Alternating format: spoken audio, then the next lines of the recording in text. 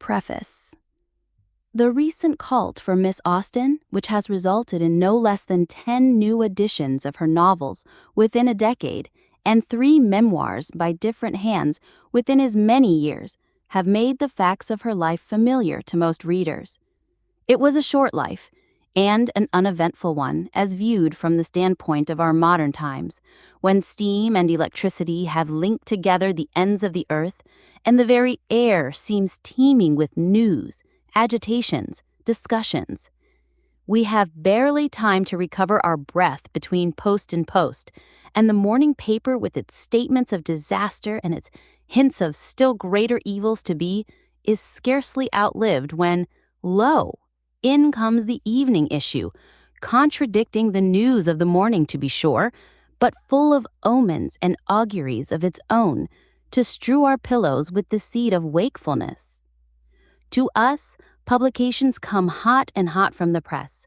Telegraphic wires like the intricate and incalculable zigzags of the lightning ramify above our heads, and who can tell at what moment their darts might strike? In Miss Austen's day, the tranquil, drowsy, decorous English day of a century since, all was different. News traveled then from hand to hand, carried in creaking post wagons or in cases of extreme urgency by men on horseback. When a gentleman journeying in his own chaise took 3 days in going from Exeter to London, a distance now covered in 3 hours of railroad, there was little chance of frequent surprises. Love, sorrow, and death were in the world then as now, and worked their will upon the sons of men. But people did not expect happenings every day or even every year. No doubt they lived the longer for this exemption from excitement and kept their nerves in a state of wholesome repair. But it goes without saying that the events of which they knew so little did not stir them deeply. Miss Austen's life coincided with 2 of the momentous epochs of history, the American struggle for independence and the French Revolution, but there is scarcely an allusion to either in her letters. She was interested in the fleet and its victories because 2 of her brothers were in the Navy and had promotion and prize money to look forward to. In this connection, she mentions Trafalgar and the Egyptian expedition, and generously remarks that she would read Southey's Life of Nelson if there was anything in it about her brother Frank. She honors Sir John Moore by remarking after his death that his mother would perhaps have preferred to have him less distinguished and still alive. Further than that, the making of the gooseberry jam and a good recipe for orange wine interests her more than all the marchings and countermarchings, the maneuvers and diplomacies going on the world over.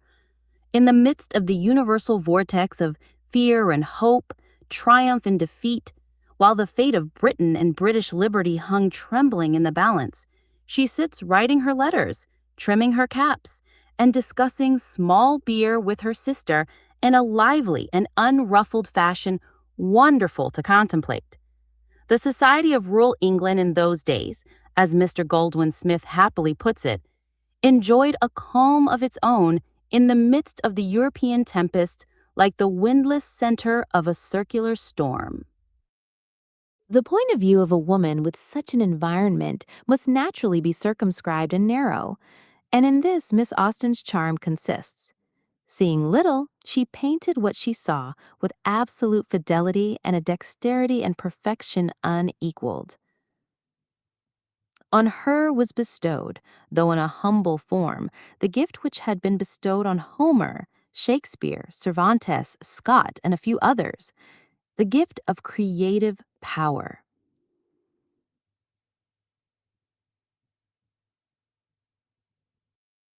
The letters included in this series comprise about 3/4 of the collection in 2 volumes published in 1884 by her great-nephew, Lord Brabourne. The lightness, almost friskiness of their tone cannot fail to strike the reader. Modern letters written by women are filled more or less with hints and queries, questionings as to the why and the wherefore occur, allusions to the various fads of the day, literary or artistic, Ibsen, Tolstoy, Browning, esoteric Buddhism, Wagner's music, the mind cure, social science, causes and reforms. But Cowper and Crabbe were the poetical sensations in Miss Austen's time. Scott and Byron, its phenomenal novelties. It took months to get most books printed and years to persuade anybody to read them.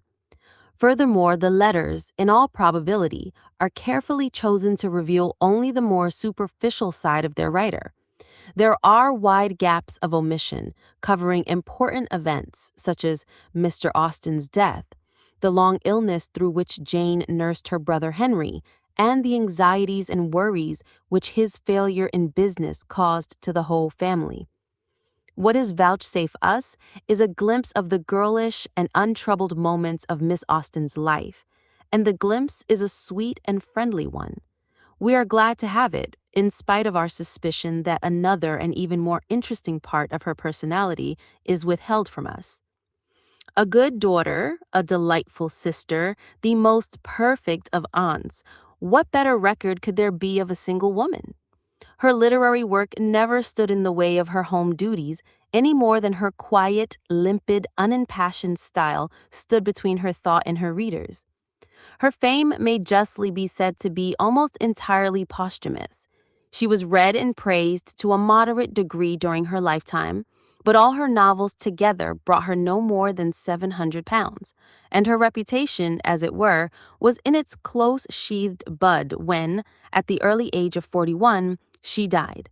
It would have excited in her an amused incredulity, no doubt, had anyone predicted that 2 generations after her death the real recognition of her powers was to come. Time, which, like a desert sand, has effaced the footprints of so many promising authors, has, with her, served as the desert wind to blow aside those dusts of the commonplace, which for a while concealed her true proportions. She is loved more than she ever hoped to be, and far more widely known.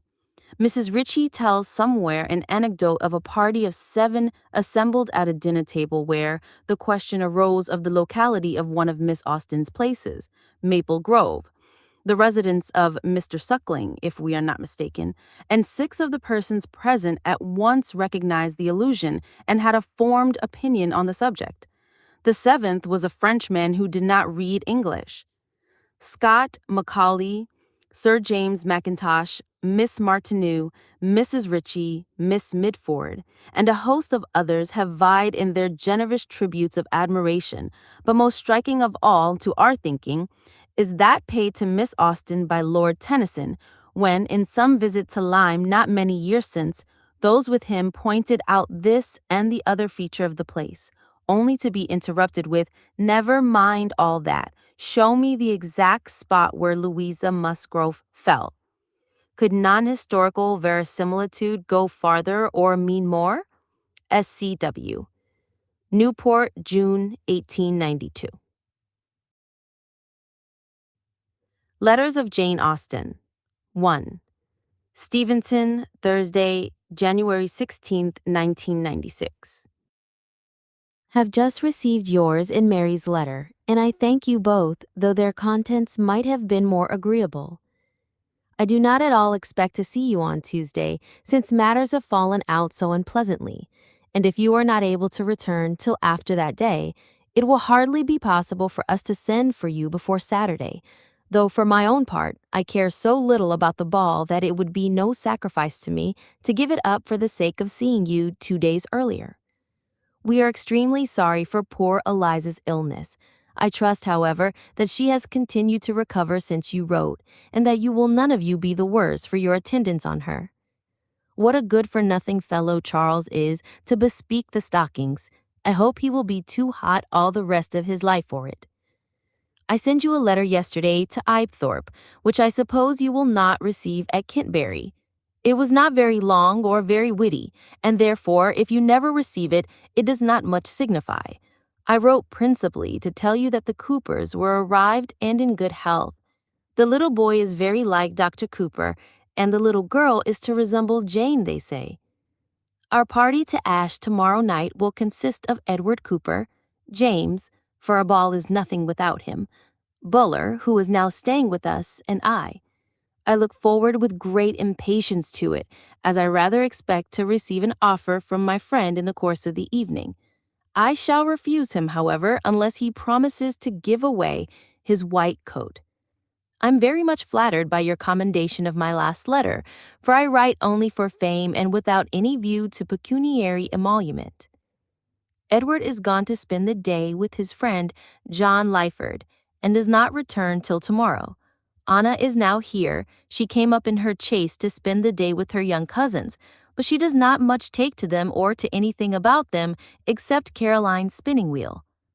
I am very glad to find from Mary that Mr. and Mrs. Fowle are pleased with you. I hope you will continue to give satisfaction. How impertinent you are to write to me about Tom, as if I had not opportunities of hearing from him myself.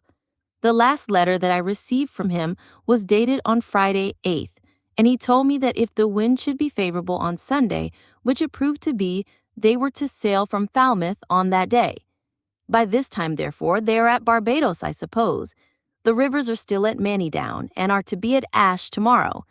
I intended to call on the Miss Biggs yesterday had the weather been tolerable. Caroline, Anna, and I have just been devouring some cold souse, and it would be difficult to say which enjoyed it most. Tell Mary that I make over Mr. Hartley and all his estate to her for her sole use and benefit in future, and not only him, but all my other admirers into the bargain, wherever she can find them, even the kiss that C. Powlett wanted to give me, as I mean to confine myself in future to Mr. Tom Lefroy, for whom I don't care sixpence. Assure her also, as a last and indubitable proof of Warren's indifference to me, that he actually drew that gentleman's picture for me, and delivered it to me without a sigh. Friday. At length the day is come on which I am to flirt my last with Tom Lefroy, and when you receive this, it will be over. My tears flow as I write at the melancholy idea. William Chute called here yesterday. I wonder what he means by being so civil. There is a report that Tom is going to be married to a Lickfield lass. John Lyford and his sister bring Edward home today. Dine with us, and we shall all go together to Ashe. I understand that we are to draw for partners. I shall be extremely impatient to hear from you again, that I may know how Eliza is, and when you are to return. With best love, etc., I am affectionately yours, J. Austen. Miss Austen, the Reverend Mr. Fowles, Kintbury, Newbury. 2. Cork Street, Tuesday morning, August, 1796. My dear Cassandra, here I am once more in this scene of dissipation and vice, and I begin already to find my morals corrupted. We reached Staines yesterday, I do not know when, without suffering so much from the heat as I had hoped to do. We set off again this morning at 7 o'clock, and had a very pleasant drive, as the morning was cloudy and perfectly cool. I came all the way in the chaise from Hertford Bridge. Edward and Frank are both gone out to seek their fortunes. The latter is to return soon and help us seek ours. The former we shall never see again. We are to be at Astley's tonight, which I am glad of. Edward has heard from Henry this morning. He has not been at the races at all, unless his driving Miss Pearson over to Rowling one day can be so called. We shall find him there on Thursday. I hope you are all alive after our melancholy parting yesterday, and that you pursued your intended avocation with success. God bless you. I must leave off, for we are going out. Yours very affectionately, J. Austen. Everybody's love. Footnotes. 3. Rowling, Monday, September 5.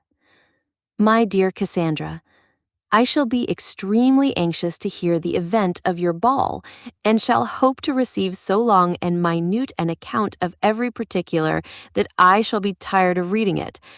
Let me know how many, besides their 14 selves and Mr. and Mrs. Wright, Michael will contrive to place about their coach, and how many of the gentlemen, musicians, and waiters he will have persuaded to come in their shooting jackets.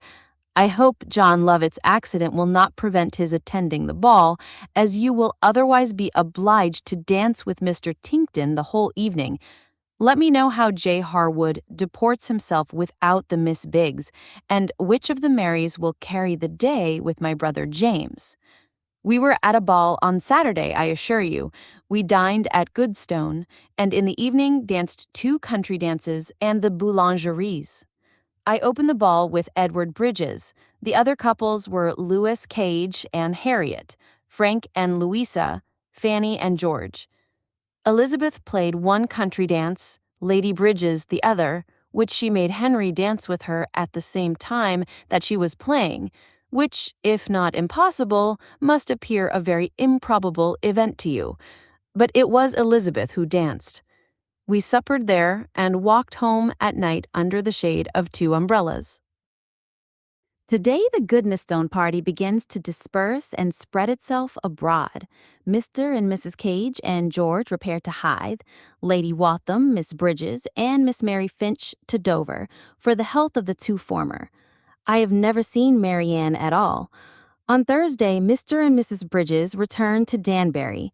Miss Harriet Hales accompanies them to London on her way to Dorsetshire. Farmer Claringbold died this morning, and I fancy Edward means to get some of his farm if he can cheat Sir Brooke enough in the agreement. We have just got some venison from Godmersham, which the 2 Mr. Harveys are to dine on tomorrow, and on Friday or Saturday, the Goodnestone people are to finish their scraps. Henry went away on Friday, as he purposed, without fail. You will hear from him soon, I imagine, as he talked of writing to Steventon shortly. Mr. Richard Harvey is going to be married, but as it is a great secret and only known to half the neighborhood, you must not mention it. The lady's name is Musgrave. I am in great distress. I cannot determine whether I shall give Riches half a guinea or only 5 shillings when I go away. Counsel me, amiable Miss Austen, and tell me which will be the most.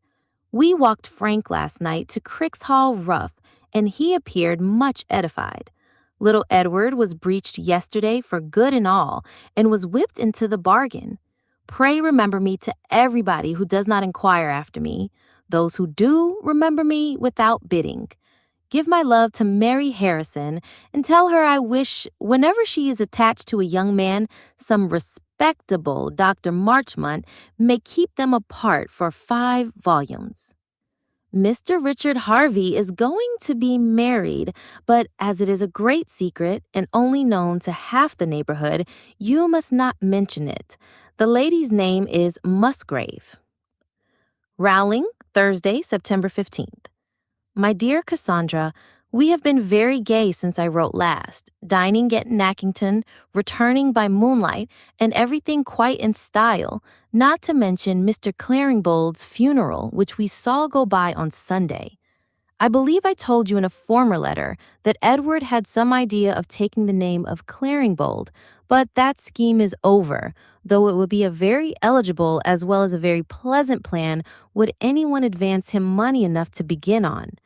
We rather expected Mr. Mills to have done so on Tuesday, but to our great surprise, nothing was said on the subject, and unless it is in your power to assist your brother with 500 or 600 pounds, he must entirely give up the idea. At Nackington, we met Lady Sondes's picture over the mantelpiece in the dining room, and the pictures of her 3 children in an anteroom, besides Mr. Scott, Miss Fletcher, Mr. Toke, Mr. J. Toke, and the Archdeacon Lynch. Miss Fletcher and I were very thick, but I am the thinnest of the 2. She wore her purple muslin, which is pretty enough, though it does not become her complexion. There are 2 traits in her character which are pleasing, namely, she admires Camilla and drinks no cream in her tea. If you should ever see Lucy, you may tell her that I scolded Miss Fletcher for her negligence in writing, as she desired me to do, but without being able to bring her to any proper sense of shame. That Miss Fletcher says, in her defense, that as everybody whom Lucy knew when she was in Canterbury has now left it, she has nothing at all to write to her about.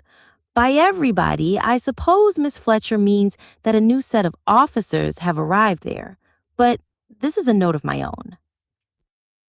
Mrs. Mills, Mr. John Toke, and in short everybody of any sensibility, inquired in tender strains after you, and I took an opportunity of assuring Mr. J.T. that neither he nor his father need longer keep themselves single for you. We went in our 2 carriages to Neckington, but how we divided I shall leave you to surmise, merely observing that as Elizabeth and I were without either hat or bonnet, it would not have been very convenient for us to go in the chaise. We went by Bifrons, and I contemplated with a melancholy pleasure the abode of him on whom I once fondly doted. We dined today at Goodnestone to meet my Aunt Fielding from Margate and a Mr. Clayton, her professed admirer. At least, so I imagine. Lady Bridges has received very good accounts of Marianne, who was already certainly the better for her bathing. So His Royal Highness Sir Thomas Williams has at length sailed. The papers say on a cruise, but I hope they are gone to Cork, or I shall have written in vain. Give my love to Jane, as she arrived at Steventon yesterday, I dare say. I sent a message to Mr. Digweed from Edward in a letter to Mary Lloyd, which she ought to receive today. But as I know that the Harwoods are not very exact as to their letters, I may as well repeat it to you. Mr. Digweed is to be informed that illness has prevented Seward's coming over to look at the repairs intended at the farm, but that he will come as soon as he can. Mr. Digweed may also be informed, if you think proper, that Mr. and Mrs. Mills are to dine here tomorrow, and that Mrs. Joan Knatchbull is to be asked to meet them. Mr. Richard Harvey's match is put off till he has got a better Christian name, of which he has great hopes. Mr. Children's 2 sons are both going to be married, John and George. They are to have one wife between them, a Miss Holwell, who belongs to the Black Hole at Calcutta. I depend on hearing from James very soon. He promised me an account of the ball, and by this time he must have collected his ideas enough after the fatigue of dancing to give me one. Edward and Fly went out yesterday very early in a couple of shooting jackets and came home like a couple of bad shots, for they killed nothing at all. They are out again today and are not yet returned. Delightful sport. They are just come home, Edward with his 2 brace, Frank with his 2.5. What amiable young men. Friday. Your letter and one from Henry are just come, and the contents of both accord with my scheme more than I had dared expect. In one particular I could wish it otherwise, for Henry is very indifferent indeed. You must not expect us quite so early, however, as Wednesday the 20th. On that day, se'nnight, according to our present plan, we may be with you. Frank had never any idea of going away before Monday the 26th. I shall write to Miss Mason immediately and press her returning with us, which Henry thinks very likely and particularly eligible. Buy Mary Harrison's gown by all means. You shall have mine for ever so much money, though if I am tolerably rich when I get home, I shall like it very much myself. As to the mode of our traveling to town, I want to go in a stagecoach, but Frank will not let me. As you are likely to have the Williams and Lloyds with you next week, you would hardly find room for us then. If anyone wants anything in town, they must send their commissions to Frank, as I shall merely pass through it. The tallow chandler is Pennington at the Crown and Beehive, Charles Street, Covent Garden. Mrs. Austen, Steventon, Overton, Hamps. V. SWRT. My dear Cassandra, this morning has been spent in doubt and deliberation, in forming plans and removing difficulties, for it ushered in the day with an event which I had not intended should take place so soon by a week. Frank has received his appointment on board the Captain John Gore, commanded by the Triton, and will therefore be obliged to be in town on Wednesday, and though I have every disposition in the world to accompany him on that day, I cannot go on the uncertainty of the Pearsons being at home, as I should not have a place to go to in case they were from home. I wrote to Miss P. on Friday and hoped to receive an answer from her this morning, which would have rendered everything smooth and easy, and would have enabled us to leave this place tomorrow, as Frank, on first receiving his appointment, intended to do. He remains till Wednesday merely to accommodate me. I have written to her again today and desired her to answer it by return of post. On Tuesday, therefore, I shall positively know whether they can receive me on Wednesday. If they cannot, Edward has been so good as to promise to take me to Greenwich on the Monday following, which was the day before fixed on, if that suits them better. If I have no answer at all on Tuesday, I must suppose Mary is not at home, and must wait till I do hear, as after having invited her to go to Steventon with me, it will not quite do to go home and say no more about it. My father will be so good as to fetch home his prodigal daughter from town, I hope, unless he wishes me to walk the hospitals, enter at the Temple, or mount guard at St. James. It will hardly be in Frank's power to take me home, nay, it certainly will not. I shall write again as soon as I get to Greenwich. What dreadful hot weather we have! It keeps one in a continual state of inelegance. If Miss Pearson should return with me, pray be careful not to expect too much beauty. I will not pretend to say that on a first view she quite answered the opinion I had formed of her. My mother, I am sure, will be disappointed if she does not take great care. From what I remember of her picture, it is no great resemblance. I am very glad that the idea of returning with Frank occurred to me, for as to Henry's coming into Kent again, the time of its taking place is so very uncertain that I should be waiting for dead men's shoes. I had once determined to go with Frank tomorrow and take my chance, etc., but they dissuaded me from so rash a step, as I really think on consideration it would have been, for if the Pearsons were not at home, I should inevitably fall a sacrifice to the arts of some fat woman who would make me drunk with small beer. Mary is brought to bed of a boy, both doing very well. I shall leave you to guess what Mary I mean. Adieu, with best love to all your agreeable inmates. Don't let the Lloyds go on any account before I return, unless Miss P is of the party. How ill I have written! I begin to hate myself. Yours ever, J. Austen. The Triton is a new 32 frigate just launched at Deptford.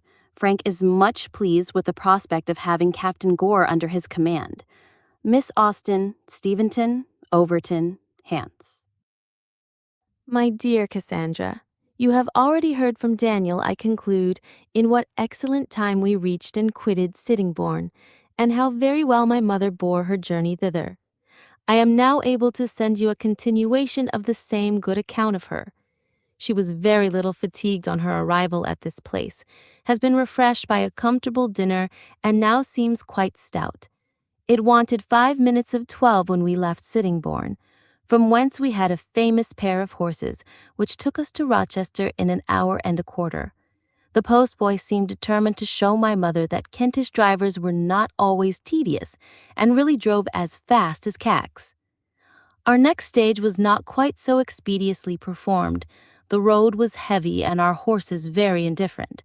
However, we were in such good time and my mother bore her journey so well that expedition was of little importance to us. And as it was, we were very little more than 2 hours and a half coming hither, and it was scarcely past 4 when we stopped at the inn. My mother took some of her bitters at Ospringe and some more at Rochester, and she ate some bread several times. We have got apartments up 2 pair of stairs, as we could not be otherwise accommodated with the sitting room and bed chambers on the same floor, which we wish to be. We have 1 double-bedded and 1 single-bedded room. In the former, my mother and I are to sleep. I shall leave you to guess who is to occupy the other. We sate down to dinner a little after 5 and had some beefsteaks and a boiled fowl, but no oyster sauce. I should have begun my letters soon after our arrival, but for a little adventure which prevented me. After we had been here a quarter of an hour, it was discovered that my writing and dressing boxes had been by accident put into a chaise, which was just packing off as we came in, and were driven away toward Gravesend in their way to the West Indies. No part of my property could have been such a prize before, for in my writing box was all my worldly wealth, £7, and my dear Harry's deputation. Mr. Notley immediately dispatched a man and horse after the chaise, and in half an hour's time I had the pleasure of being as rich as ever. They were got about 2 or 3 miles off. My day's journey has been pleasanter in every respect than I expected. I have been very little crowded and by no means unhappy. Your watchfulness with regard to the weather on our accounts was very kind and very effectual. We had one heavy shower on leaving Sittingbourne, but afterwards the clouds cleared away and we had a very bright crystal afternoon. My father is now reading The Midnight Bell, which he has got from the library, and mother's sitting by the fire. Our route tomorrow is not determined. We have none of us much inclination for London, and if Mr. Notley will give us leave, I think we shall go to Staines through Croydon and Kingston, which will be much pleasanter than any other way. But he is decidedly for Clapham and Battersea. God bless you all. Yours affectionately, J.A. I flatter myself that Itty Doherty will not forget me at least under a week. Kiss him for me. Miss Austen, Godmersham Park, Faversham. 7. Steventon, Saturday, October 27. My dear Cassandra, your letter was a most agreeable surprise to me today, and I have taken a long sheet of paper to show my gratitude. We arrived here yesterday between 4 and 5, but I cannot send you quite so triumphant an account of our last day's journey as of the first and second. Soon after I had finished my letter from Staines, my mother began to suffer from the exercise or fatigue of traveling, and she was a good deal indisposed. She had not a very good night at Staines, but bore her journey better than I had expected, and at Basingstoke, where we stopped more than half an hour, received much comfort from a mess of broth and the sight of Mr. Lyford, who recommended her to take 12 drops of laudanum when she went to bed as a composer, which she accordingly did. James called on us just as we were going to tea, and my mother was well enough to talk very cheerfully to him before she went to bed. James seems to have taken to his old trick of coming to Steventon in spite of Mary's reproaches, for he was here before breakfast and is now paying us a second visit. They were to have dined here today, but the weather is too bad. I have had the pleasure of hearing that Martha is with them. James fetched her from Ibthorp on Thursday, and she will stay with them till she removes to Kintbury. We met with no adventures at all in our journey yesterday, except that our trunk had once nearly slipped off, and we were obliged to stop at Hartley to have our wheels greased. Whilst my mother and Mr. Lyford were together, I went to Mrs. Ryder's and bought what I intended to buy, but not in much perfection. There were no narrow braces for children, and scarcely any nodding silk. But Miss Wood, as usual, is going to town very soon and will lay in a fresh stock. I gave 2 shillings 3 pence a yard for my flannel, and I fancy it is not very good, but it is so disgraceful and contemptible an article in itself that its being comparatively good or bad is of little importance. I bought some Japan ink likewise, and next week shall begin my operations on my hat, on which you know my principal hopes of happiness depend.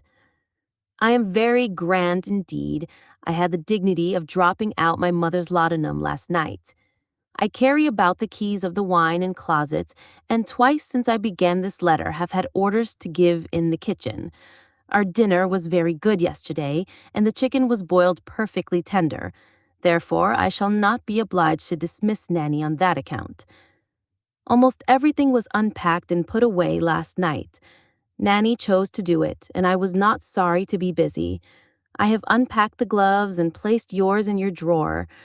Their color is light and pretty, and I believe exactly what we fixed on. Your letter was chaperoned here by one from Mrs. Cook, in which she says that Battleridge is not to come out before January, and she is so little satisfied with Cawthorne's dilatoriness that she never means to employ him again. Mrs. Hall of Sherborne was brought to bed yesterday of a dead child, some weeks before she expected, owing to a fright. I suppose she happened unawares to look at her husband. There has been a great deal of rain here for this last fortnight, much more than in Kent, and indeed we found the roads all the way from Staines most disgracefully dirty. Steventon Lane has its full share of it, and I don't know when I shall be able to get to Deane. I hear that Martha is in better looks and spirits than she has enjoyed for a long time, and I flatter myself she will now be able to jest openly about Mr. W. The spectacles which Molly found are my mother's, the scissors my father's. We are very glad to hear such a good account of your patients, little and great. My dear Itty Doherty's remembrance of me is very pleasing to me, foolishly pleasing, because I know it will be over so soon. My attachment to him will be more durable. I shall think with tenderness and delight on his beautiful and smiling countenance and interesting manner until a few years have turned him into an ungovernable, ungracious fellow. The books from Winton are all unpacked and put away.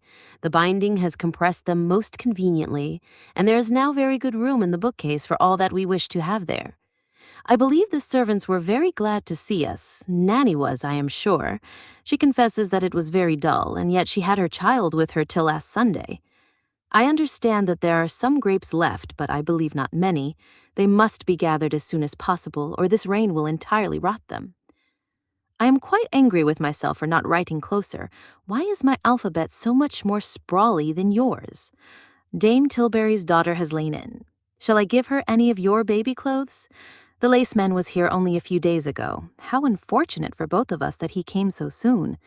Dame Bushell washes for us only 1 week more, as Suki has got a place.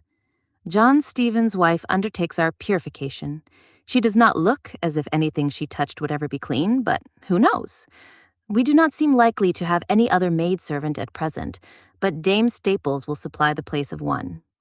Mary has hired a young girl from Asha, who has never been out to service, to be her scrub, but James fears her not being strong enough for the place. Earl Harwood has been to Dean lately, as I think Mary wrote us word, and his family then told him that they would receive his wife if she continued to behave well for another year. He was very grateful, as well he might. Their behavior throughout the whole affair has been particularly kind. Earl and his wife live in the most private manner imaginable at Portsmouth, without keeping a servant of any kind. What a prodigious innate love of virtue she must have, to marry under such circumstances. It is now Saturday evening, but I wrote the chief of this in the morning. My mother has not been down at all today. The laudanum made her sleep a good deal, and upon the whole, I think she is better. My father and I dined by ourselves. How strange. He and John Bond are now very happy together, for I have just heard the heavy step of the latter along the passage. James Digweed called today, and I gave him his brother's deputation. Charles Harwood, too, has just called to ask how we are, and is way from Dummer, whither he has been conveying Miss Garrett, who was going to return to her former residence in Kent. I will leave off, or I shall not have room to add a word tomorrow. Sunday. My mother has had a very good night and feels much better today. I have received my aunt's letter and thank you for your scrap. I will write to Charles soon. Pray give Fanny and Edward a kiss from me and ask George if he has got a new song for me. 'Tis really very kind of my aunt to ask us to Bath again, a kindness that deserves a better return than to profit by it. Yours ever, J.A. Miss Austen, Godmersam Park, Faversam, Kent. The 8th, Stevenson, December 1. My dear Cassandra, I am so good as to write to you again thus speedily to let you know that I have just heard from Frank. He was at Cadiz, alive and well, on October 19th, and had then very lately received a letter from you, written as long ago as when the London was at St. Helens. But his rally latest intelligence of us was in one from me of September 1st, which I sent soon after we got to Godmersham. He had written a packet full for his dearest friends in England early in October to go by the Excellent, but the Excellent was not sailed, nor likely to sail when he dispatched this to me. It comprehended letters for both of us, for Lord Spencer, Mr. Daysh, and the East India directors. Lord St. Vincent had left the fleet when he wrote, and was gone to Gibraltar. It was said to superintend the fitting out of a private expedition from thence against some of the enemy's ports. Minorca or Malta were conjectured to be the objects. Frank writes in good spirits, but says that our correspondence cannot be so easily carried on in future as it has been, as the communication between Cadiz and Lisbon is less frequent than formerly. You and my mother, therefore, must not alarm yourselves at the long intervals that may divide his letters. I address this advice to you two as being the most tender-hearted of the family. My mother made her entree into the dressing room through crowds of admiring spectators yesterday afternoon, and we all drank tea together for the first time these 5 weeks. She has had a tolerable night and bids fair for a continuance in the same brilliant course of action today. Mr. Lyford was here yesterday. He came while we were at dinner and partook of our elegant entertainment. I was not ashamed at asking him to sit down to table, for we had some pea soup, a spar rib, and a pudding. He wants my mother to look yellow and to throw out a rash, but she will do neither. I was at Dean yesterday morning. Mary was very well, but does not gain bodily strength very fast. When I saw her so stout on the 3rd and 6th days, I expected to have seen her as well as ever by the end of a fortnight. James went to Ibthorpe to see his mother and child. Letty is with Mary at present, of course exceedingly happy and in raptures with the child. Mary does not manage matters in such a way as to make me want to lay in myself. She is not tidy enough in her appearance. She has no dressing gown to sit up in. Her curtains are all too thin, and things are not in that comfort and style about her which are necessary to make such a situation an enviable one. Elizabeth was really a pretty object with her nice clean cap put on so tidily and her dress so uniformly white and orderly. We live entirely in the dressing room now, which I like very much. I always feel so much more elegant in it than in the parlor.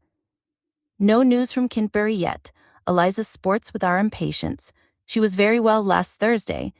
Who is Miss Maria Montresor going to marry, and what is to become of Miss Mulcaster? I find great comfort in my stuff gown, but I hope you do not wear yours too often.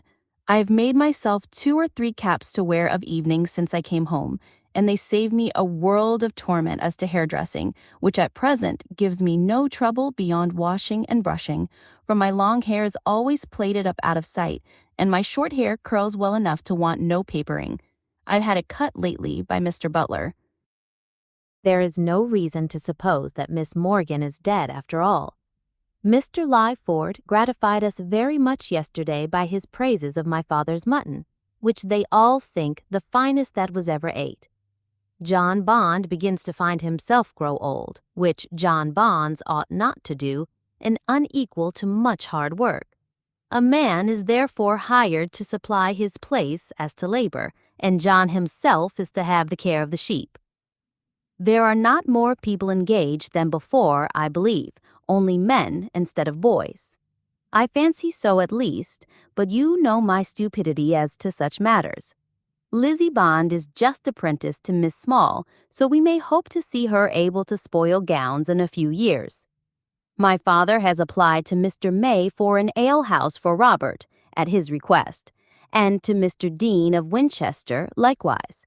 This was my mother's idea, who thought he would be proud to oblige a relation of Edward in return for Edward's accepting his money. He sent a very civil answer indeed, but has no house vacant at present. May expects to have an empty one soon at Farnham, so perhaps Nanny may have the honor of drawing ale for the bishop. I shall write to Frank tomorrow. Charles Paulet gave a dance on Thursday, to the great disturbance of all his neighbors, of course, who, you know, take a most lively interest in the state of his finances and live in hopes of his being soon ruined. We are very much disposed to like our new maid. She knows nothing of a dairy, to be sure, which in our family is rather against her, but she is to be taught it all. In short, we have felt the inconvenience of being without a maid so long that we are determined to like her, and she will find it a hard matter to displease us. As yet she seems to cook very well, is uncommonly stout, and says she can work well at her needle. Sunday.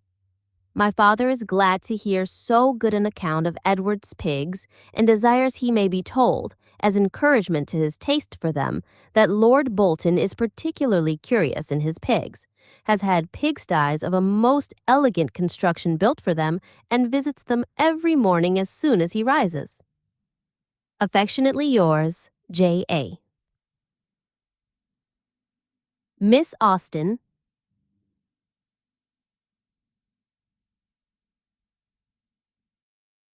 I am sorry that our dear Charles begins to feel the dignity of ill usage. My father will write to Admiral Gambier. He must have already received so much satisfaction from his acquaintance and patronage of Frank that he will be delighted, I dare say, to have another of the family introduced to him.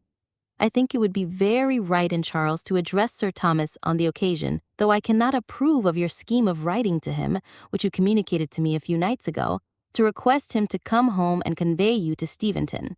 To do you justice, however, you had some doubts of the propriety of such a measure yourself. I am very much obliged to my dear little George for his message, for his love at least. His duty, I suppose, was only in consequence of some hint of my favorable intentions towards him from his father or mother. I am sincerely rejoiced, however, that I ever was born, since it has been the means of procuring him a dish of tea. Give my best love to him. Wednesday. I have changed my mind and changed the trimmings of my cap this morning. They are now such as you suggested. I felt as if I should not prosper if I strayed from your directions, and I think it makes me look more like Lady Conyngham now than it did before, which is all that one lives for now. I believe I shall make my new gown like my robe, but the back of the latter is all in a piece with the tail, and will 7 yards enable me to copy it in that respect? I have just heard from Martha and Frank. His letter was written on November 12. All well and nothing particular. J.A. Miss Austen. Goodmersham Park, Faversham. X. Steventon, Monday night, December 24.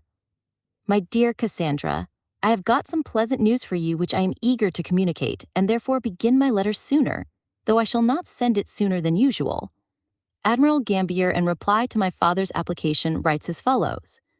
As it is usual to keep young officers in small vessels, it being most proper on account of their inexperience, and it also being a situation where they are more in the way of learning their duty, your son has been continued in the Scorpion, but I have mentioned to the Board of Admiralty his wish to be in a frigate, and when a proper opportunity offers and it is judged that he has taken his turn in a small ship, I hope he will be removed.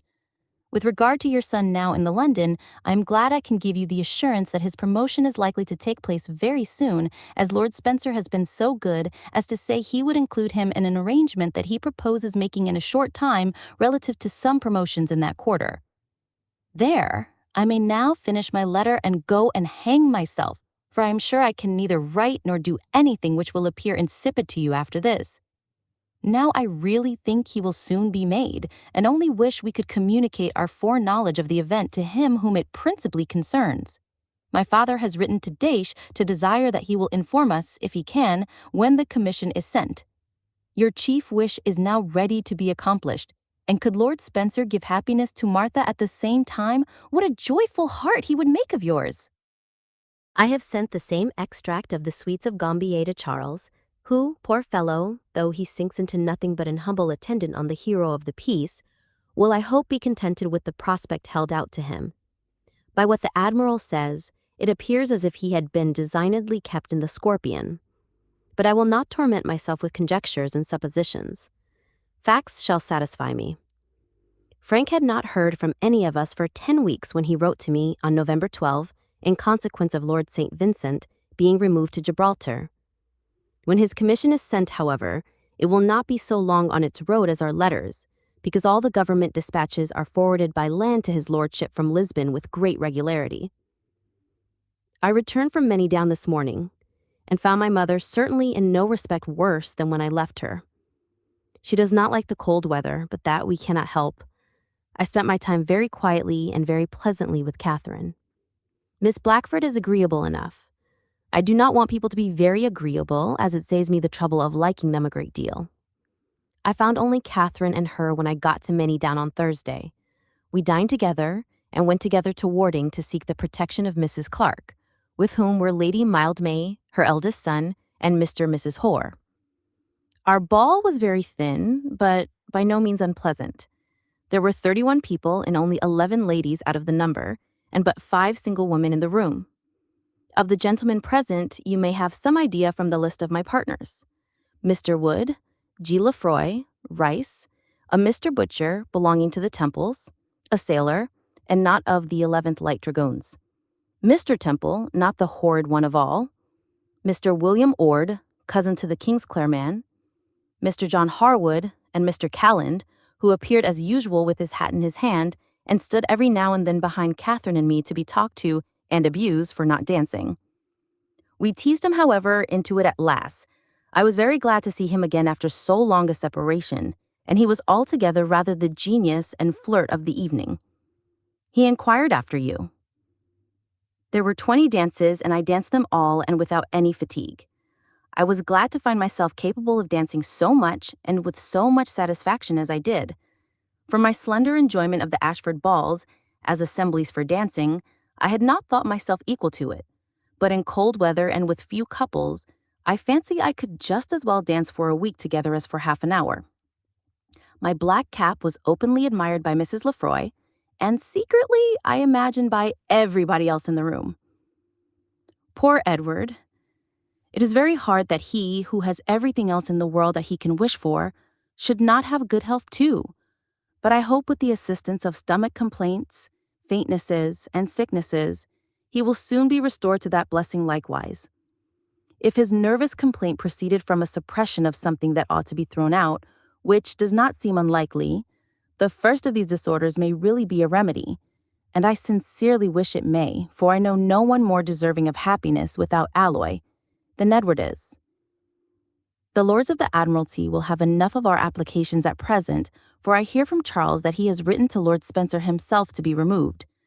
I am afraid His Serene Highness will be in a passion and order some of our heads to be cut off. You deserve a longer letter than this, but it is my unhappy fate seldom to treat people so well as they deserve. God bless you. Yours affectionately, Jane Austen. Wednesday.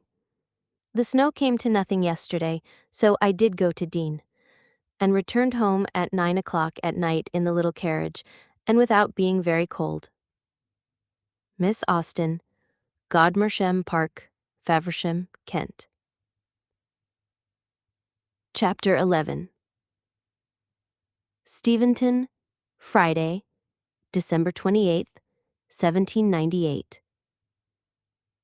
My dear Cassandra, Frank is made.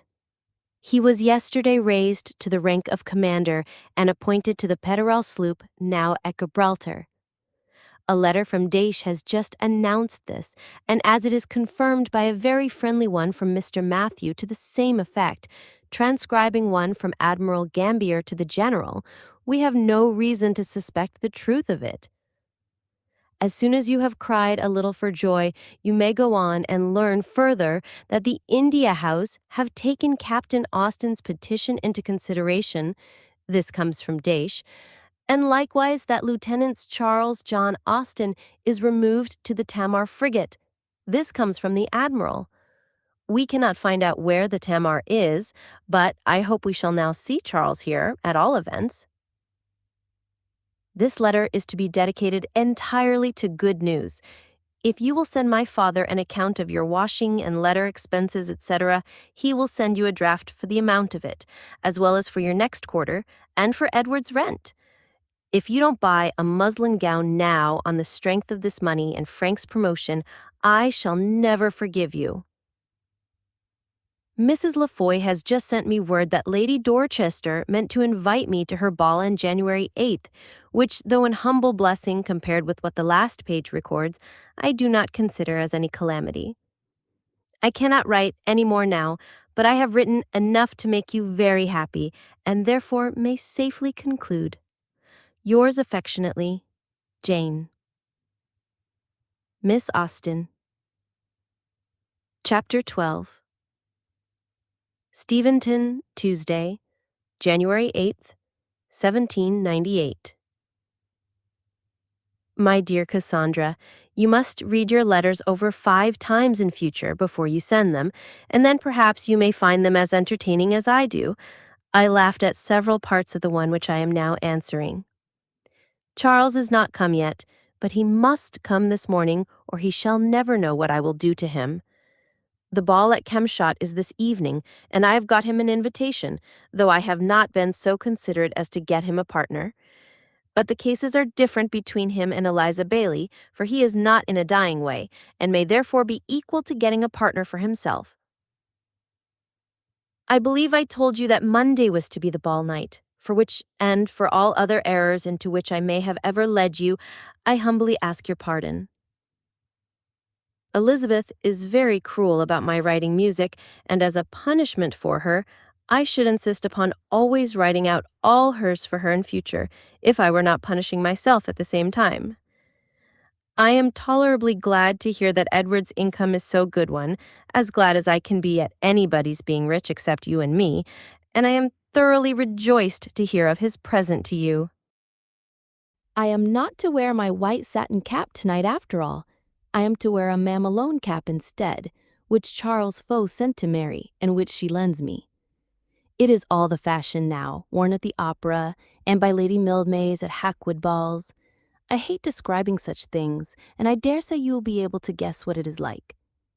I have got over the dreadful epauge of mantua making much better than I expected.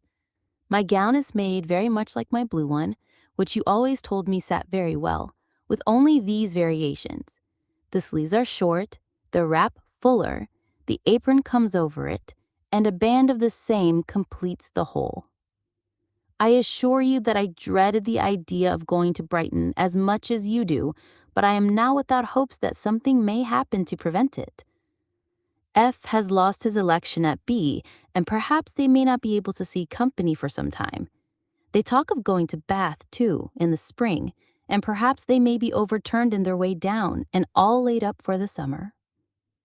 Wednesday. I have had a cold and weakness in one of my eyes for some days, which makes writing neither very pleasant nor very profitable, and which will probably prevent my finishing this letter myself. My mother has undertaken to do it for me, and I shall leave the chem shop ball for her. You express so little anxiety about my being murdered under Ash Park Copse by Miss Holford's servant that I have a great mind not to tell you whether I was or not, and shall only say that I did not return home that night or the next, as Martha kindly made room for me in her bed, which was the shut-up one in the new nursery. Nurse and the child slept upon the floor, and there we all were in some confusion and great comfort. The bed did exceedingly well for us, both to lie awake in and talk till 2 o'clock, and to sleep in the rest of the night. I love Martha better than ever, and I mean to go and see her, if I can, when she gets home.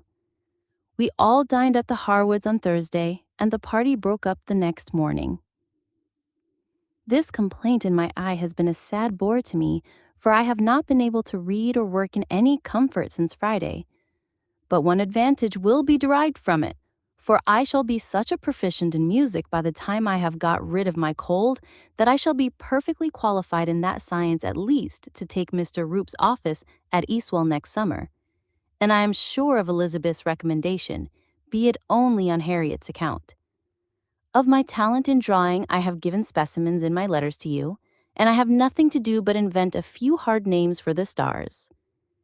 Mary grows rather more reasonable about her child's beauty, and says that she does not think him really handsome, but I suspect her moderation to be something like that of Winter's mamma. Perhaps Mary has told you that they are going to enter more into dinner parties. The Biggs and Mr. Holder dine there tomorrow, and I am to meet them. I shall sleep there. Catherine has the honor of giving her name to a set, which will be composed of 2 Withers, 2 Heathcotes, a Blackford, and no Big except herself. She congratulated me last night on Frank's promotion, as if she really felt the joy she talked of. My sweet little George, I'm delighted to hear that he has such an inventive genius as to face-making. I admired his yellow wafer very much, and hope he will choose the wafer for your next letter. I wore my green shoes last night and took my white fan with me. I'm very glad he never threw it into the river. Mrs. Knight giving up the Godmersham estate to Edward was no such prodigious act of generosity after all, it seems, for she has reserved herself an income out of it still. This ought to be known that her conduct may not be overrated. I rather think Edward shows the most magnanimity of the two in accepting her resignation with such encumbrances.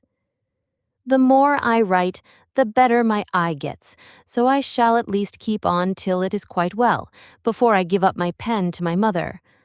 Mrs. Bramston's little movable apartment was tolerably filled last night by herself, Mrs. H. Blackstone, her 2 daughters and me. I do not like the Miss Blackstones. Indeed, I was always determined not to like them, so there's the less merit in it. Mrs. Bramston was very civil, kind, and noisy. I spent a very pleasant evening, chiefly among the many-down party. There was the same kind of supper as last year, and the same want of chairs. There were more dancers than the room could conveniently hold, which is enough to constitute a good ball at any time. I do not think I was very much in request.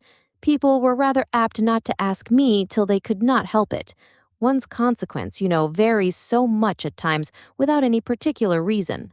There was one gentleman, an officer of the Cheshire, a very good-looking young man, who, I was told, wanted very much to be introduced to me, but as he did not want it quite enough to take much trouble in effecting it, we never could bring it about. I danced with Mr. John Wood again, twice with a Mr. South, a lad from Winchester, who I suppose is as far from being related to the bishop of that diocese as it is possible to be, with G. Lefroy and J. Harwood, who I think takes to me rather more than he used to do. One of my gayest actions was sitting down 2 dances in preference to having Lord Bolton's eldest son for my partner, who danced too ill to be endured. The Miss Charteresses were there, and played the parts of the Miss Edens with great spirit. Charles never came. Naughty Charles. I suppose he could not get superseded in time. Miss de Barry has replaced your 2 sheets of drawing paper with 2 of superior size and quality, so I do not grudge her having taken them at all now. Mr. Ludlow and Miss Pugh of Andover are lately married, and so is Mrs. Skeet of Basingstoke, and Mr. French, chemist, of Reading. I do not wonder at your wanting to read First Impressions again, so seldom as you have gone through it, and that so long ago. I am much obliged to you for meaning to leave my old petticoat behind you. I have long secretly wished it might be done, but had not courage to make the request. Pray mention the name of Maria Montresor's lover when you write next. My mother wants to know it, and I have not courage to look back into your letters to find it out. I shall not be able to send this till tomorrow, and you will be disappointed on Friday. I am very sorry for it, but I cannot help it. The partnership between Jeffreys, Toomer, and Ledge is dissolved. The 2 latter are melted away into nothing, and it is to be hoped that Jeffreys will soon break for the sake of a few heroines whose money he may have. I wish you joy of your birthday 20 times over. I shall be able to send this to the post today, which exalts me to the utmost pinnacle of human felicity and makes me bask in the sunshine of prosperity, or gives me any other sensation of pleasure in studied language, which you may prefer. Do not be angry with me for not filling my sheet, and believe me yours affectionately. J.A. Miss Austen, Godmersham Park, Faversham. 13. Steventon, Monday, January 21. My dear Cassandra, I will endeavor to make this letter more worthy of your acceptance than my last, which was so shabby a one that I think Mr. Marshall could never charge you with the postage. My eyes have been very indifferent since it was written, but are now getting better once more. Keeping them so many hours open on Thursday night, as well as the dust of the ballroom, injured them a good deal.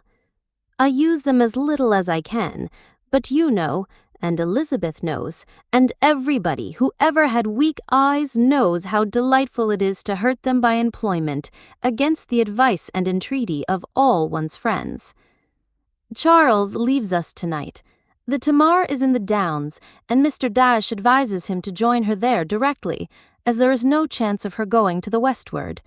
Charles does not approve of this at all, and will not be much grieved if he should be too late for her before she sails, as he may then hope to get into a better station. He attempted to go to town last night, and got as far on his road thither as Deangate, but both the coaches were full, and we had the pleasure of seeing him back again. He will call on Dash tomorrow to know whether the Tamar has sailed or not, and if she is still at the Downs, he will proceed in one of the night coaches to Deal. I want to go with him, that I may explain the country to him properly between Canterbury and Rolling, but the unpleasantness of returning by myself deters me. I should like to go as far as Ospringe with him very much indeed, that I might surprise you at Godmersham. Martha writes me word that Charles was very much admired at Kentbury, and Mrs. Lefroy never saw anyone so much improved in her life, and thinks him handsomer than Henry. He appears to far more advantage here than he did at Godmersham, not surrounded by strangers, and neither oppressed by a pain in his face or powder in his hair. James christened Elizabeth Caroline on Saturday morning, and then came home. Mary, Anna, and Edward have left us, of course. Before the second went, I took down her answer to her cousin Fanny. Yesterday came a letter to my mother from Edward Cooper to announce not the birth of a child, but of a living. For Mrs. Lee has begged his acceptance of the rectory of Hamstall Ridware in Staffordshire, vacant by Mr. Johnson's death. We collect from his letter that he means to reside there, in which he shows his wisdom. Staffordshire is a good way off, so we shall see nothing more of them till some 15 years hence. The Miss Coopers are presented to us. Fine, jolly, handsome, ignorant girls. The living is valued at £140 a year, but perhaps it may be improvable. How will they be able to convey the furniture of the dressing room so far in safety? Our first cousins seem all dropping off very fast. One is incorporated into the family, another dies, and a third goes into Staffordshire. We can learn nothing of the disposal of the other living.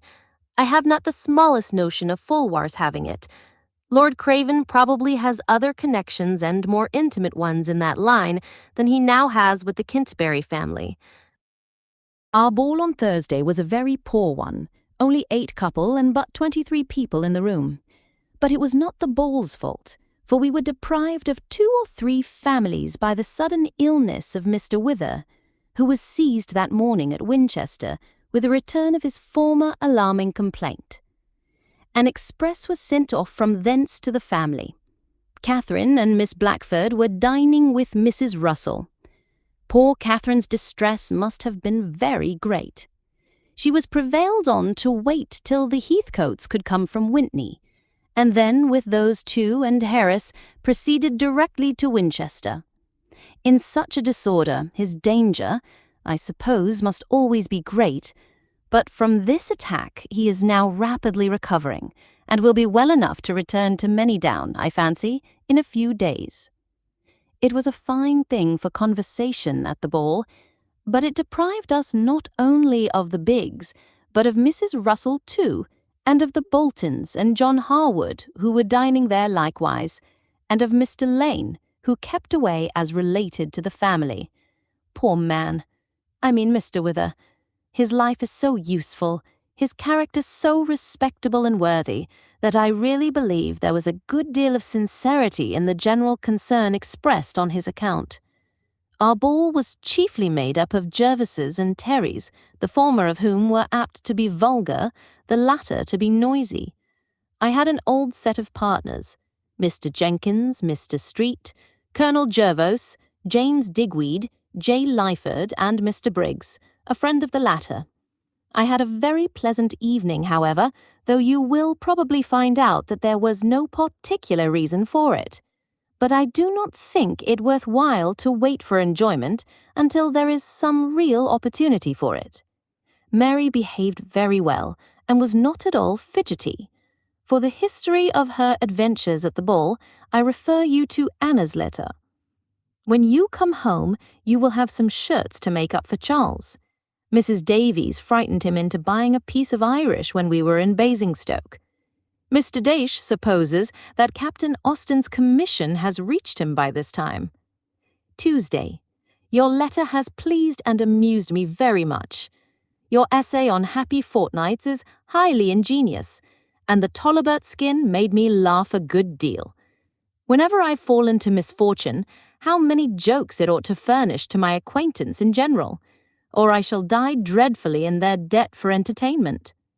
It began to occur to me before you mentioned it that I had been somewhat silent as to my mother's health for some time, but I thought you could have no difficulty in divining its exact state, you who have guessed so much stranger things. She is tolerably well, better upon the whole than she was some weeks ago. She would tell you herself that she has a very dreadful cold in her head at present. But I have not much compassion for colds in the head without fever or sore throat. Our own particular little brother got a place in the coach last night and is now, I suppose, in town. I have no objection at all to your buying our gowns there, as your imagination has pictured to you exactly such a one as is necessary to make me happy. You quite abash me by your progress in knotting, for I am still without silk. You must get me some in town or in Canterbury. It should be finer than yours.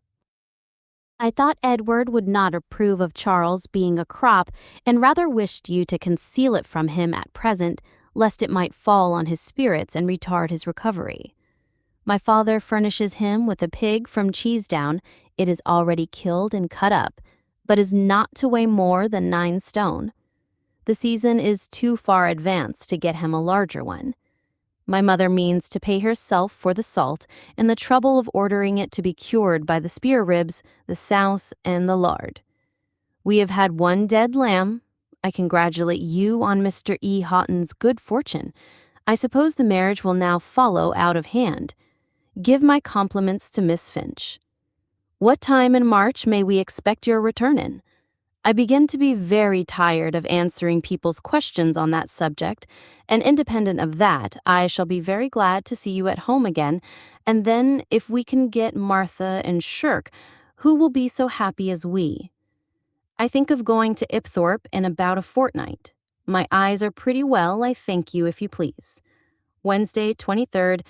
I wish my dear Fanny many returns of this day, and that she may on every return enjoy as much pleasure as she is now receiving from her doll's beds. I have just heard from Charles, who is by this time at Deal. He is to be 2nd lieutenant, which pleases him very well. The Endymion is come into the Downs, which pleases him likewise. He expects to be ordered to Sheerness shortly, as the Tamar has never been refitted. My father and mother made the same match for you last night and are very much pleased with it. He is a beauty of my mother's. Yours affectionately, Jane. Miss Austen, Godmersham Park, Faversham, Kent. Number 14. 13 Queen's Square, Friday, May 17th. My dearest Cassandra, our journey yesterday went off exceedingly well. Nothing occurred to alarm or delay us.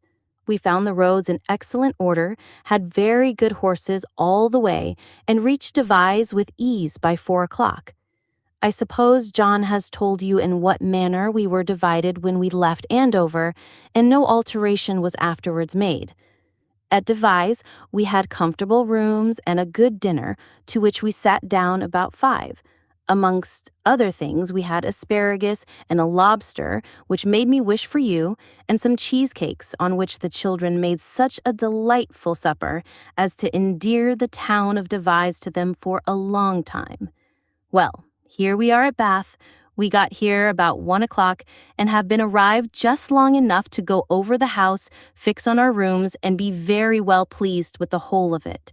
Poor Elizabeth has had a dismal ride of it from Devizes, for it has rained almost all the way, and our first view of Bath has been just as gloomy as it was last November 12-month.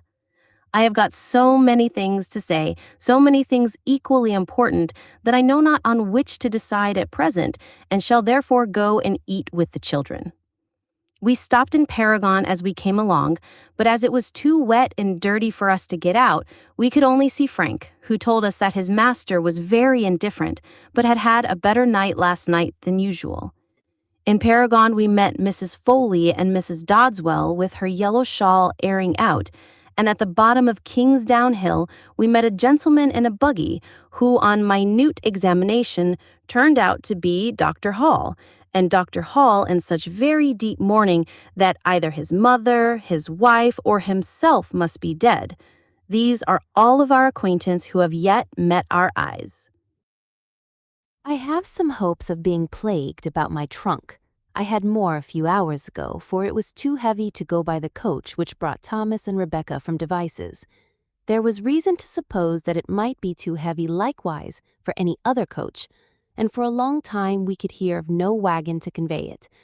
At last, however, we unluckily discovered that one was just on the point of setting out for this place, but at any rate the trunk cannot be here till tomorrow. So far we are safe, and who knows what may not happen to procure a further delay. I put Mary's letter into the post office at Andover with my own hand. We are exceedingly pleased with the house. The rooms are quite as large as we expected. Mrs. Bromley is a fat woman in mourning, and a little black kitten runs about the staircase. Elizabeth has the apartment within the drawing room. She wanted my mother to have it, but as there was no bed in the inner one, and the stairs are so much easier of ascent, or my mother so much stronger than in Paragon as not to regard the double flight, it is settled for us to be above, where we have two very nice-sized rooms, with dirty quilts and everything comfortable. I have the outward and larger apartment, as I ought to have, which is quite as large as our bedroom at home, and my mother's is not materially less. The beds are both as large as any at Steventon, and I have a very nice chest of drawers and a closet full of shelves, so full indeed that there is nothing else in it, and it should therefore be called a cupboard rather than a closet, I suppose. Tell Mary that there were some carpenters at work in the inn at Devices this morning, but as I could not be sure of their being Mrs. W. Fowle's relations, I did not make myself known to them. I hope it will be a tolerable afternoon. When first we came, all the umbrellas were up, but now the pavements are getting very white again. My mother does not seem at all the worse for her journey, nor are any of us, I hope, though Edward seemed rather fagged last night and not very brisk this morning. But I trust the bustle of sending for tea, coffee, and sugar, etc., and going out to taste the cheese himself will do him good. There was a very long list of arrivals here in the newspaper yesterday, so that we need not immediately dread absolute solitude. And there was a public breakfast in Sydney Gardens every morning, so that we shall not be wholly starved. Elizabeth has just had a very good account of the three little boys. I hope you are very busy and very comfortable. I find no difficulty in closing my eyes. I like our situation very much. It is far more cheerful than Paragon, and the prospect from the drawing-room window, at which I now write, is rather picturesque, as it commands a perspective view of the left side of Brock Street, broken by 3 Lombardy poplars in the garden of the last house in Queen Parade. I am rather impatient to know the fate of my best gown, but I suppose it will be some days before Francis can get through the trunk. In the meantime, I am, with many thanks for your trouble in making it, as well as marking my silk stockings, yours very affectionately, Jane. A great deal of love from everybody. Miss Austen, Steventon, Overton, Hants. 15. 13 Queen Square.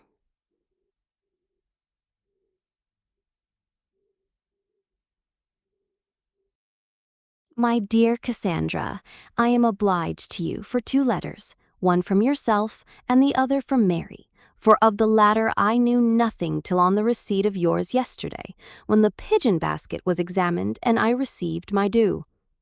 As I have written to her since the time which ought to have brought me hers, I suppose she will consider herself, as I choose to consider her, still in my debt. I will lay out all the little judgment I have in endeavoring to get such stockings for Anna as she will approve, but I do not know that I shall execute Martha's commission at all, for I am not fond of ordering shoes, and at any rate they shall all have flat heels. What must I tell you of Edward? Truth or falsehood? I will try the former, and you may choose for yourself another time. He was better yesterday than he had been for 2 or 3 days before, about as well as while he was at Steventon. He drinks at the Hetling pump, is to bathe tomorrow, and try electricity on Tuesday. He proposed the latter himself to Dr. Fellows, who made no objection to it, but I fancy we are all unanimous in expecting no advantage from it. At present, I have no great notion of our staying here beyond the month. I heard from Charles last week. They were to sail on Wednesday. My mother seems remarkably well. My uncle overwalked himself at first, and can now only travel in a chair, but is otherwise very well. My cloak has come home. I like it very much and can now exclaim with delight, like J. Bond at hay harvest, "This is what I have been looking for these 3 years." I saw some gauzes in a shop in Bath Street yesterday at only 4d a yard, but they were not so good or so pretty as mine. Flowers are very much worn, and fruit is still more the thing. Elizabeth has a bunch of strawberries, and I have seen grapes, cherries, plums, and apricots. There are likewise almonds and raisins, French plums, and tamarinds at the grocer's, but I have never seen any of them in hats. A plum or green gage would cost 3 shillings. Cherries and grapes, about 5, I believe, but this is at some of the dearest shops.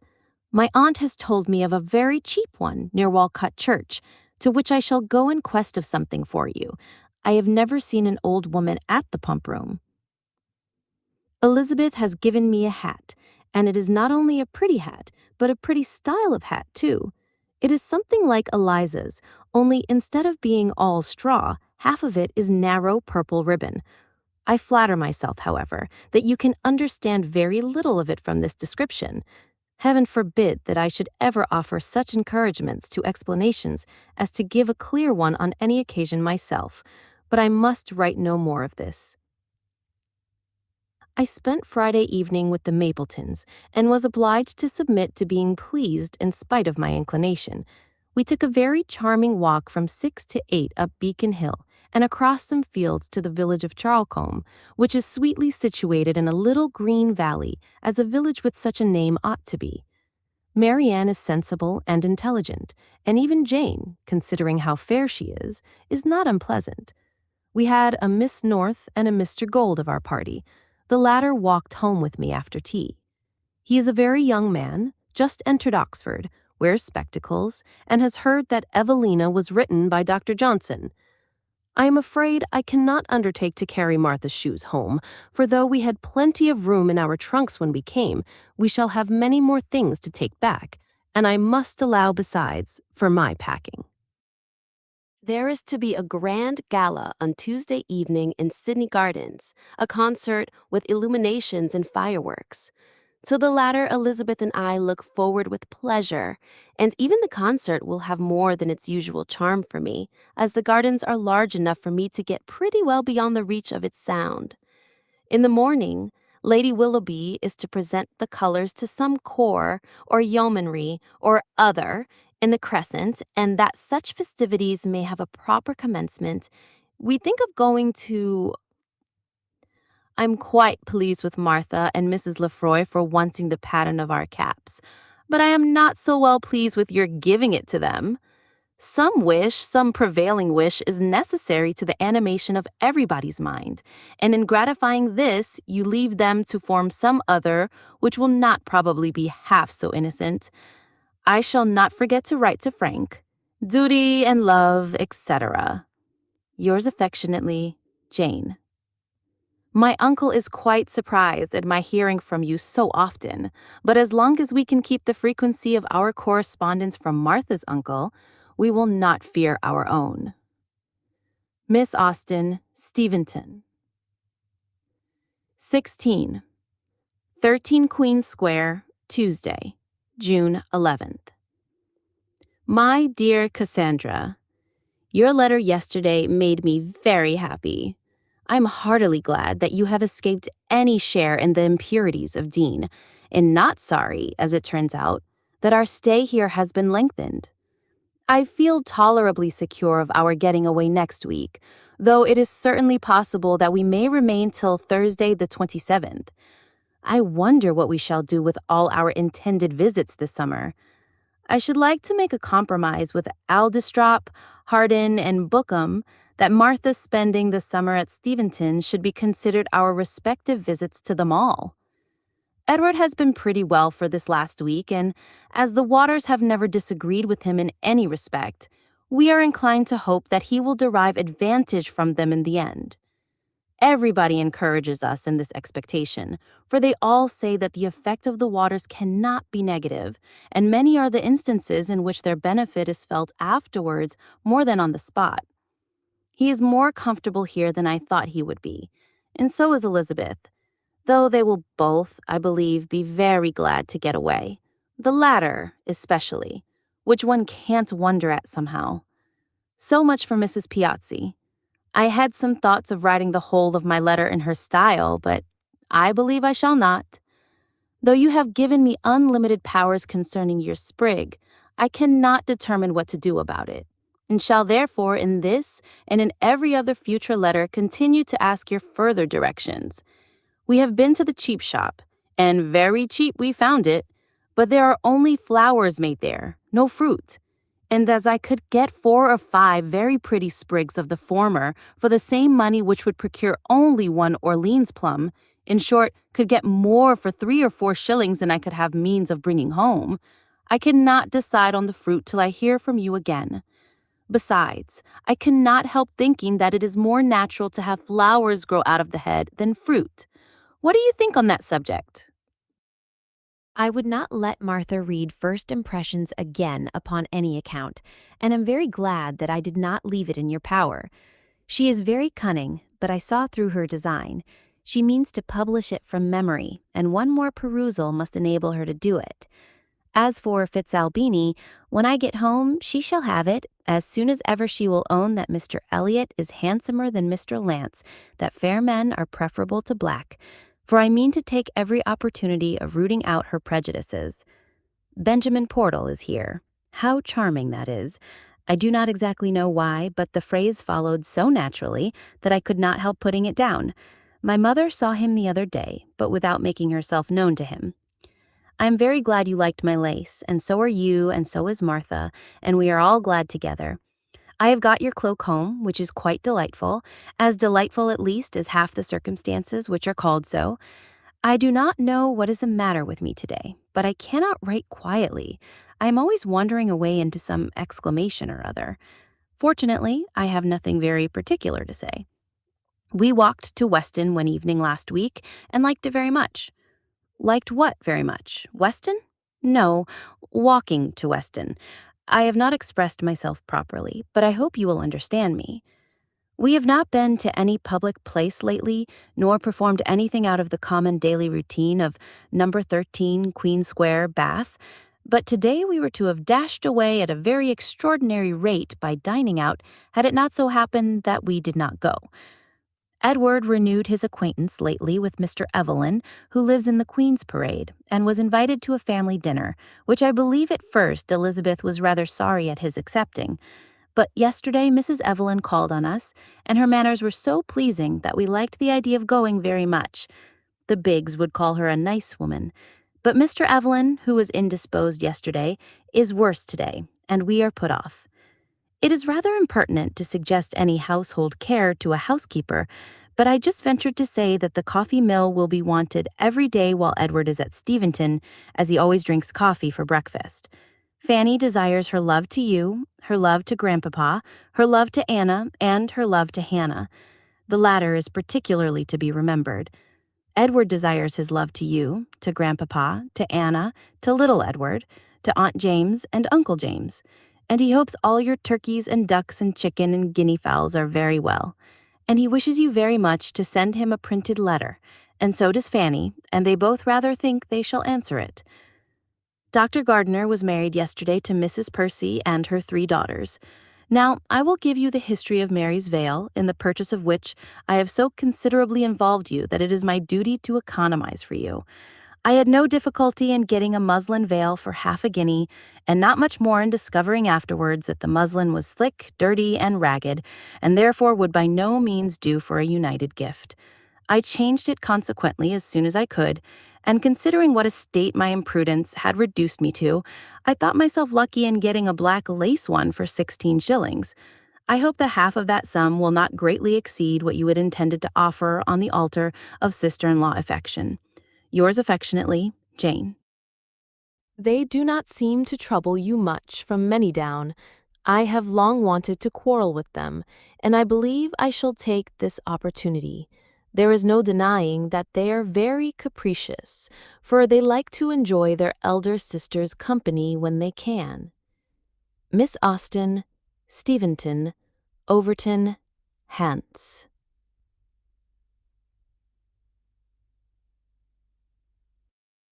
Farewell.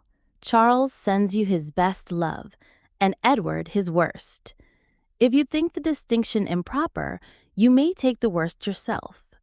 He will write to you when he gets back to his ship, and in the meantime desires that you will consider me as your affectionate sister, J.A. Friday. I have determined to go on Thursday, but of course not before the post comes in. Charles is in very good looks indeed. I had the comfort of finding out the other evening who all the fat girls with long noses were that disturbed me at the first H ball. They all proved to be Miss Atkinsons of... I rejoice to say that we have just had another letter from our dear Frank. It is to you, very short, written from Larnaca in Cyprus, and so lately as October 2. He came from Alexandria and was to return there in 3 or 4 days, knew nothing of his promotion, and does not write above 20 lines from a doubt of the letters ever reaching you and an idea of all letters being opened at Vienna. He wrote a few days before to you from Alexandria by the Mercury, sent with dispatches to Lord Keith. Another letter must be owing to us besides this, one if not two, because none of these are to me. Henry comes tomorrow, for 1 night only. My mother has heard from Mrs. E. Lee. Lady Say and Seal and her daughter are going to remove to Bath. Mrs. Estwick is married again to a Mr. Sloane, a young man under age without the knowledge of either family. He bears a good character, however. Miss Austen, Steventon, Saturday, January 3, 1801. My dear Cassandra, as you have by this time received my last letter, it is fit that I should begin another, and I begin with the hope which is at present uppermost in my mind, that you often wore a white gown in the morning at the time of all the gay parties being with you. Our visit at Ash Park last Wednesday went off in a comsica way. We met Mr. Lefroy and Tom Chute, played at cards, and came home again. James and Mary dined here on the following day, and at night Henry set off in the mail for London. He was as agreeable as ever during his visit, and has not lost anything in Miss Lloyd's estimation. Yesterday we were quite alone, only our 4 selves, but today the scene is agreeably varied by Mary's driving Martha to Basingstoke, and Martha's afterwards dining at Deane. My mother looks forward with as much certainty as you can do to our keeping 2 maids.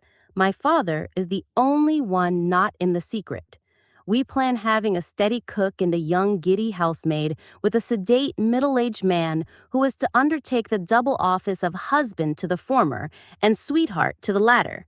No children, of course, to be allowed on either side. You feel for John Bond than John Bond deserves.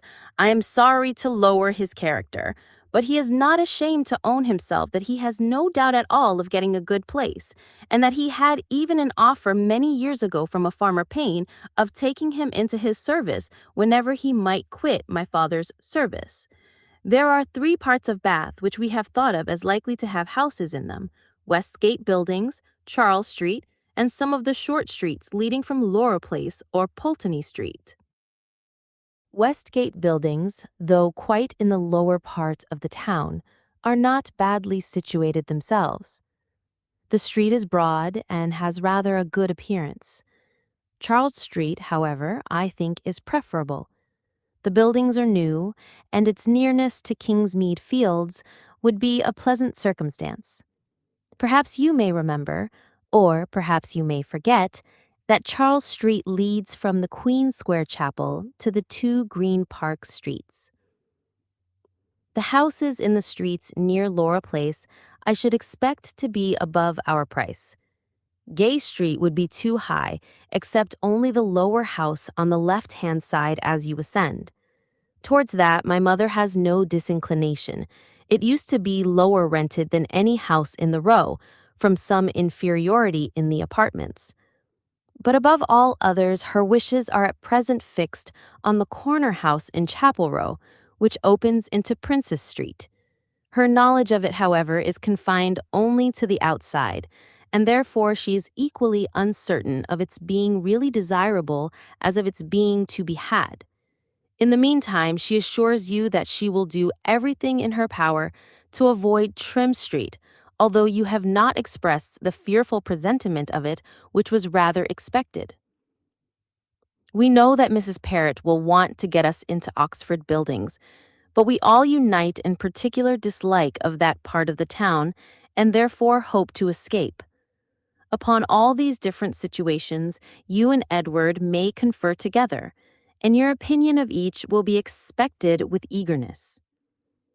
As to our pictures, the Battle Piece, Mr. Nibbs, Sir William East, and all the old heterogeneous, miscellany, manuscript, scriptural pieces dispersed over the house are to be given to James.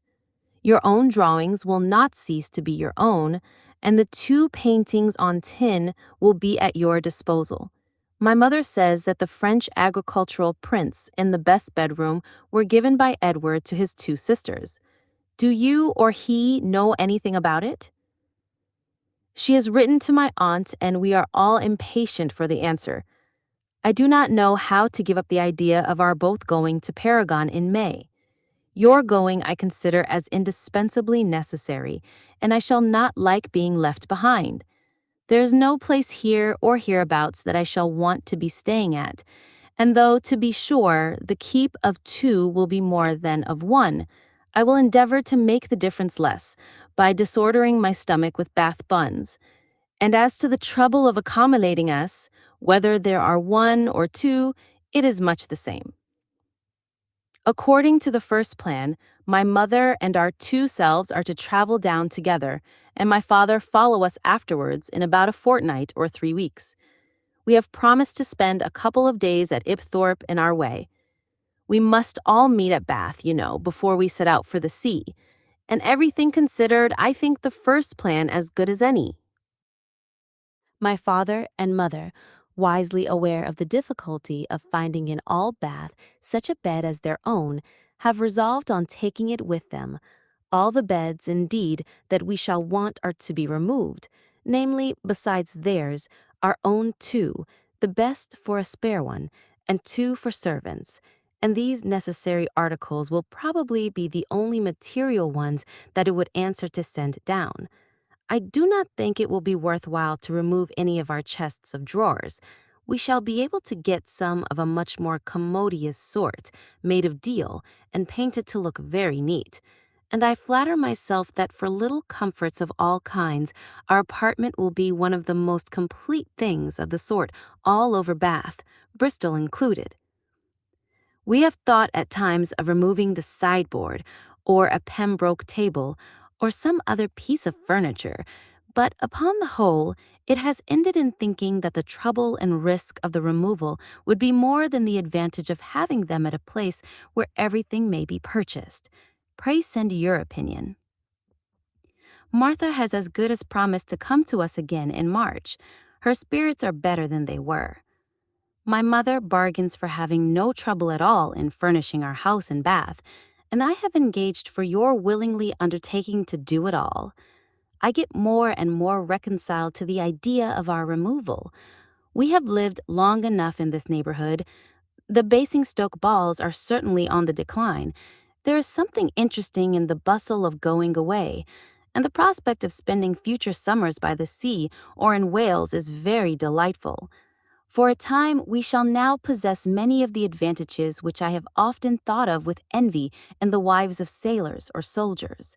It must not be generally known, however, that I am not sacrificing a great deal in quitting the country, or I can expect to inspire no tenderness, no interest in those we leave behind. Yours affectionately, J.A.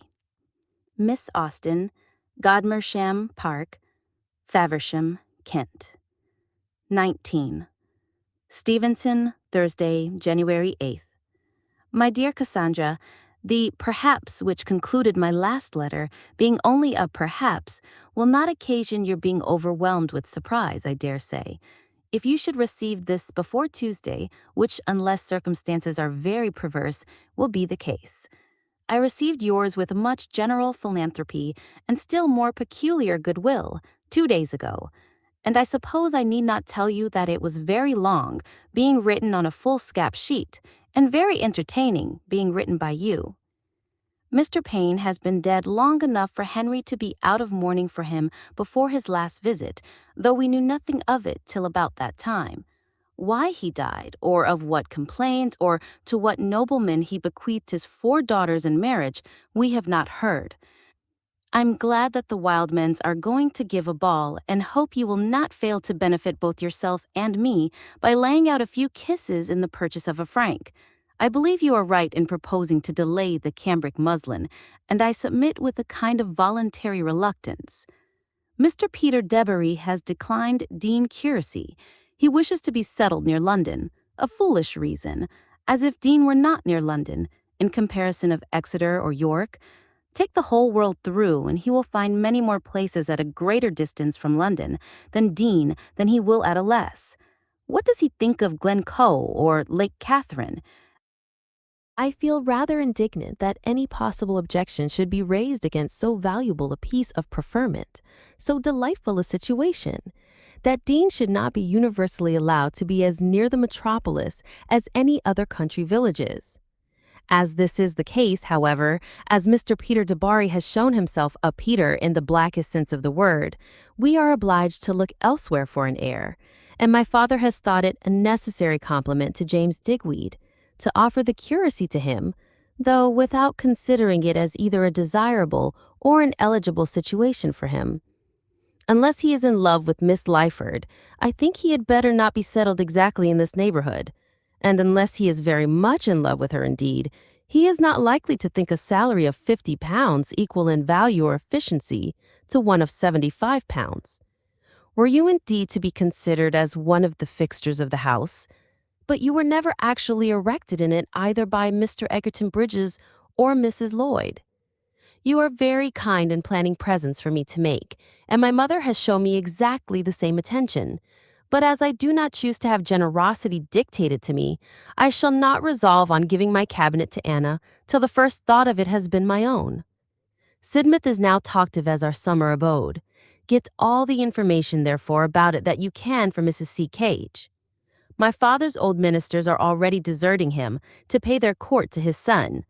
The brown mare, which, as well as the black, was to devolve on James at our removal, has not had patience to wait for that, and has settled herself even now at Dean. The death of Hugh Capet, which, like that of Mr. Skipsey, though undesired, was not wholly unexpected, being purposely effected, has made the immediate possession of the mare very convenient, and everything else, I suppose, will be seized by degrees in the same manner. Martha and I work at the books every day. Yours affectionately, J.A. Miss Austen, Godmersham Park, Faversham, Kent. 20XX. Steventon, Wednesday, January 14th. Poor Miss Austen, it appears to me that I have rather oppressed you of late by the frequency of my letters. You had hoped not to hear from me again before Tuesday, but Sunday showed you with what a merciless sister you had to deal with. I cannot recall the past, but you shall not hear from me quite so often in future. Your letter to Mary was duly received before she left Dean with Martha yesterday morning, and it gives us great pleasure to know that the Chilham ball was so agreeable, and that you danced 4 dances with Mr. Kemble. Desirable, however, as the latter circumstance was, I cannot help wondering at its taking place. Why did you dance 4 dances with so stupid a man? Why not rather dance 2 of them with some elegant brother officer who was struck with your appearance as soon as you entered the room? Martha left you her best love. She will write to you herself in a short time. But trusting to my memory rather than her own, she has nevertheless desired me to ask you to purchase for her 2 bottles of Steele's lavender water when you are in town, provided you should go to the shop on your own account. Otherwise, you may be sure that she would not have you recollect the request. James dined with us yesterday, wrote to Edward in the evening, filled 3 sides of paper, every line inclining too much toward the northeast, and the very first line of all scratched out. And this morning he joins his lady in the fields of Elysium and Ipthorpe. Last Friday was a very busy day with us. We were visited by Miss Lyford and Mr. Bale. The latter began his operations in the house, but had only time to finish the 4 sitting rooms. The rest is deferred till the spring is more advanced and the days longer. He took his paper of appraisement away with him, and therefore we only know the estimate he has made of 1 or 2 articles of furniture, which my father particularly inquired into.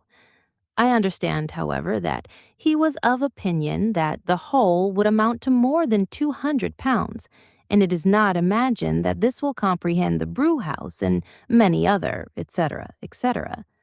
Miss Lyford was very pleasant and gave my mother such an account of the houses in Westgate Buildings, where Mrs. Lyford lodged 4 years ago, as made her think of a situation there with great pleasure. But your opposition will be without difficulty decisive, and my father in particular, who was very well inclined towards the Row before, has now ceased to think of it entirely. At present, the environs of Laura Place seem to be his choice. His views on the subject are much advanced since I came home.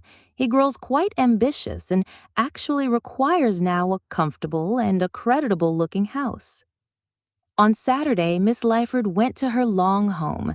That is to say, it was a long way off, and soon afterwards a party of fine ladies issuing from a well-known, commodious green vehicle, their heads full of bantam cocks and gallinis, entered the house. Mrs. Heathcote, Mrs. Harwood, Mrs. James Austen, Miss Bigg, Miss Jane Blackford. Hardly a day passes in which we do not have some visitor or other. Yesterday came Mrs. Branstone, who was very sorry that she is to lose us, and afterwards Mr. Holder, who was shut up for an hour with my father and James in a most awful manner. John Bond Esta Louis, 21. Steventon, Wednesday, January 21st.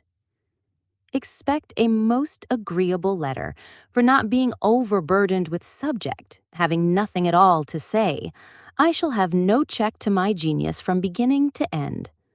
Well, and so Prank's letter has made you very happy, but you are afraid he would not have patience to stay for the Harlem which you wish him to have done, as being safer than the merchantman.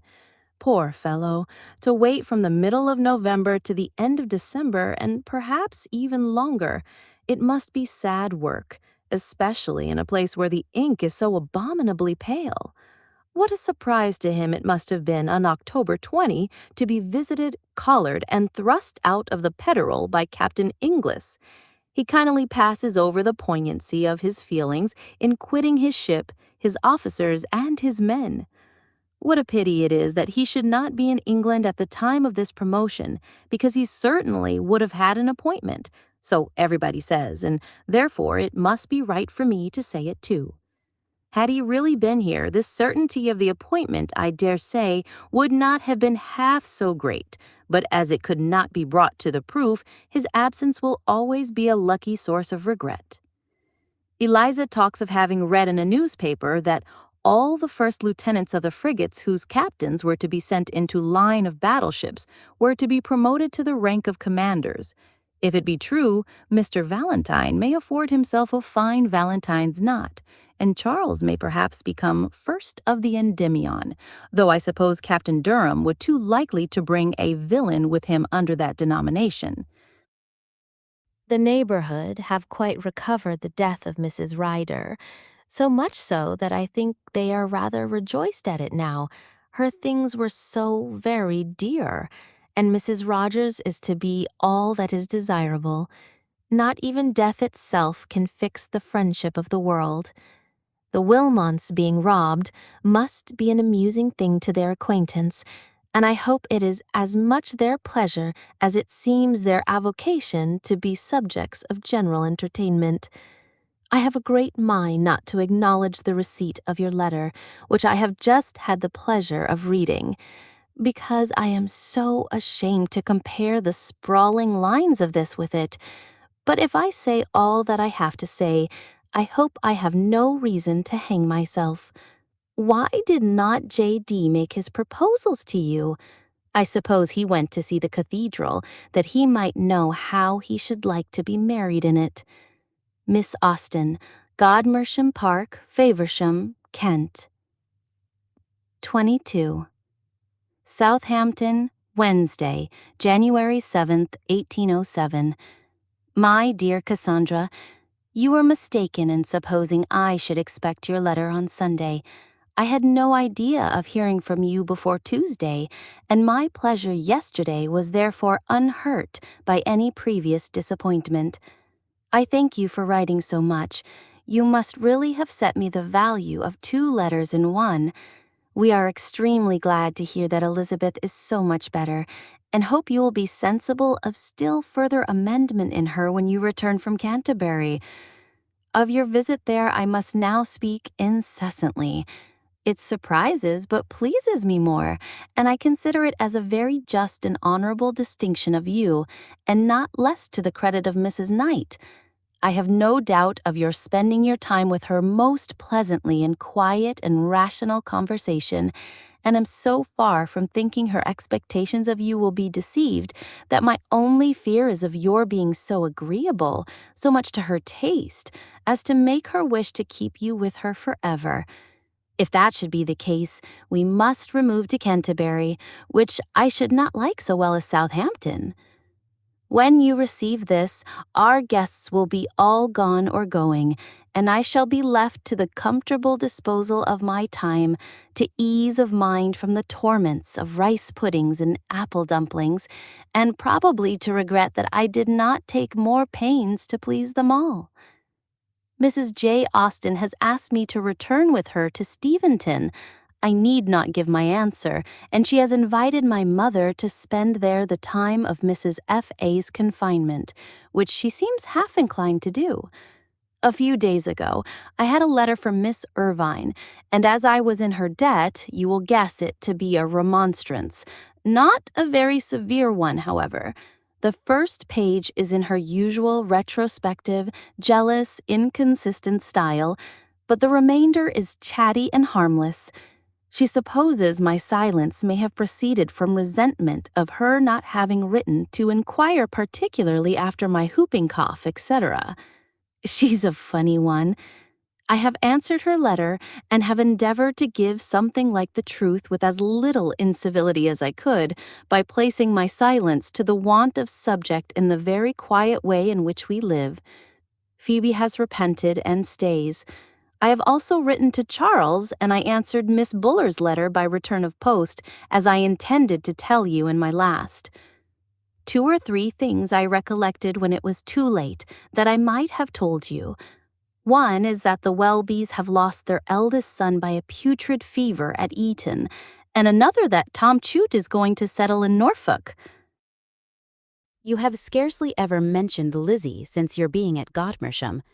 I hope it is not because she has altered for the worse. I cannot yet satisfy Fanny as to Mrs. Foot's baby's name, and I must not encourage her to expect a good one, as Captain Foot is a professed adversary to all but the plainest. He likes only Mary, Elizabeth, Anne, etc. Our best chance is of Caroline, which in compliment to a sister seems the only exception. He dined with us on Friday, and I fear will not soon venture again, for the strength of our dinner was a boiled leg of mutton, underdone even for James, and Captain Foot has a particular dislike to underdone mutton. But he was so good-humored and pleasant that I did not much mind his being starved. He gives us all the most cordial invitation to his house in the country, saying just what the Williams ought to say to make us welcome. Of them we have seen nothing since you left us, and we hear that they are just gone to Bath again, to be out of the way of further alterations at Brooklands. Mrs. F.A. has had a very agreeable letter from Mrs. Dixon, who was delighted with the purse and desires her not to provide herself with a christening dress, which is exactly what her young correspondent wanted, and she means to defer making any of the caps as long as she can, in hope of having Mrs. D.'s present in time to be serviceable as a pattern. She desires me to tell you that the gowns were cut out before your letter arrived, but that they are long enough for Caroline. The beds, as I believe they are called, have fallen to Frank's share to continue, and of course are cut out to admiration. Alphonsine did not do. We were disgusted in 20 pages, as, independent of a bad translation, it has indelicacies which disgrace a pen hitherto so pure, and we changed it for the female Quichat, which now makes our evening amusement, to me a very high one, as I find the work quite equal to what I remembered it. Mrs. F.A., to whom it is new, enjoys it as one could wish. The other Mary, I believe, has little pleasure from that or any other book. My mother does not seem at all more disappointed than ourselves at the termination of the family treaty. She thinks less of that just now than of the comfortable state of her own finances, which she finds on closing her year's accounts beyond her expectation, as she begins the new year with a balance of £30 in her favor. And when she has written her answer to my aunt, which you know always hangs a little upon her mind, she will be above the world entirely. You will have a great deal of unreserved discourse with Mrs. K., I dare say, upon this subject, as well as upon many other of our family matters. Abuse everybody but me. Thursday. We expected James yesterday, but he did not come. If he comes at all now, his visit will be a very short one, as he must return tomorrow, that Ajax and the chair may be sent to Winchester on Saturday. Caroline's new police depended upon her mother's being able or not to come so far in the chair. How the guinea that will be saved by the same means of return is to be spent, I do not know. Mrs. J.A. does not talk much of poverty now, though she has no hope of my brother being able to buy another horse next summer. Their scheme against Warwickshire continues, but I doubt the family's being at Stoneleigh so early as James says he must go, which is May. My mother is afraid I have not been explicit enough on the subject of her wealth. She began 1806 with 68. She begins 1807 with 99, and this after £32 purchase of stock. Frank, too, has been settling his accounts and making calculations, and each party feels quite equal to our present expenses. But much increase of house rent would not do for either. Frank limits himself, I believe, to £400 a year. You will be surprised to hear that Jenny is not yet come back. We have heard nothing of her since her reaching Itchingswell, and can only suppose that she must be detained by illness in somebody or other, and that she has been each day expecting to be able to come on the morrow. I am glad I did not know beforehand that she was to be absent during the whole or almost the whole of our friends being with us, for though the inconvenience has not been nothing, I should have feared still more. Our dinners have certainly suffered not a little by having only Molly's head and Molly's hands to conduct them. She fries better than she did, but not like Jenny. We did not take our walk on Friday, it was too dirty, nor have we yet done it. We may perhaps do something like it today, as after seeing Frank skate, which he hopes to do in the meadows by the beach, we are to treat ourselves with a passage over the ferry. It is one of the pleasantest frosts I ever knew, so very quiet. I hope it will last some time longer for Frank's sake, who is quite anxious to get some skating. He tried yesterday, but it would not do. Our acquaintance increased too fast. He was recognized lately by Admiral Bertie, and a few days since arrived the Admiral and his daughter Catherine to wait upon us. There was nothing to like or dislike in either. To the Birdies are to be added the Lances, with whose cards we have been endowed, and whose visit Frank and I returned yesterday. They live about 1.75 miles from S, to the right of the new road to Portsmouth, and I believe their house is one of those which are to be seen almost anywhere, among the woods on the other side of the Itchen. It is a handsome building, stands high, and in a very beautiful situation. We found only Mrs. Lance at home, and whether she boasts any offspring besides a grand pianoforte did not appear. She was civil and chatty enough, and offered to introduce us to some acquaintance in Southampton, which we gratefully declined. I suppose they must be acting by the orders of Mr. Lance of Netherton in this civility, as there seems no other reason for their coming near us. They will not come often, I dare say. They live in a handsome style and are rich, and she seemed to like to be rich, and we gave her to understand that we were far from being so. She will soon feel, therefore, that we are not worth her acquaintance. You must have heard from Martha by this time. We have had no accounts of Kintberries since her letter to me. Mrs. F.A. has had one fainting fit lately. It came on as usual after eating a hearty dinner, but did not last long. I can recollect nothing more to say. When my letter is gone, I suppose I shall. Yours affectionately, J.A. I have just asked Caroline if I should send her love to her godmamma, to which she answered yes. Miss Austen, Godmersham Park, Faversham, Kent. 23. Southampton, February 8th. Our garden is putting in order by a man who bears a remarkably good character, has a very fine complexion, and asks something less than the first. The shrubs which border the gravel walk, he says, are only sweetbriar and roses, and the latter of an indifferent sort. We mean to get a few of a better kind, therefore, and at my own particular desire, he procures us some syringas. I could not do without a syringa for the sake of Cowper's line. We talk also of Oliburnum. The border under the terrace wall is clearing away to receive currants and gooseberry bushes, and a spot is found very proper for raspberries. The alterations and improvements within doors, too, advance very properly, and the offices will be made very convenient indeed. Our dressing table is constructing on the spot out of a large kitchen table belonging to the house, for doing which we have the permission of Mr. Huskett, Lord Lansdowne's painter, domestic painter I should call him, for he lives in the castle. Domestic chaplains have given way to this more necessary office, and I suppose whenever the walls want no touching up, he is employed about my lady's face. The morning was so wet that I was afraid we should not be able to see our little visitor, but Frank, who alone could go to church, called for her after service, and she is now talking away at my side and examining the treasures of my writing desk drawers. Very happy, I believe. Not at all shy, of course. Her name is Catherine, and her sister's Caroline. She is something like her brother and as short for her age, but not so well looking. What has become of all the shyness in the world? Moral as well as natural diseases disappear in the progress of time, and new ones take their place. Shyness and the sweating sickness have given way to confidence and paralytic complaints. Evening. Our little visitor has just left us, and left us highly pleased with her. She is a nice, natural, open-hearted, affectionate girl, with all the ready civility which one sees in the best children in the present day. So unlike anything that I was myself at her age, that I am often all astonishment and shame.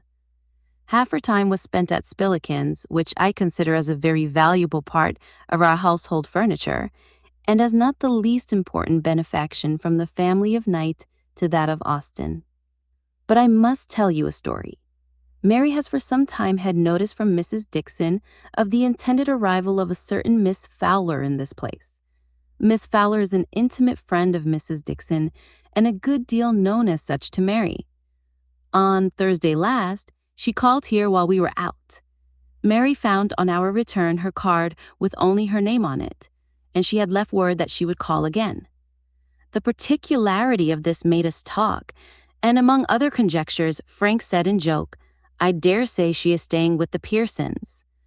The connection of the names struck Mary, and she immediately recollected Miss Fowler's having been very intimate with persons so called, and upon putting everything together, we have scarcely a doubt of her being actually staying with the only family in the place whom we cannot visit.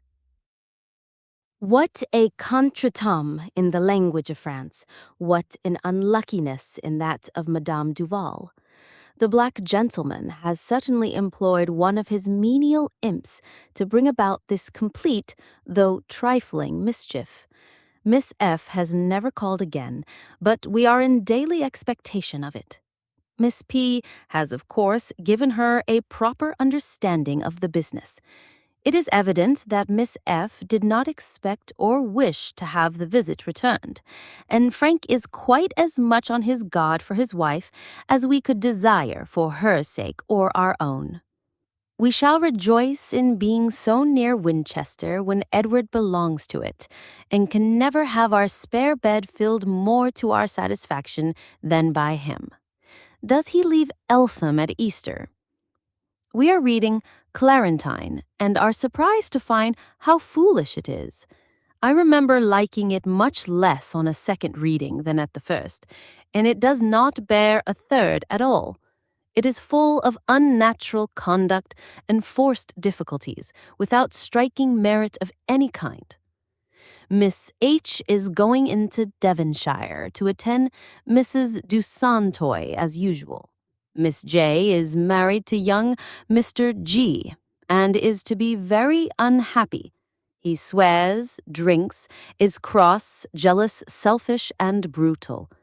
The match makes her family miserable and has occasioned his being disinherited. The Browns are added to our list of acquaintance. He commands the sea Fencibles here under Sir Thomas, and was introduced at his own desire by the latter when we saw him last week. As yet, the gentlemen only have visited, as Mrs. B is ill, but she is a nice-looking woman and wears one of the prettiest straw bonnets in the place. Monday. The garret beds are made, and ours will be finished today. I had hoped it would be finished on Saturday, but neither Mrs. Hall nor Jenny was able to give help enough for that, and I have as yet done very little and Mary nothing at all. This week we shall do more, and I should like to have all the 5 beds completed by the end of it. There will then be the window curtains, sofa cover, and a carpet to be altered. I should not be surprised if we were to be visited by James again this week. He gave us reason to expect him soon, and if they go to Eversley, he cannot come next week. There, I flatter myself I have constructed you a smartish letter, considering my want of materials. But like my dear Dr. Johnson, I believe I have dealt more in notions than facts. I hope your cough is gone, and that you are otherwise well, and remain with love, yours affectionately, J.A. Miss Austen, Godsmesham Park, Faversham, Kent.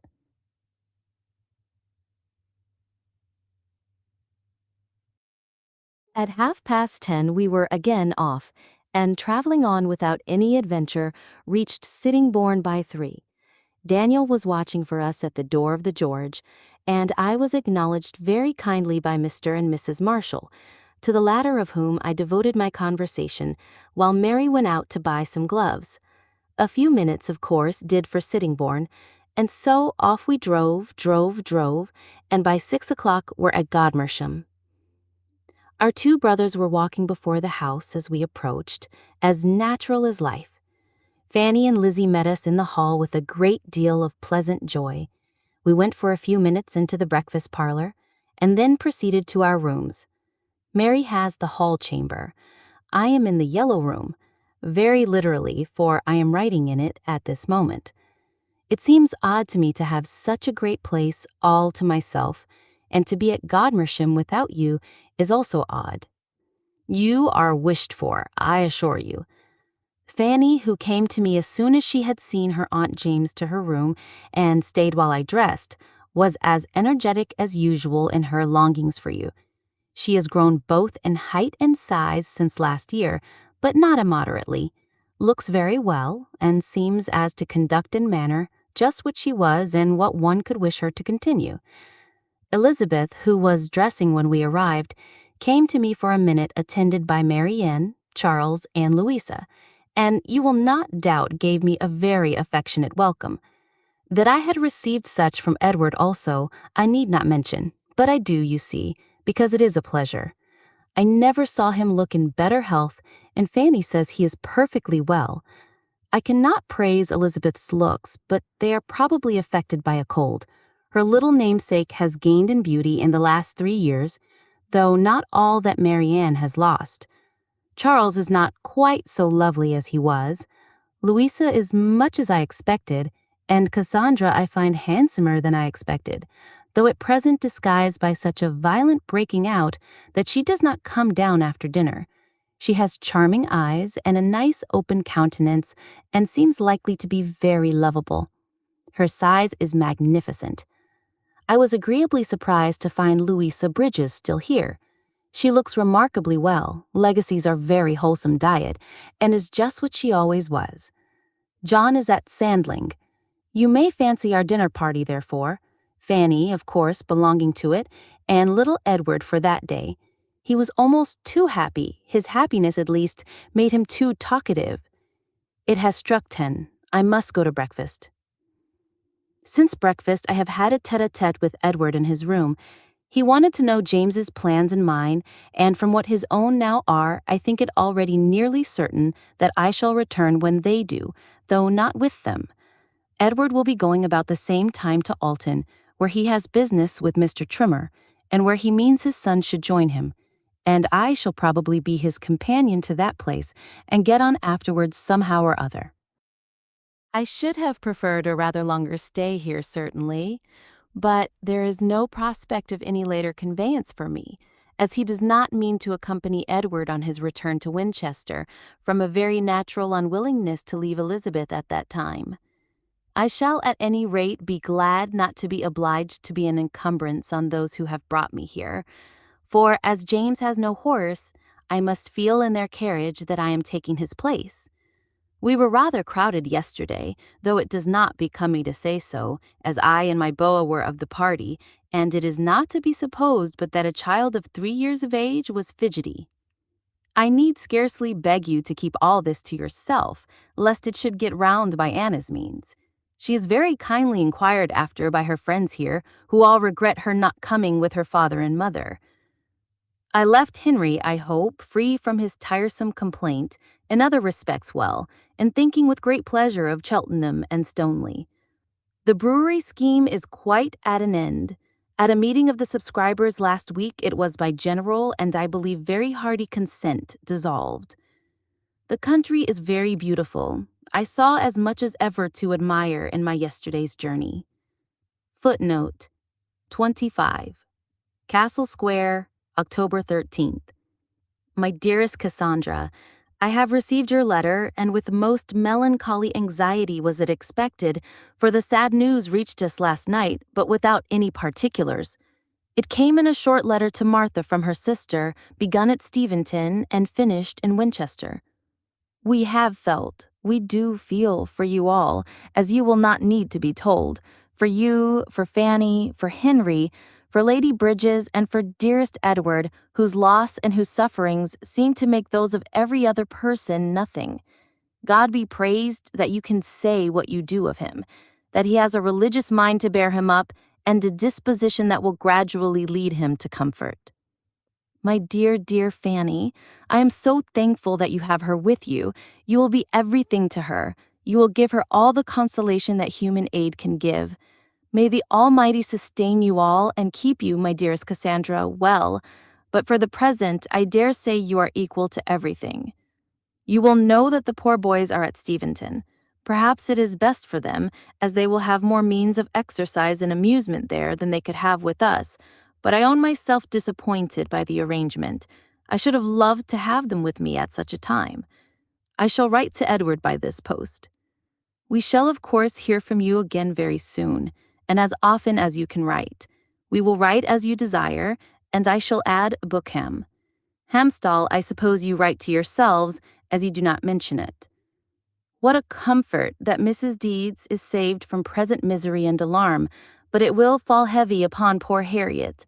And that's for Lady B, but that her fortitude does seem truly great, I should fear the effect of such a blow, and so unlooked for. I long to hear more of you all. Of Henry's anguish I think with grief and solicitude, but he will exert himself to be of use and comfort. With what true sympathy our feelings are shared by Martha you need not be told. She is the friend and sister under every circumstance.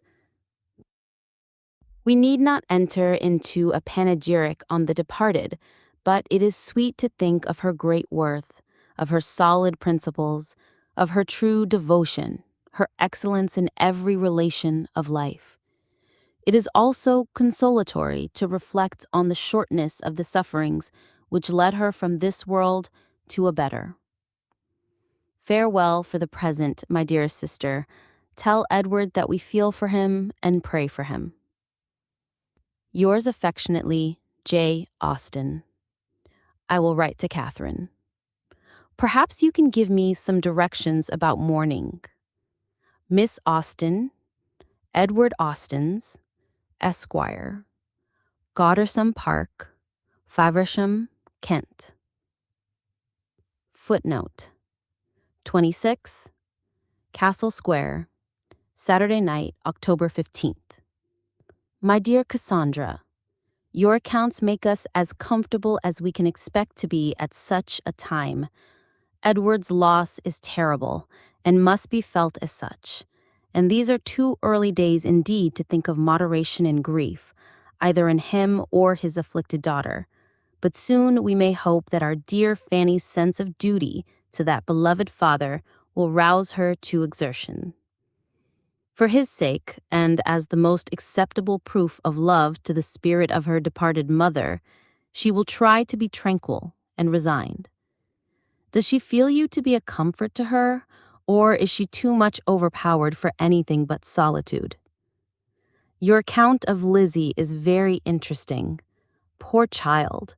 One must hope the impression will be strong, and yet one's heart aches for a dejected mind of 8 years old. I suppose you see the corpse? How does it appear? We are anxious to be assured that Edward will not attend the funeral, but when it comes to the point, I think he must feel it impossible. Your parcel shall set off on Monday, and I hope the shoes will fit. Martha and I both tried them on. I shall send you such of your mourning as I think most likely to be useful, reserving for myself your stockings and half the velvet, in which selfish arrangement I know I'm doing what you wish. I am to be in bombazine and crepe, according to what we are told is universal here, and which agrees with Martha's previous observation. My mourning, however, will not impoverish me, for by having my velvet pelisse fresh lined and made up, I am sure I shall have no occasion this winter for anything new of that sort. I take my cloak for the lining, and shall send yours on the chance of its doing something of the same for you, though I believe your pelisse is in better repair than mine. One Miss Baker makes my gown, and the other my bonnet, which is to be silk covered with crepe. I have written to Edward Cooper, and hope he will not send one of his letters of cruel comfort to my poor brother, and yesterday I wrote to Alethea Bigg, in reply to a letter from her. She tells us in confidence that Catherine is to be married on Tuesday se'nnight. Mr. Hill is expected at Manydown in the course of the ensuing week.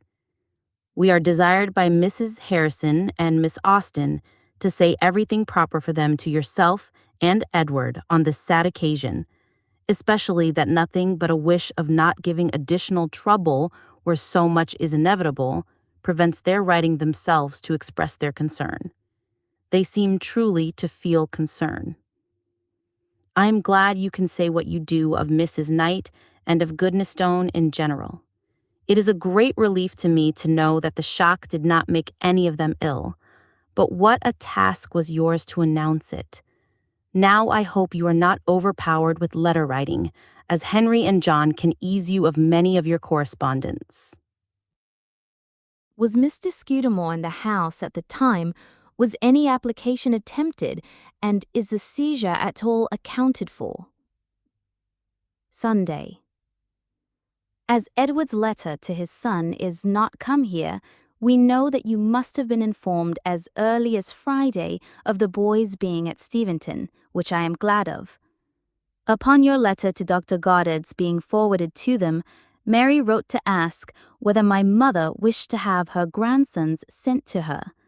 We decided on their remaining where they were, which I hope my brother will approve of. I am sure he will do us the justice of believing that in such a decision we sacrificed inclination to what we thought best. I shall write by the coach tomorrow to Mrs. J.A. and to Edward about their mourning, though this day's post will probably bring directions to them on that subject from yourselves. I shall certainly make use of the opportunity of addressing our nephew on the most serious of all concerns, as I naturally did in my letter to him before. The poor boys are, perhaps, more comfortable at Steventon than they could be here, but you will understand my feelings with respect to it. Tomorrow will be a dreadful day for you all. Mr. Whitfield's will be a severe duty. glad shall I be to hear that it is over. That you are forever in our thoughts, you will not doubt.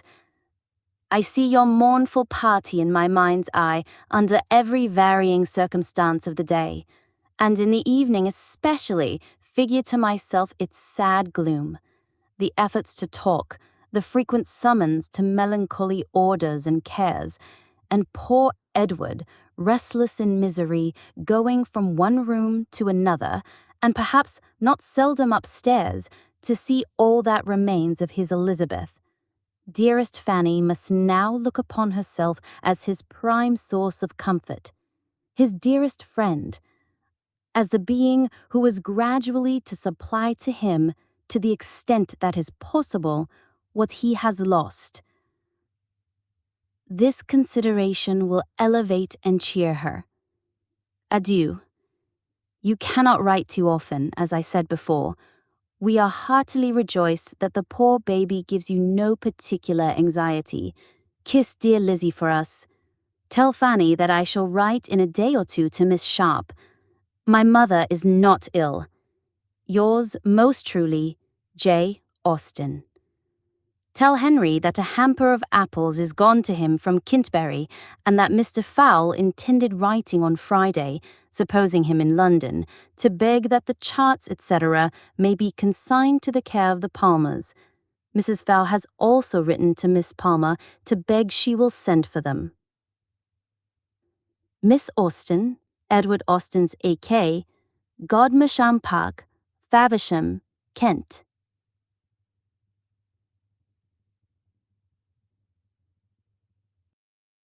George is almost a new acquaintance to me, and I find him in a different way as engaging as Edward. We do not want amusement, bilbo catch, at which George is indefatigable, spillikins, paper ships, riddles, conundrums and cards, with watching the flow and ebb of the river, and now and then a stroll out, keep us well employed. And we mean to avail ourselves of our kind papa's consideration by not returning to Winchester till quite the evening of Wednesday. Mrs. J.A. had not time to get them more than one suit of clothes. Their others are making here, and though I do not believe Southampton is famous for tailoring, I hope it will prove itself better than Basingstoke. Edward has an old black coat, which will save his having a second new one, but I find that black pantaloons are considered by them as necessary, and of course one would not have them made uncomfortable by the want of what is usual on such occasions. Fanny's letter was received with great pleasure yesterday, and her brother sends his thanks and will answer it soon. We all saw what she wrote and were very much pleased with it. Tomorrow I hope to hear from you, and tomorrow we must think of poor Catherine. Today Lady Bridges is the heroine of her thoughts, and glad shall we be when we can fancy the meeting over. There will then be nothing so very bad for Edward to undergo. The St. Albans, I find, sailed on the very day of my letters reaching Yarmouth, so that we must not expect an answer at present. We scarcely feel, however, to be in suspense, or only enough to keep our plans to ourselves. We have been obliged to explain them to our young visitors in consequence of Fanny's letter, but we have not yet mentioned them to Steventon. We are all quite familiarized to the idea ourselves. My mother only wants Mrs. Seward to go out at midsummer. What sort of a kitchen garden is there? Mrs. J.A. expresses her fear of our settling in Kent. Until this proposal was made, we began to look forward to it here. My mother was actually talking of a house at Y. It will be best, however, as it is. Anne has just given her mistress warning. She's going to be married. I wish she would stay her year. On the subject of matrimony, I must notice a wedding in the Salisbury paper which has amused me very much. Dr. Phillott to Lady Frances St. Lawrence. She wanted to have a husband, I suppose, once in her life, and he a Lady Frances. I hope your sorrowing party were at church yesterday, and have no longer that to dread.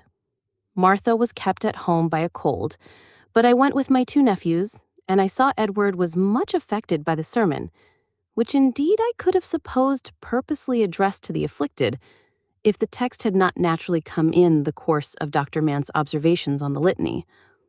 All that are in danger, necessity, or tribulation was the subject of it. The weather did not allow us afterwards to get farther than the quay, where George was very happy as long as we could stay, flying about from one side to the other and skipping on board a collier immediately. In the evening, we had the Psalms and lessons and a sermon at home, to which they were very attentive. But you will not expect to hear that they did not return to conundrums the moment it was over. Their aunt has written pleasantly of them, which was more than I hoped. While I write now, George is most industriously making and naming paper ships, at which he afterwards shoots with horse chestnuts brought from Steventon on purpose, and Edward equally intent over the Lake of Killarney, twisting himself about in one of our great chairs. Tuesday. Your close-written letter makes me quite ashamed of my wide lines. You have sent me a great deal of matter, most of it very welcome. As to your lengthened stay, it is no more than I expected, and what must be, but you cannot suppose I like it. All that you say of Edward is truly comfortable. I began to fear that, when the bustle of the first week was over, his spirits might for a time be more depressed. And perhaps one must still expect something of the kind. If you escape a bilious attack, I shall wonder almost as much as rejoice. I'm glad you mentioned where Catherine goes today. It is a good plan, but sensible people may generally be trusted to form such. The day began cheerfully, but it is not likely to continue what it should, for them or for us. We had a little water party yesterday. I and my 2 nephews went from the Itchen ferry up to Northam, where we landed, looked into the 74 and walked home, and it was so much enjoyed that I had intended to take them to Netley today. The tide is just right for our going immediately after moonshine, but I'm afraid there will be rain. If we cannot get so far, however, we may perhaps go round from the ferry to the quay. I had not proposed doing more than cross the Itchen yesterday, but it proved so pleasant and so much to the satisfaction of all that when we reached the middle of the stream, we agreed to be rowed up the river. Both the boys rowed great part of the way, and their questions and remarks as well as their enjoyment were very amusing. George's inquiries were endless, and his eagerness in everything reminds me often of his Uncle Henry. Our evening was equally agreeable in its way. I introduced speculation, and it was so much approved that we hardly knew how to leave off. Your idea of an early dinner tomorrow is exactly what we propose, for, after writing the first part of this letter, it came into my head that at this time of year we have not summer evenings. We shall watch the light today that we may not give them a dark drive tomorrow. They send their best love to Papa and everybody, with George's thanks for the letter brought by this post. Martha begs my brother may be assured of her interest in everything relating to him and his family, and of her sincerely partaking our pleasure in the receipt of all good accounts from Godmersham. Of Chawton, I think I can have nothing more to say, but that everything you say about it in the letter now before me will, I am sure, as soon as I am able to read it to her, make my mother consider the plan with more and more pleasure. We had formed the same views on H. Digweed's farm. A very kind and feeling letter is arrived today from Kindbury. Mrs. Fowle's sympathy and solicitude on such an occasion you will be able to do justice to, and to express it as she wishes to my brother. Concerning you, she says, Cassandra will, I know, excuse my writing to her. It is not to save myself, but her that I omit so doing. Give my best, my kindest love to her, and tell her I feel for her, as I know she would from me on the same occasion, and that I most sincerely hope her health will not suffer. We have just had 2 hampers of apples from Kinbury, and the floor of our little garret is almost covered. Love to all. Yours, very affectionately.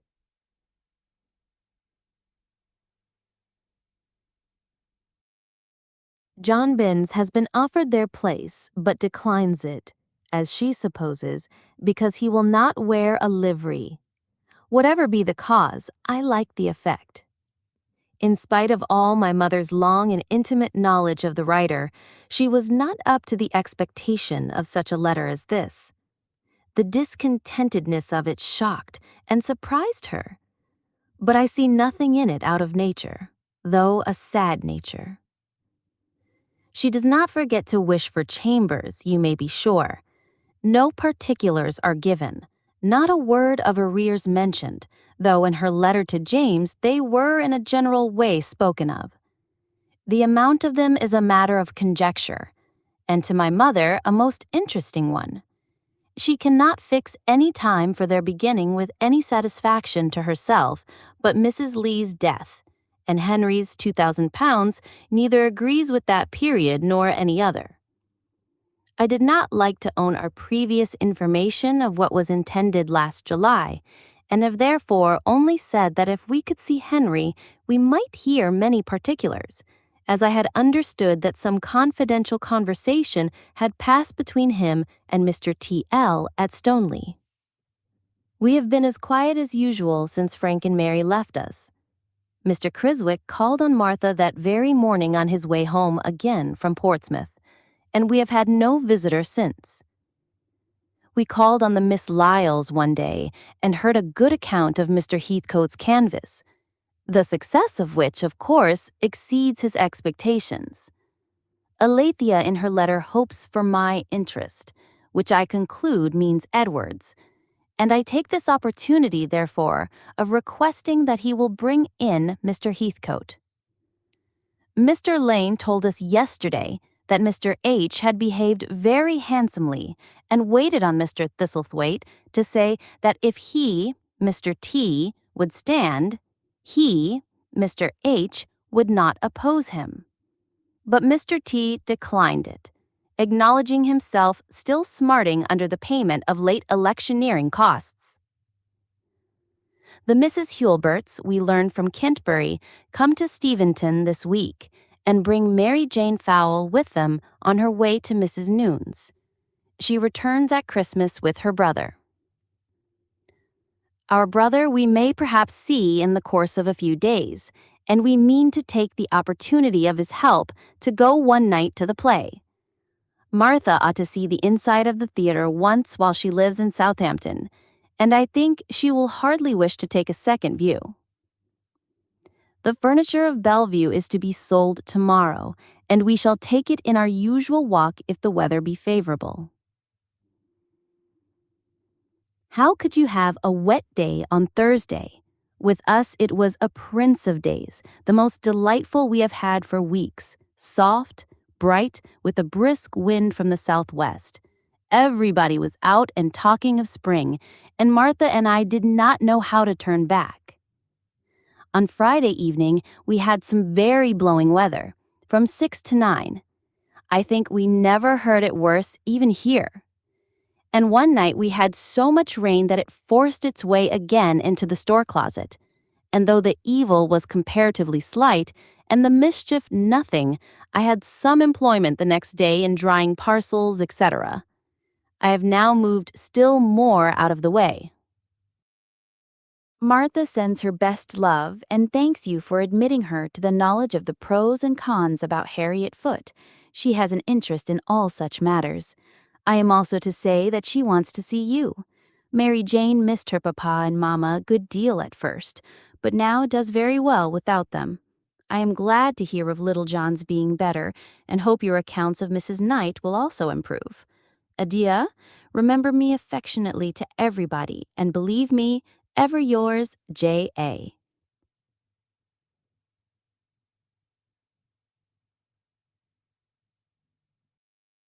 Our ball was rather more amusing than I expected.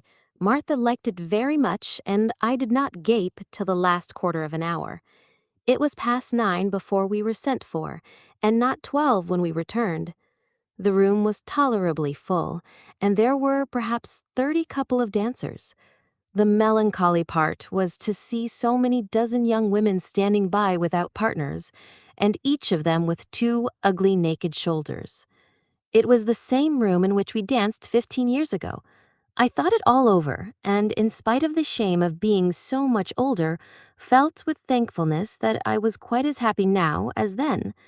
We paid an additional shilling for our tea, which we took as we chose in an adjoining and very comfortable room.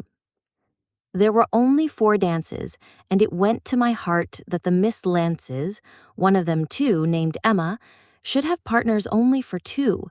You will not expect to hear that I was asked to dance, but I was, by the gentleman whom we met that Sunday with Captain d'Auvergne.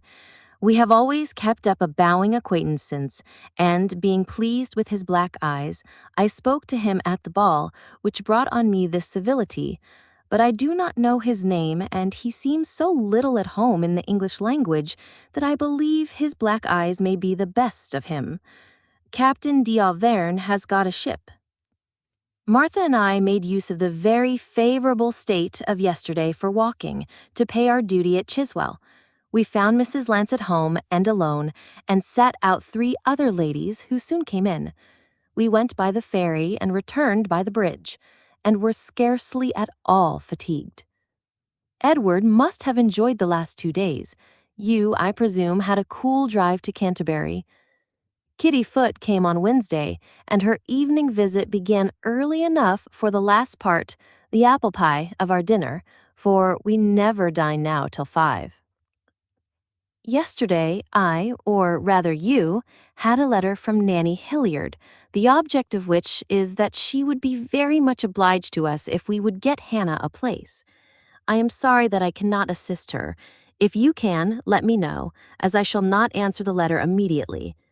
Mr. Sloper is married again. Not much to Nanny's or anybody's satisfaction. The lady was governess to Sir Robert's natural children, and seems to have nothing to recommend her. I do not find, however, that Nanny is likely to lose her place in consequence. She says not a word of what service she wishes for Hannah, or what Hannah can do, but a nursery, I suppose, or something of that kind must be the thing. Having now cleared away my smaller articles of news, I come to a communication of some weight. No less than that, my uncle and aunt are going to allow James £10 a year. We hear of it through Steventon. Mary sent us the other day an extract from my aunt's letter on the subject, in which the donation is made with the greatest kindness, and intended as a compensation for his loss in the conscientious refusal of Hampstead living. £100 a year being all that he had at the time called its worth, as I find it was always intended at Steventon to divide the real income with Kintbury.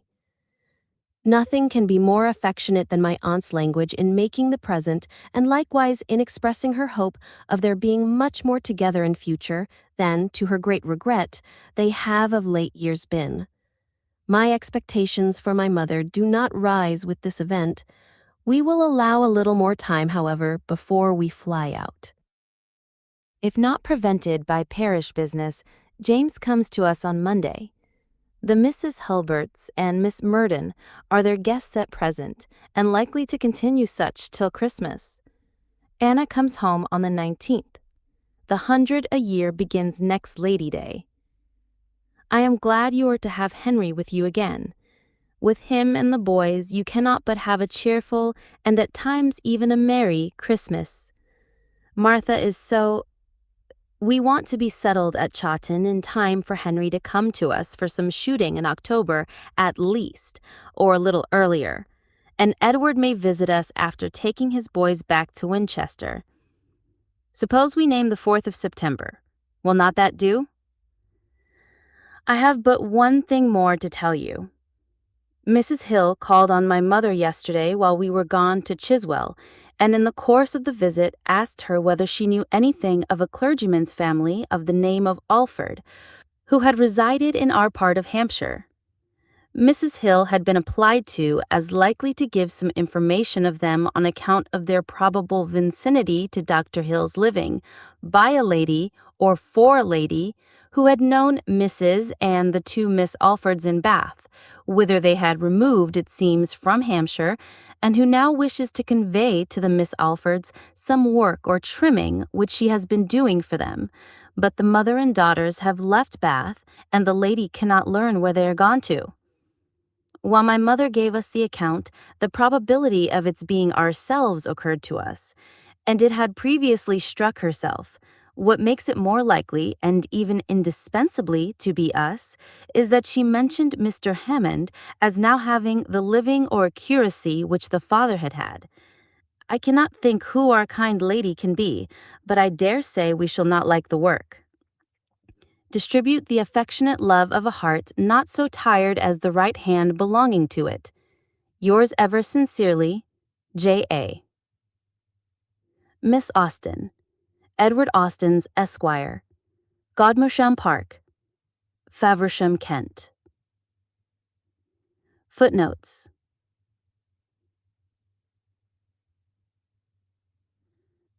(32) Castle Square, Tuesday, December 27th. My dear Cassandra, I can now write at leisure and make the most of my subjects, which is lucky as they are not numerous this week. Our house was cleared by 11:30 on Saturday, and we had the satisfaction of hearing yesterday that the party reached home in safety soon after 5. I was very glad of your letter this morning, for my mother taking medicine, Eliza keeping her bed with a cold, and Coles not coming, made us rather dull and dependent on the post. You tell me much that gives me pleasure, but I think not much to answer. I wish I could help you in your needlework. I have 2 hands and a new thimble that lead a very easy life. Lady Son's match surprises me, but does not offend me. Had her first marriage been of affection, or had there been a grown-up single daughter, I should not have forgiven her. But I consider everybody as having a right to marry once in their lives for love, if they can, and provided she will now leave off having bad headaches and being pathetic, I can wish her to be happy. Do not imagine that your picture of your tête-à-tête with Sir B makes any change in our expectations here. He could not be really reading, though he held the newspaper in his hand. He was making up his mind to the deed and the manner of it. I think you will have a letter from him soon. I heard from Portsmouth yesterday, and as I am to send them more clothes, they cannot be expecting a very early return to us. Mary's face is pretty well, but she must have suffered a great deal with it. An abscess was formed and opened. Our evening party on Thursday produced nothing more remarkable than Miss Murden's coming too, though she had declined it absolutely in the morning, and sitting very ungracious and very silent with us from 7 o'clock till 11:30, for so late was it, owing to the chairman, before we got rid of them. The last hour, spent in yawning and shivering in a wide circle round the fire, was dull enough, but the tray had admirable success. The widgeon and the preserved ginger were as delicious as one could wish. But as to our black butter, do not decoy anybody to Southampton by such a lure, for it is all gone. The first pot was opened when Frank and Mary were here, and proved not at all what it ought to be. It was neither solid nor entirely sweet, and on seeing it, Eliza remembered that Miss Austen had said she did not think it had been boiled enough. It was made, you know, when we were absent. Such being the event of the first pot, I would not save the second, and we therefore ate it in unpretending privacy, and though not what it ought to be, part of it was very good. James means to keep 3 horses on this increase of income. At present he has but 1. Mary wishes the other 2 to be fit to carry women, and in the purchase of 1, Edward will probably be called upon to fulfill his promise to his godson. We have now pretty well ascertained James's income to be £1,100, curate paid, which makes us very happy, the ascertainment as well as the income. Mary does not talk of the garden. It may well be a disagreeable subject to her, but her husband is persuaded that nothing is wanting to make the first new one good, but trenching, which is to be done by his own servants and John Bond, by degrees, not at the expense which trenching the other amounted to. I was happy to hear, chiefly for Anna's sake, that a ball at Manydown was once more in agitation, It is called a child's ball, and given by Mrs. Heathcote to W.M. Such was its beginning, at least, but it will probably swell into something more. Edward was invited during his stay at Manydown, and it is to take place between this and Twelfth Day. Mrs. Holbert has taken Anna a pair of white shoes on the occasion. I forgot in my last to tell you that we hear, by way of Kintbury and the Palmers, that they were all well at Bermuda in the beginning of November. Wednesday. Yesterday must have been a day of sad remembrance at GM. I am glad it is over. We spent Friday evening with our friends at the boarding house, and our curiosity was gratified by the sight of their fellow inmates, Mrs. Drew and Miss Hook, Mr. Wynne and Mr. Fitzhugh. The latter is brother to Mrs. Lance, and very much the gentleman. He has lived in that house more than 20 years, and, poor man, is so totally deaf that they say he could not hear a cannon were it fired close to him. Having no cannon at hand to make the experiment, I took it for granted and talked to him a little with my fingers, which was funny enough. I recommended him to read Corinna. Miss Hook is a well-behaved, genteelish woman. Mrs. Drew, well-behaved, without being at all genteel. Mr. Wynne seems a chatty and rather familiar young man. Miss Murden was quite a different creature this last evening from what she had been before, owing to her having, with Martha's help, found a situation in the morning, which bids very fair for comfort. When she leaves Steventon, she comes to board and lodge with Mrs. Hookey, the chemist, for there is no Mr. Hookey. I cannot say that I am in any hurry for the conclusion of her present visit, but I was truly glad to see her comfortable in mind and spirits. At her age, perhaps, one may be as friendless oneself, and in similar circumstances quite as captious. My mother has been lately adding to her possessions in plate, a whole tablespoon and a whole dessert spoon, and 6 whole teaspoons, which makes our sideboard border on the magnificent. They were mostly the produce of old or useless silver. I have turned the 11 shillings in the list into 12 shillings, and the card looks all the better. A silver tea ladle is also added, which will at least answer the purpose of making us sometimes think of John Warren. I have laid Lady Sonda's case before Martha, who does not make the least objection to it, and is particularly pleased with the name of Montresor. I do not agree with her there, but I like his rank very much, and always affix the ideas of strong sense and highly elegant manners to a general. I must write to Charles next week. You may guess in what extravagant terms of praise Earl Harwood speaks of him. He is looked up to by everybody in all America. I shall not tell you anything more of Willem Digweed's china, as your silence on the subject makes you unworthy of it. Mrs. H. Digweed looks forward with great satisfaction to our being her neighbors. I would have her enjoy the idea to the utmost, as I suspect there will not be much in the reality. With equal pleasure, we anticipate an intimacy with her husband's bailiff and his wife, who live close by us and are said to be remarkably good sort of people. Yes, we will have a pianoforte, as good a one as can be got for 30 guineas, and I will practice country dances, that we may have some amusement for our nephews and nieces when we have the pleasure of their company. Martha sends her love to Henry, and tells him that he will soon have a bill of Miss Chaplin's, about £14, to pay on her account, but the bill shall not be sent in till his return to town. I hope he comes to you in good health, and in spirits as good as a first return to Godmersham can allow. With his nephews he will force himself to be cheerful, till he really is so. Send me some intelligence of Eliza. It is a long while since I have heard of her. We have had snow on the ground here almost a week. It is now going, but Southampton must boast no longer. We all send our love to Edward Jr. and his brothers, and I hope speculation is generally liked. Fare you well. Yours affectionately, J. A. Austen. My mother has not been out of doors this week, but she keeps pretty well.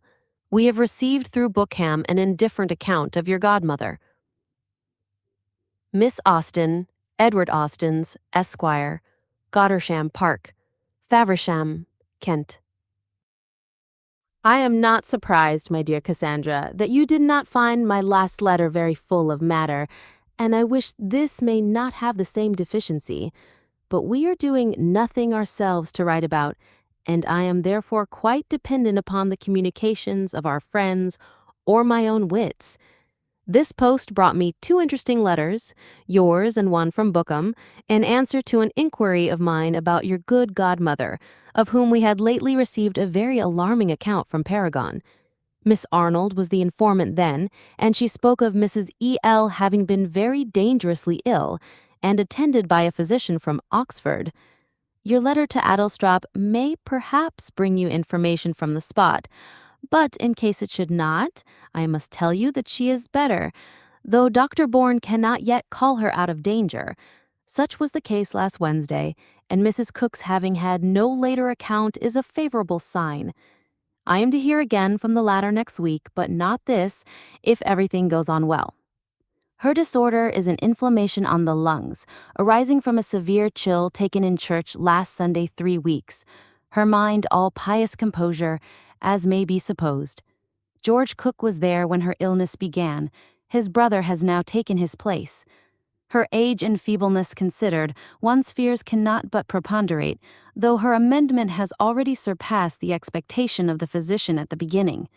I am sorry to add that Becky is laid up with a complaint of the same kind. I am very glad to have the time of your return at all fixed. We all rejoice in it, and it will not be later than I had expected.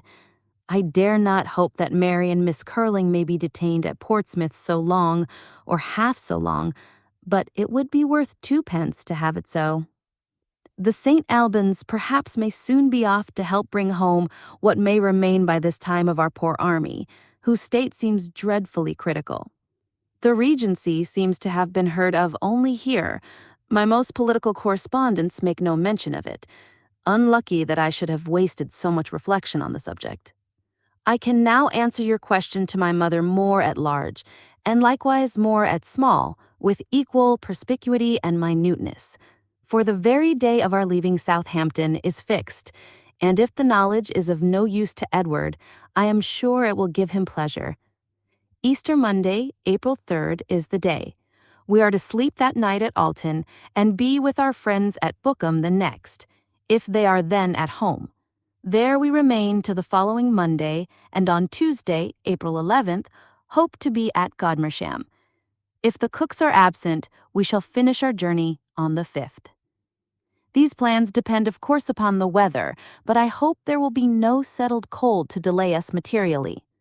To make you amends for being at Bookham, it is in contemplation to spend a few days at Bayton Lodge in our way out of Kent.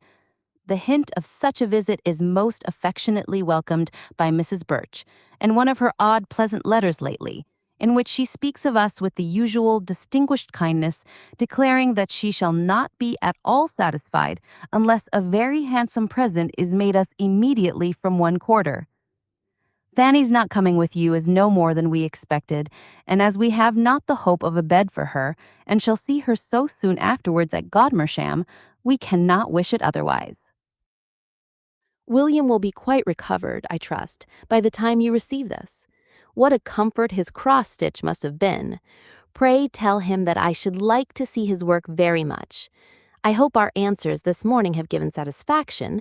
We had great pleasure in Uncle Dee-Dee's packet, and pray let Marianne know in private that I think she is quite right to work a rug for Uncle John's coffee urn, and that I am sure it must give great pleasure to herself now, and to him when he receives it. The preference of brag over speculation does not greatly surprise me, I believe, because I feel the same myself. But it mortifies me deeply because speculation was under my patronage, and after all, what is there so delightful in a pair royal of braggers? It is but 3 nines or 3 knaves, or a mixture of them. When one comes to reason upon it, it cannot stand its ground against speculation, of which I hope Edward is now convinced. Give my love to him if he is. The letter from Paragon before mentioned was much like those which had preceded it, as to the felicity of its writer. They found their house so dirty and so damp that they were obliged to be a week at an inn. John Binns had behaved most unhandsomely and engaged himself elsewhere. They have a man, however, on the same footing, which my aunt does not like, and she finds both him and the new maidservant very, very inferior to Robert and Martha. Whether they mean to have any other domestics does not appear, nor whether they are to have a carriage while they are in Bath. The Holders are as usual, though I believe it is not very usual for them to be happy, which they now are at a great rate in Hooper's marriage. The Irvines are not mentioned. The American lady improved as we went on, but still the same faults in part recurred. We are now in Margiana, and like it very well indeed. We are just going to set off for Northumberland to be shut up in Widdrington Tower, where there must be 2 or 3 sets of victims already immured under a very fine villain. Wednesday. Your report of Eliza's health gives me great pleasure, and the progress of the bank is a constant source of satisfaction. With such increasing profits, tell Henry that I hope he will not work poor Highdiddle so hard as he used to do. Has your newspaper given a sad story of a Mrs. Middleton, wife of a farmer in Yorkshire, her sister and servant being almost frozen to death in the late weather, her little child quite so? I hope the sister is not our friend, Miss Wood, and I rather think her brother-in-law had moved into Lincolnshire, but their name and station accord too well. Mrs. M. and the maid are said to be tolerably recovered, but the sister is likely to lose the use of her limbs. Charles's rug will be finished today and sent tomorrow to Frank to be consigned by him to Mr. Turner's care, and I am going to send Marmion out with it. Very generous in me, I think. As we have no letter from Addlestrop, we may suppose the good woman was alive on Monday, but I cannot help expecting bad news from thence or Bookham in a few days. Do you continue quite well? Have you nothing to say of your little namesake? We join in love and many happy returns. Yours affectionately, J. Austen. The Many-Down ball was a smaller thing than I expected, but it seems to have made Anna very happy. At her age, it would not have done for me. Miss Austen, Edward Austen's Esquire, Gottimer's Park, Faversham, Kent. My dear Cassandra, I am happy to say that we had no second letter from Bookham last week. Yours has brought its usual measure of satisfaction and amusement, and I beg your acceptance of all the thanks due on the occasion.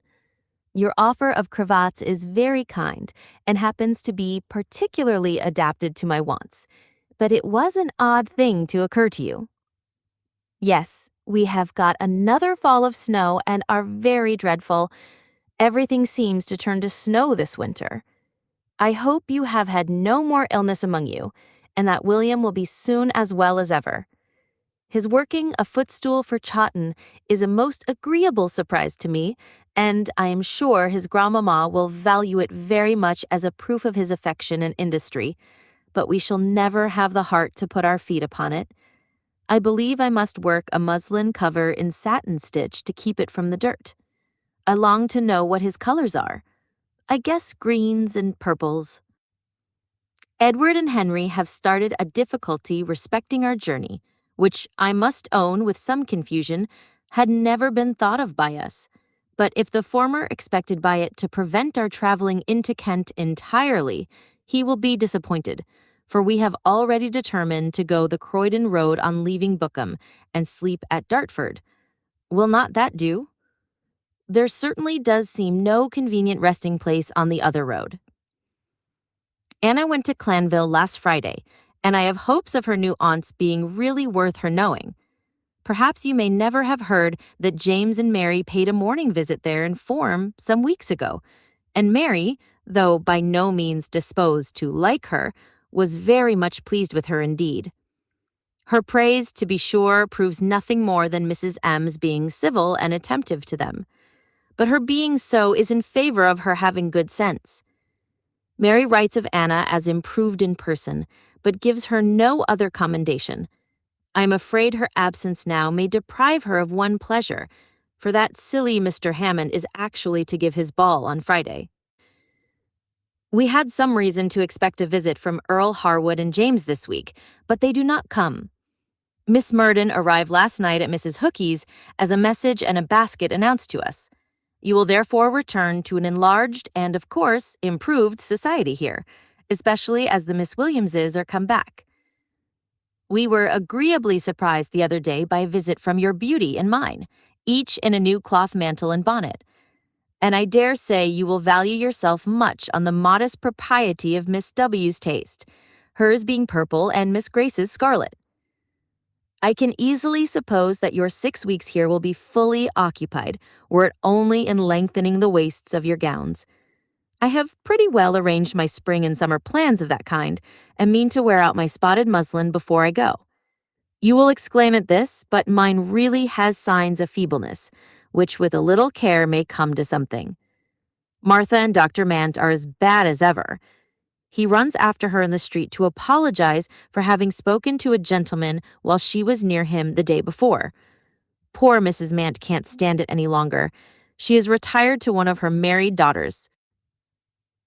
When William returns to Winchester, Mary Jane is to go to Mrs. Nunn's for a month and then to Steventon for a fortnight, and it seems likely that she and her Aunt Martha may travel into Berkshire together. We shall not have a month of Martha after your return, and that month will be a very interrupted and broken one. But we shall enjoy ourselves the more when we can get a quiet half-hour together.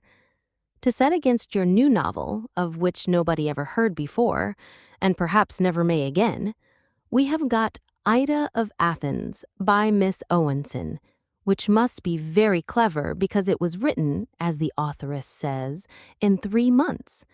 We have only read the preface yet, but her Irish girl does not make me expect much. If the warmth of her language could affect the body, it might be worth reading in this weather. Adieu. I must leave off to stir the fire and call on Miss Murden. Evening. I have done them both. The first very often. We found our friend as comfortable as she can ever allow herself to be in cold weather. There's a very neat parlor behind the shop for her to sit in, not very light indeed, being a la Southampton, the middle of 3 deep, but very lively from the frequent sound of the pestle and mortar. We afterwards called on the Miss Williamses, who lodge at Derventoy. Miss Mary only was at home, and she is in very indifferent health. Dr. Hackett came in while we were there and said that he never remembered such a severe winter as this in Southampton before. It is bad, but we do not suffer as we did last year, because the wind has been more in E than in W. For a day or 2 last week, my mother was very poorly with a return of one of her old complaints, but it did not last long and seems to have left nothing bad behind it. She began to talk of a serious illness, her 2 last having been preceded by the same symptoms, but, thank heaven, she is now quite as well as one can expect her to be in weather which deprives her of exercise. Miss M. conveys to us a 3rd volume of sermons from Hamstall, just published, and which we are to like better than the 2 others. They are professedly practical and for the use of country congregations. I have just received some verses in an unknown hand, and am desired to forward them to my nephew Edward at Godshirman. Alas, poor Brag, thou boastful game, what now avails thine empty name, where now thy more distinguished fame? My day is over, and thine the same, for thou like me art thrown aside at Godishman this Christmas tide, and now across the table wide each game save Brag or Speck is tried. Such is the mild ejaculation of tender-hearted speculation. Wednesday. I expected to have a letter from somebody today, but I have not. Twice every day I think of a letter from Portsmouth. Miss Murden has been sitting with us this morning. As yet, she seems very well pleased with her situation. The worst part of her being in Southampton will be the necessity of one walking with her now and then, for she talks so loud that one is quite ashamed. But our dining hours are luckily very different, which we shall take all reasonable advantage of. The Queen's birthday moves the assembly to this night instead of last, and as it is always fully attended, Martha and I expect an amusing show. We were in hopes of being independent of other companions by having the attendance of Mr. Austen and Captain Harwood, but as they fail us, we are obliged to look out for other help, and have fixed on the Wallops as least likely to be troublesome. I have called on them this morning and found them very willing, and I am sorry that she must wait a whole week for the particulars of the evening. I propose being asked to dance by our acquaintance, Mr. Smith, now Captain Smith, who has lately reappeared in Southampton, but I shall decline it. He saw Charles last August. What an alarming bride Mrs. Blank must have been. Such a parade is one of the most immodest pieces of modesty that one can imagine. To attract notice could have been her only wish. It augurs ill for her family. It announces not great sense, and therefore ensures boundless influence. I hope Fanny's visit is now taking place. You have said scarcely anything of her lately, but I trust you are as good friends as ever. Martha sends her love and hopes to have the pleasure of seeing you when you return to Southampton. You are to understand this message as being merely for the sake of a message to oblige me. Yours affectionately, J. Austen. Henry never sent his love to me in your last, but I send him mine. Miss Austen, Edward Austen's, Esquire, Godmersham Park, Faversham, Kent.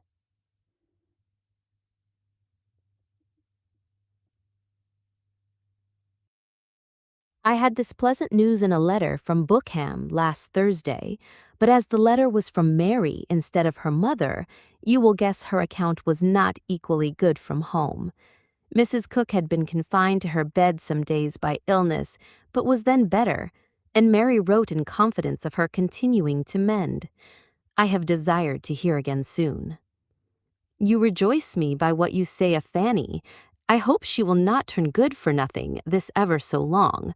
We thought of and talked of her yesterday with sincere affection, and wished her a long enjoyment of all the happiness to which she seems born. While she gives happiness to those about her, she is pretty sure of her own share. I am gratified by her having pleasure in what I write, but I wish the knowledge of my being exposed to her discerning criticism may not hurt my style by inducing too great a solicitude. I begin already to weigh my words and sentences more than I did, and am looking about for a sentiment, an illustration, or a metaphor in every corner of the room. Could my ideas flow as fast as the rain in the store closet, it would be charming.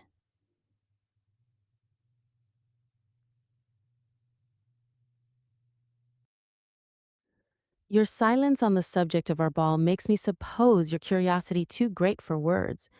We were very well entertained and could have stayed longer but for the arrival of my list shoes to convey me home, and I did not like to keep them waiting in the cold. The room was tolerably full and the ball opened by Miss Glynn. The Miss Lance had partners, Captain Dauvergne's friend appeared in regimentals, Caroline Maitland had an officer to flirt with, and Mr. John Harrison was deputed by Captain Smith, being himself absent, to ask me to dance. Everything went well, you see, especially after we had tucked Mrs. Lance's neckerchief in behind and fastened it with a pin.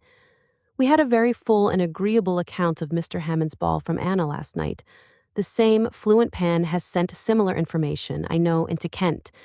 She seems to have been as happy as one could wish her, and the complacency of her mamma in doing the honors of the evening must have made her pleasure almost as great. The grandeur of the meeting was beyond my hopes. I should like to have seen Anna's looks in performance, but that sad cropped head must have injured the former.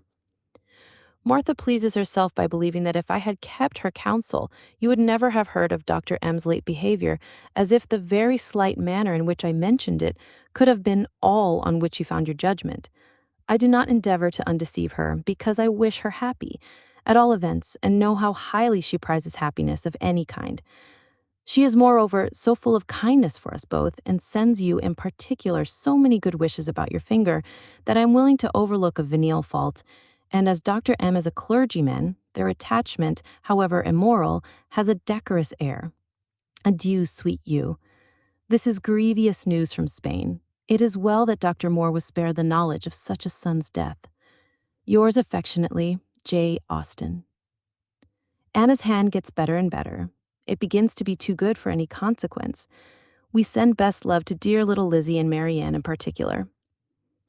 The Portsmouth paper gave a melancholy history of a poor madwoman escaped from confinement who said her husband and daughter of the name of Payne lived at Ashford in Kent. Do you own them? Miss Austen,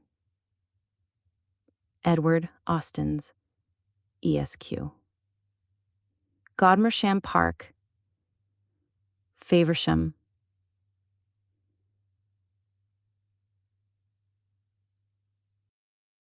I shall now try to say only what is necessary.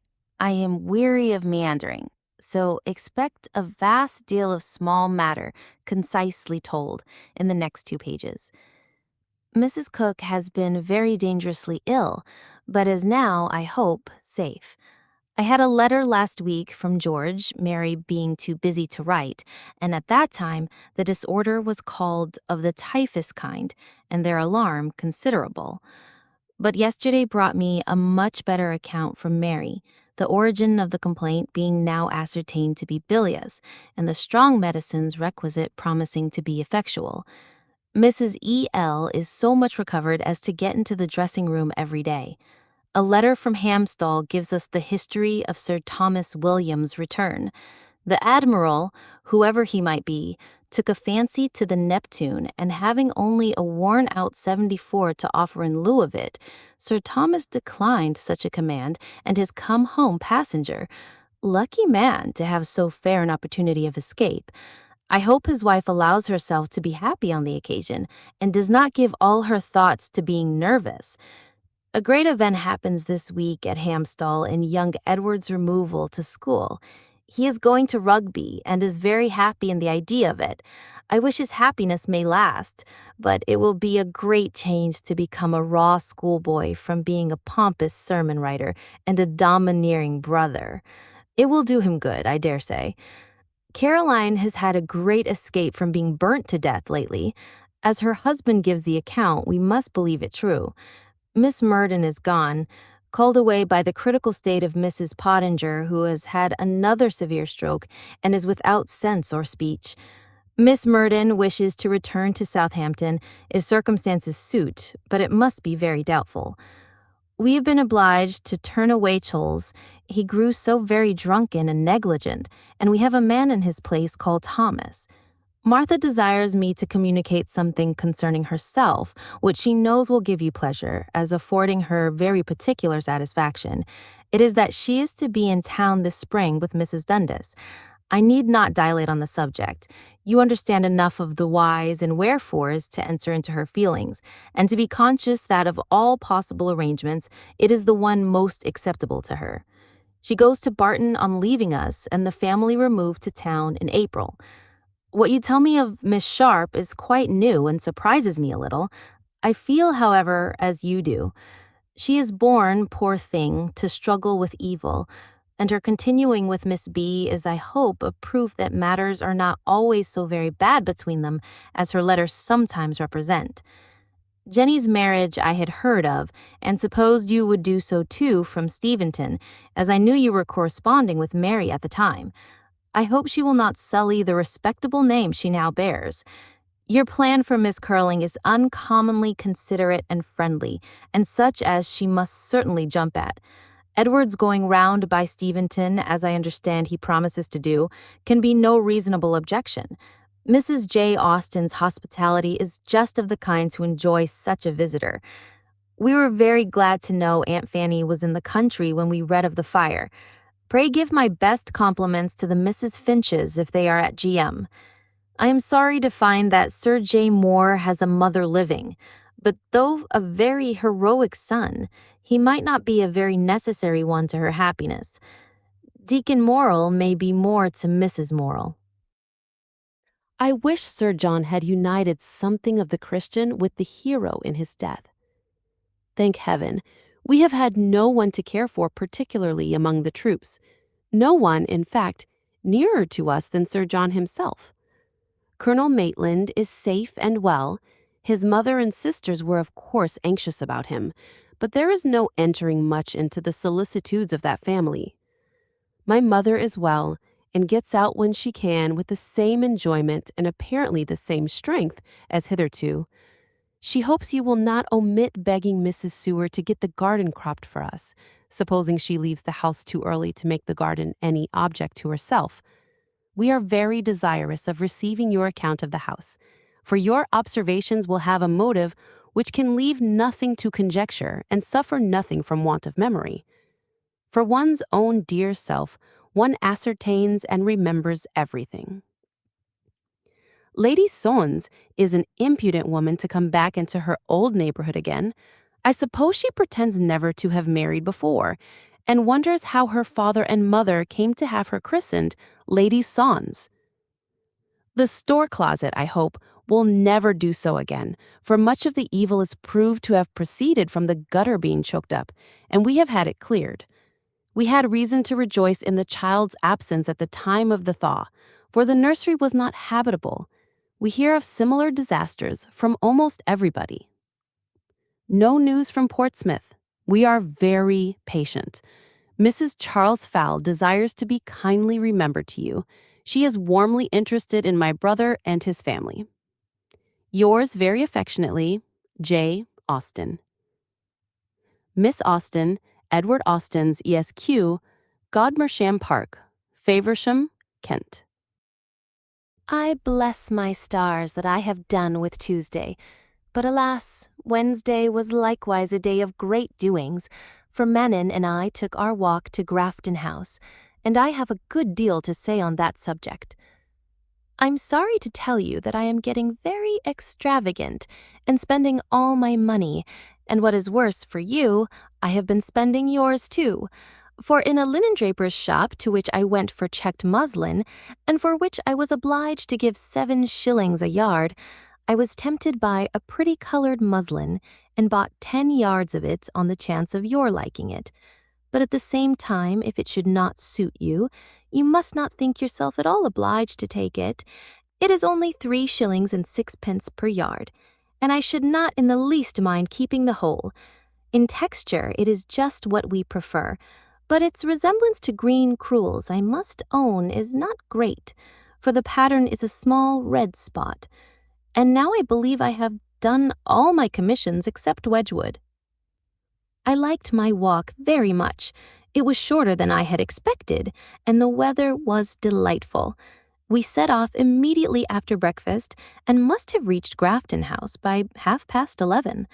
But when we entered the shop, the whole counter was thronged, and we waited full half an hour before we could be attended to. When we were served, however, I was very well satisfied with my purchases, my bugle trimming at 2 shillings and 4 pence, and 3 pairs silk stockings for a little less than 12 shillings a pair. In my way back, who should I meet but Mr. Moore, just come from Beckenham. I believe he would have passed me if I had not made him stop, but we were delighted to meet. I soon found, however, that he had nothing new to tell me, and then I let him go. Miss Burton has made me a very pretty little bonnet, and now nothing can satisfy me, but I must have a straw hat of the riding hat shape, like Mrs. Tilson's, and a young woman in this neighborhood is actually making me one. I am really very shocking, but it will not be dear at a guinea. Our pelisses are 17 shillings each. She charges only 8 shillings for the making, but the buttons seem expensive. Are expensive, I might have said, for the fact is plain enough. We drank tea again yesterday with the Tilsons and met the Smiths. I find all these little parties very pleasant. I like Mrs. S. Miss Beatty is good humor itself and does not seem much besides.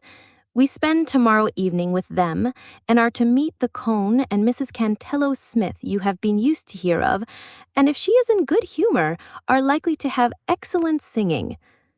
Tonight I might have been at the play.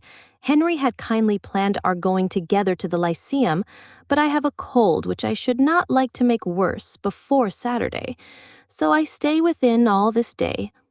Eliza is walking out by herself. She has plenty of business on her hands just now, for the day of the party is settled and drawing near. Above 80 people are invited for next Tuesday evening, and there is to be some very good music. 5 professionals, 3 of them glee singers, besides amateurs. Fanny will listen to this. One of the hirelings is a capital on the harp, from which I expect great pleasure. The foundation of the party was a dinner to Henry Egerton and Henry Walter, but the latter leaves town the day before. I am sorry, as I wished her prejudice to be done away, but should have been more sorry if there had been no invitation.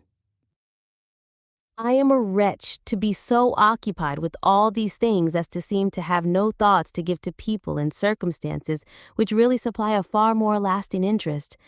The society in which you are. But I do think of you all, I assure you, and want to know all about everybody, and especially about your visit to the W. Friars. Le moyen not to be occupied by one's own concerns. Saturday. Frank is superseded in the Caledonia. Henry brought us this news yesterday from Mr. Daysh, and he heard at the same time that Charles may be in England in the course of a month. Sir Edward Poland succeeds Lord Gambier in his command, and some captain of his succeeds Frank, and I believe the order is already gone out. Henry means to inquire further today. He wrote to Mary on the occasion. This is something to think of. Henry is convinced that he will have the offer of something else, but does not think it will be at all incumbent on him to accept it, and then follows, what will he do and where will he live? I hope to hear from you today. How are you as to health, strength, looks, etc.? I had a very comfortable account from Chawton yesterday. If the weather permits, Eliza and I walk into London this morning. She is in want of chimney lights for Tuesday, and I have an ounce of darning cotton. She has resolved not to venture to the play tonight. The D'Entriguet and Comte Julien cannot come to the party, which was at first a grief, but she has since supplied herself so well with performers that it is of no consequence. Their not coming has produced our going to them tomorrow evening, which I like the idea of. It will be amusing to see the ways of a French circle. I wrote to Mrs. Hill a few days ago and have received a most kind and satisfactory answer. Any time the first week in May exactly suits her, and therefore I consider my going as tolerably fixed. I shall leave Sloane Street on the 1st or 2nd and be ready for James on the 9th, and if his plan alters, I can take care of myself. I have explained my views here, and everything is smooth and pleasant, and Eliza talks kindly of conveying me to Streatham. We met the Tilsons yesterday evening, but the Singing Smiths sent an excuse which put our Mrs. Smith out of humor. We are come back after a good dose of walking and coaching, and I have the pleasure of your letter. I wish I had James's verses, but they were left at Chawton. When I return thither, if Mrs. K will give me leave, I will send them to her. Our first object today was Henrietta Street, to consult with Henry in consequence of a very unlucky change of the play for this very night, Hamlet instead of King John, and we are to go on Monday to Macbeth instead, but it is a disappointment to us both. Love to all. Yours affectionately, Jane. Miss Austen, Edward Austen, ESQ, Gotham Sam Park, Faversham, Kent. 36. Sloane Street, Thursday, April 25th. My dearest Cassandra, I can return the compliment by thanking you for the unexpected pleasure of your letter yesterday, and as I like unexpected pleasure, it made me very happy, and indeed you need not apologize for your letter in any respect, for it is all very fine, but not too fine, I hope, to be written again or something like it. I think Edward will not suffer much longer from heat. By the look of things this morning, I suspect the weather is rising into the balsamic northeast. It has been hot here, as you may suppose, since it was so hot with you, but I have not suffered from it at all, nor felt it in such a degree as to make me imagine it would be anything in the country. Everybody has talked of the heat, but I set it all down to London. I give you joy of our new nephew, and hope if he ever comes to be hanged it will not be till we are too old to care about it. It is a great comfort to have it so safely and speedily over. The Miss Curlings must be hard worked in writing so many letters, but the novelty of it may recommend it to them. Mine was from Miss Eliza, and she says that my brother may arrive today. No, indeed, I am never too busy to think of S&S. I can no more forget it than a mother can forget her suckling child, and I am much obliged to you for your inquiries. I have had 2 sheets to correct, but the last only brings us to Willoughby's first appearance. Mrs. K regrets in the most flattering manner that she must wait till May, but I have scarcely a hope of its being out in June. Henry does not neglect it. He has hurried the printer and says he will see him again today. It will not stand still during his absence. It will be sent to Eliza. The incomes remain as they were, but I will get them altered if I can. I am very much gratified by Mrs. K's interest in it, and whatever may be the event of it as to my credit with her, sincerely wish her curiosity could be satisfied sooner than is now probable.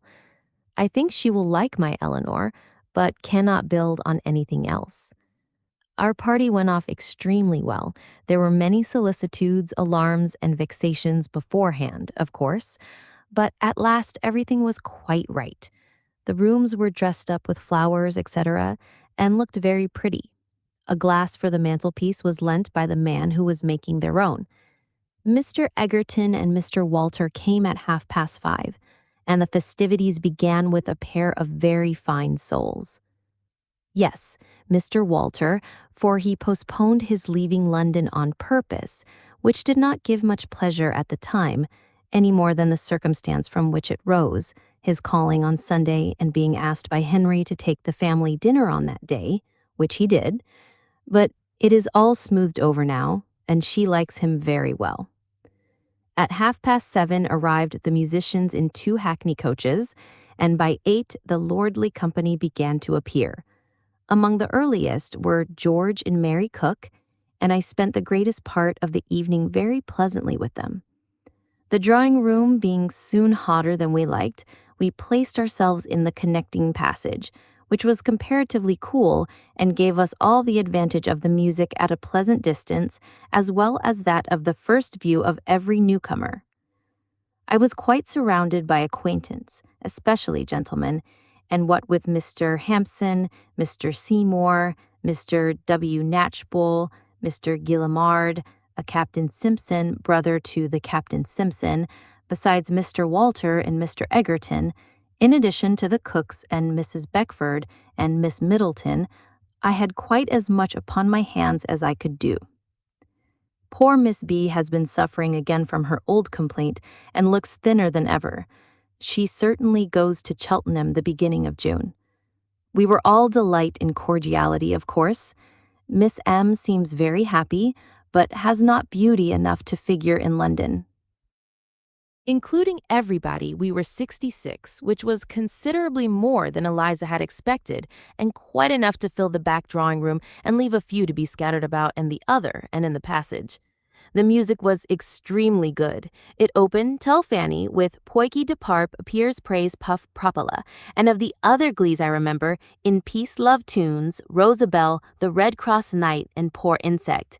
Between the songs were lessons on the harp, or harp and pianoforte together, and the harp player was Weepart, whose name seems famous, though new to me. There was one female singer, a short Miss Davis, all in blue, bringing up for the public line, whose voice was said to be very fine indeed, and all the performers gave great satisfaction by doing what they were paid for and giving themselves no airs. No amateur could be persuaded to do anything. The house was not cleared till after 12. If you wish to hear more of it, you must put your questions, but I seem rather to have exhausted than spared the subject. This said Captain Simpson told us, on the authority of some other captain just arrived from Halifax, that Charles was bringing the Cleopatra home, and that she was probably by this time in the Channel, but as Captain C was certainly in liquor, we must not depend on it. It must give one a sort of expectation, however, and will prevent my writing to him any more. I would rather he should not reach England till I am at home, and the Steventon party gone. My mother and Martha both write with great satisfaction of Anna's behavior. She is quite an Anna with variations, but she cannot have reached her last, for that is always the most flourishing and showy. She is at about her 3rd or 4th, which are generally simple and pretty. Your lilacs are in leaf, ours are in bloom. The horse chestnuts are quite out, and the elms almost. I had a pleasant walk in Kensington Gardens on Sunday with Henry, Mr. Smith, and Mr. Tilson. Everything was fresh and beautiful. We did go to the play after all on Saturday. We went to the Lyceum and saw The Hypocrite, an old play taken from Molière's Tartuffe, and were well entertained. Doughton and Matthews were the good actors. Mrs. Edwin was the heroine, and her performance is just what it used to be. I have no chance of seeing Mrs. Siddons. She did act on Monday, but as Henry was told by the boxkeeper that he did not think she would, the plans and all thought of it were given up. I should particularly have liked seeing her in Constance, and could swear at her with little effort for disappointing me. Henry has been to the watercolor exhibition, which opened on Monday, and is to meet us there again some morning. If Eliza cannot go and she has a cold at present, Miss Beatty will be invited to be my companion. Henry leaves town on Sunday afternoon, but he means to write soon himself to Edward and will tell his own plans. The tea is this moment setting out. Do not have your colored muslin unless you really want it, because I am afraid I could not send it to the coach without giving trouble here. Eliza caught her cold on Sunday in our way to the Dentras. The horses actually gibbed on this side of Hyde Park Gate. A load of fresh gravel made it a formidable hill to them, and they refused the collar. I believe there was a sore shoulder to irritate. Eliza was frightened, and we got out and were detained in the evening air several minutes. The cold is in her chest, but she takes care of herself, and I hope it may not last long. This engagement prevented Mr. Walters staying late. He had his coffee and went away. Eliza enjoyed her evening very much and means to cultivate the acquaintance. And I see nothing to dislike in them but their taking quantities of snuff. Monsieur, the old Count, is a very fine-looking man, with quiet manners, good enough for an Englishman, and, I believe, is a man of great information and taste.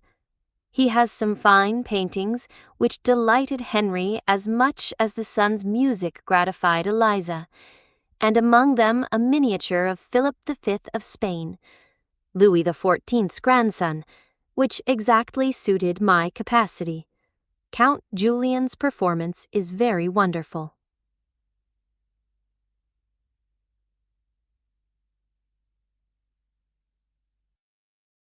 But really, I was never much more put to it than in continuing an answer to Fanny's former message.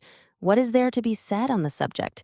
Peri Pell, or par pay, or po, or at the most, pie, pope, pay, pike, pit. I congratulate Edward on the Weald of Kent Canal Bill being put off till another session, as I have just had the pleasure of reading.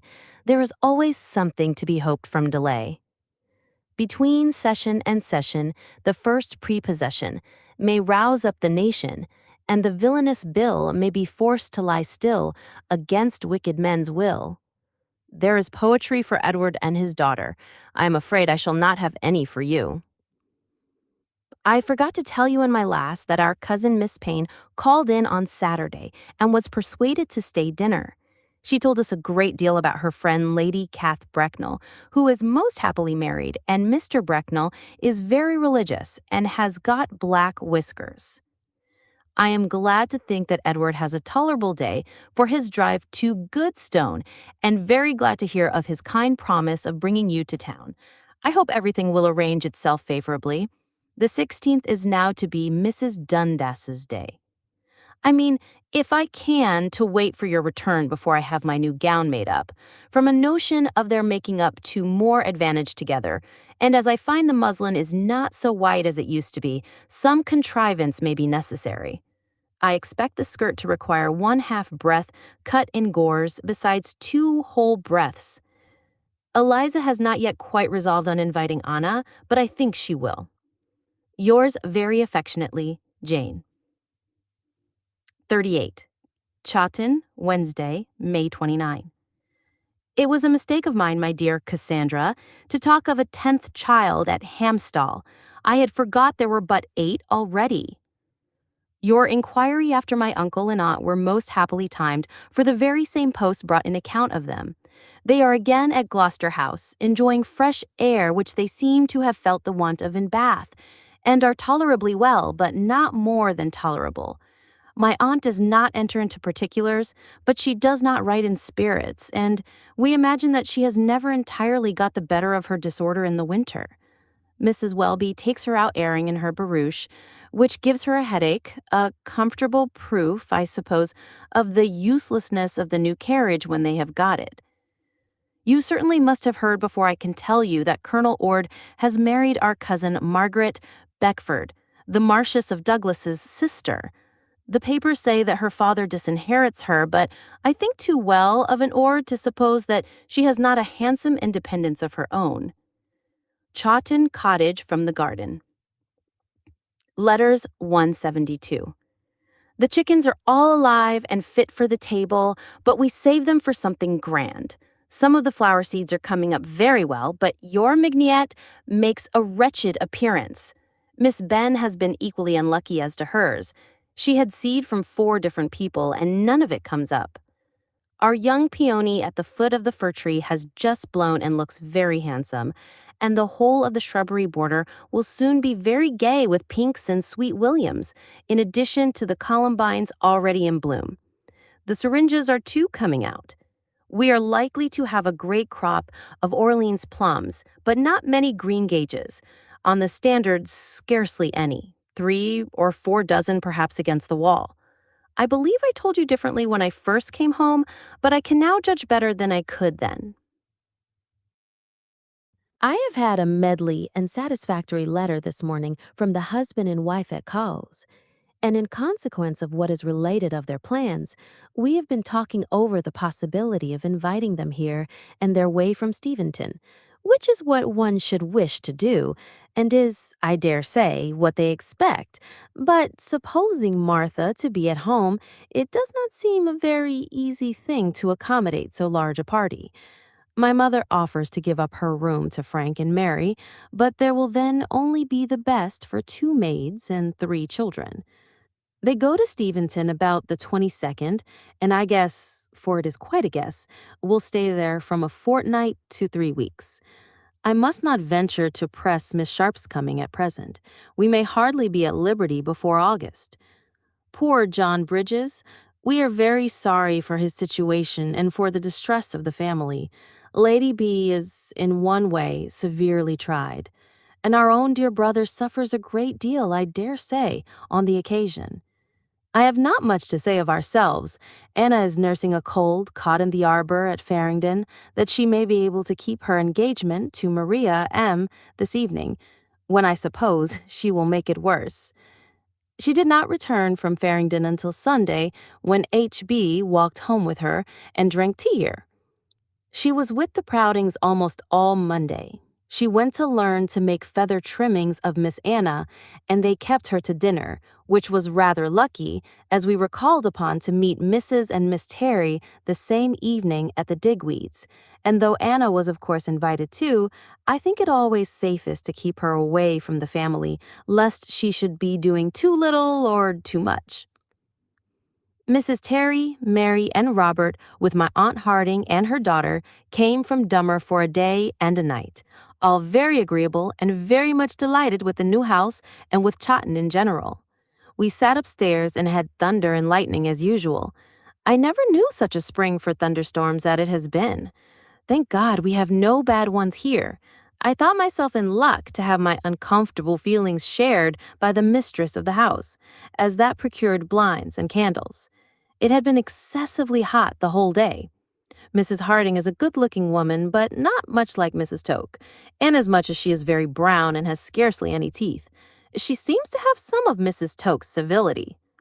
Miss H is an elegant, pleasing, pretty-looking girl, about 19, I suppose, or 19 and a half, or 19 and a quarter, with flowers in her head and music at her finger ends. She plays very well indeed. I have seldom heard anybody with more pleasure. They were at Goldington 4 or 5 years ago. My cousin Flora Long was there last year. My name is Diana.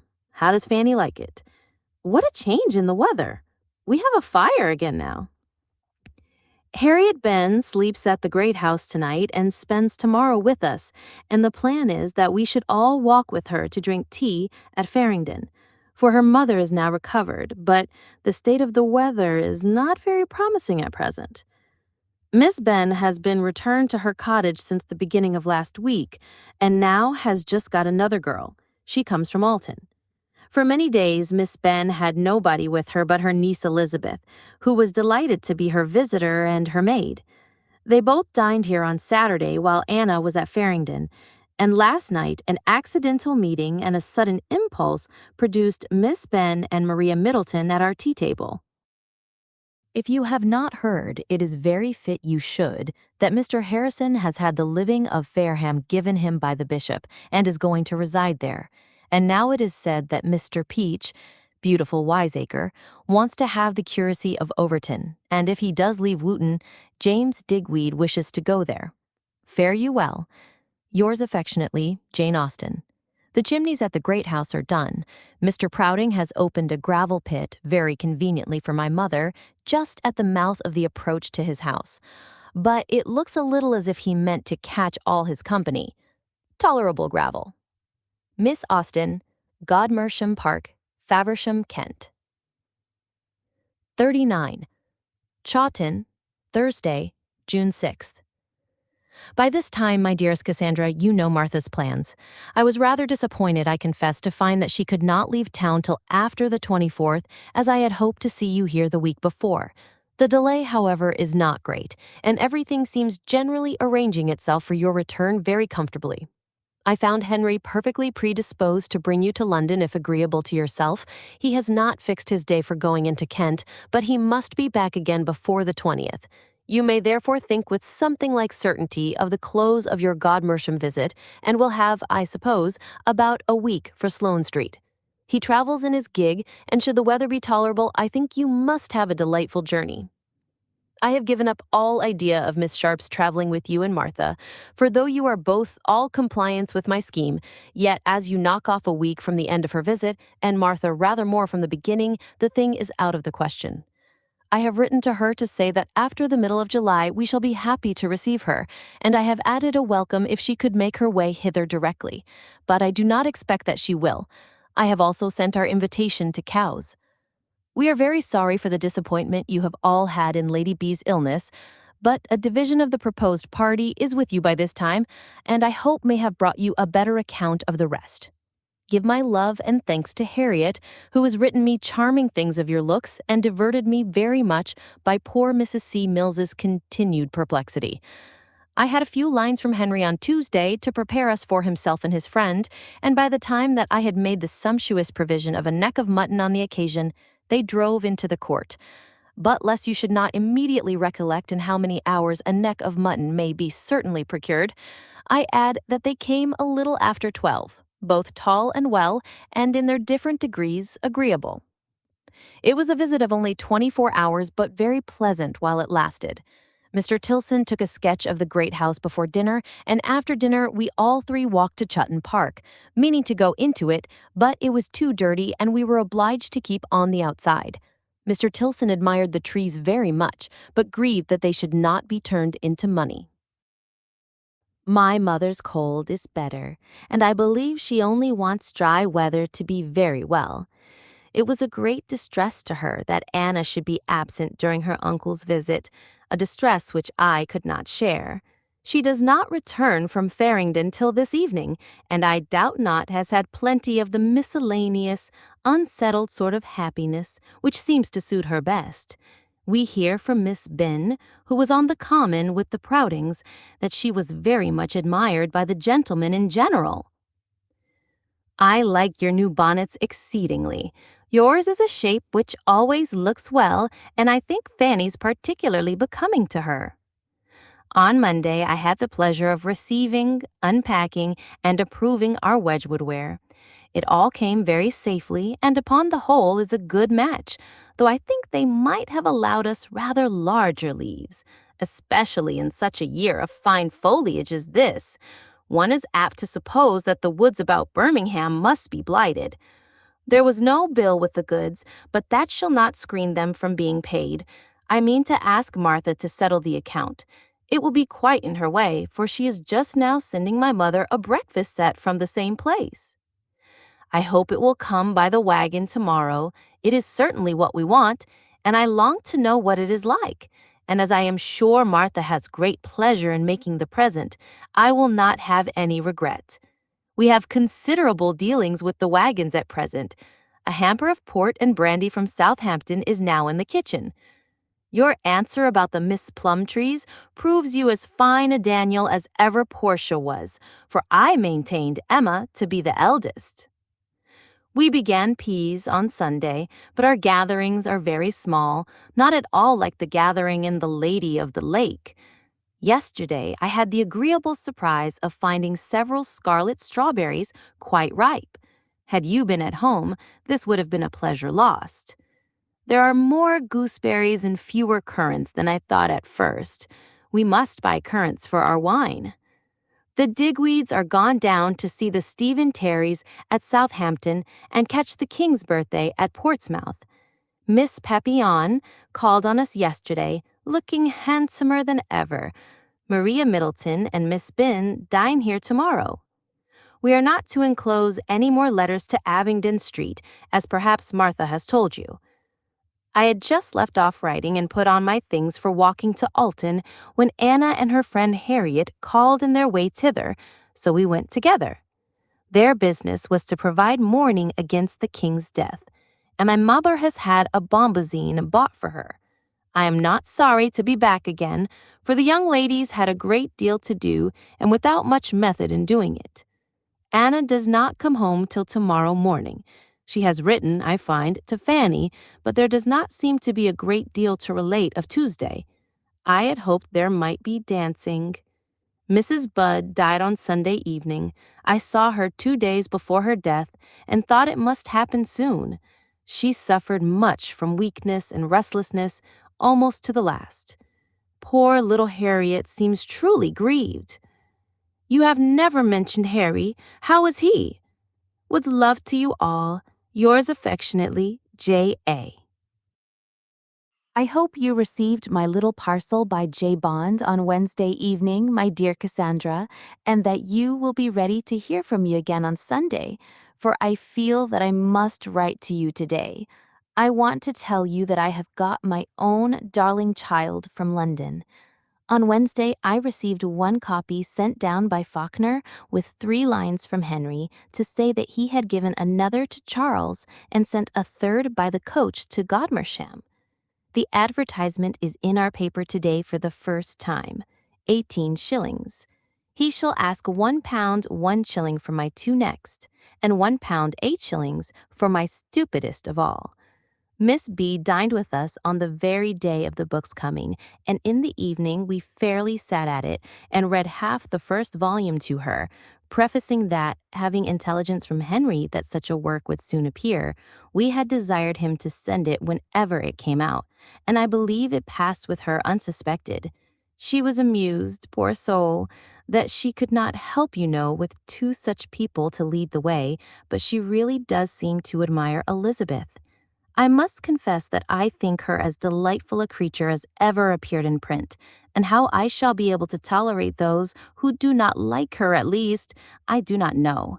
There are a few typical errors, and a said he or a said she would sometimes make the dialogue more immediately clear, but I do not write for such dull elves as have not a great deal of ingenuity themselves.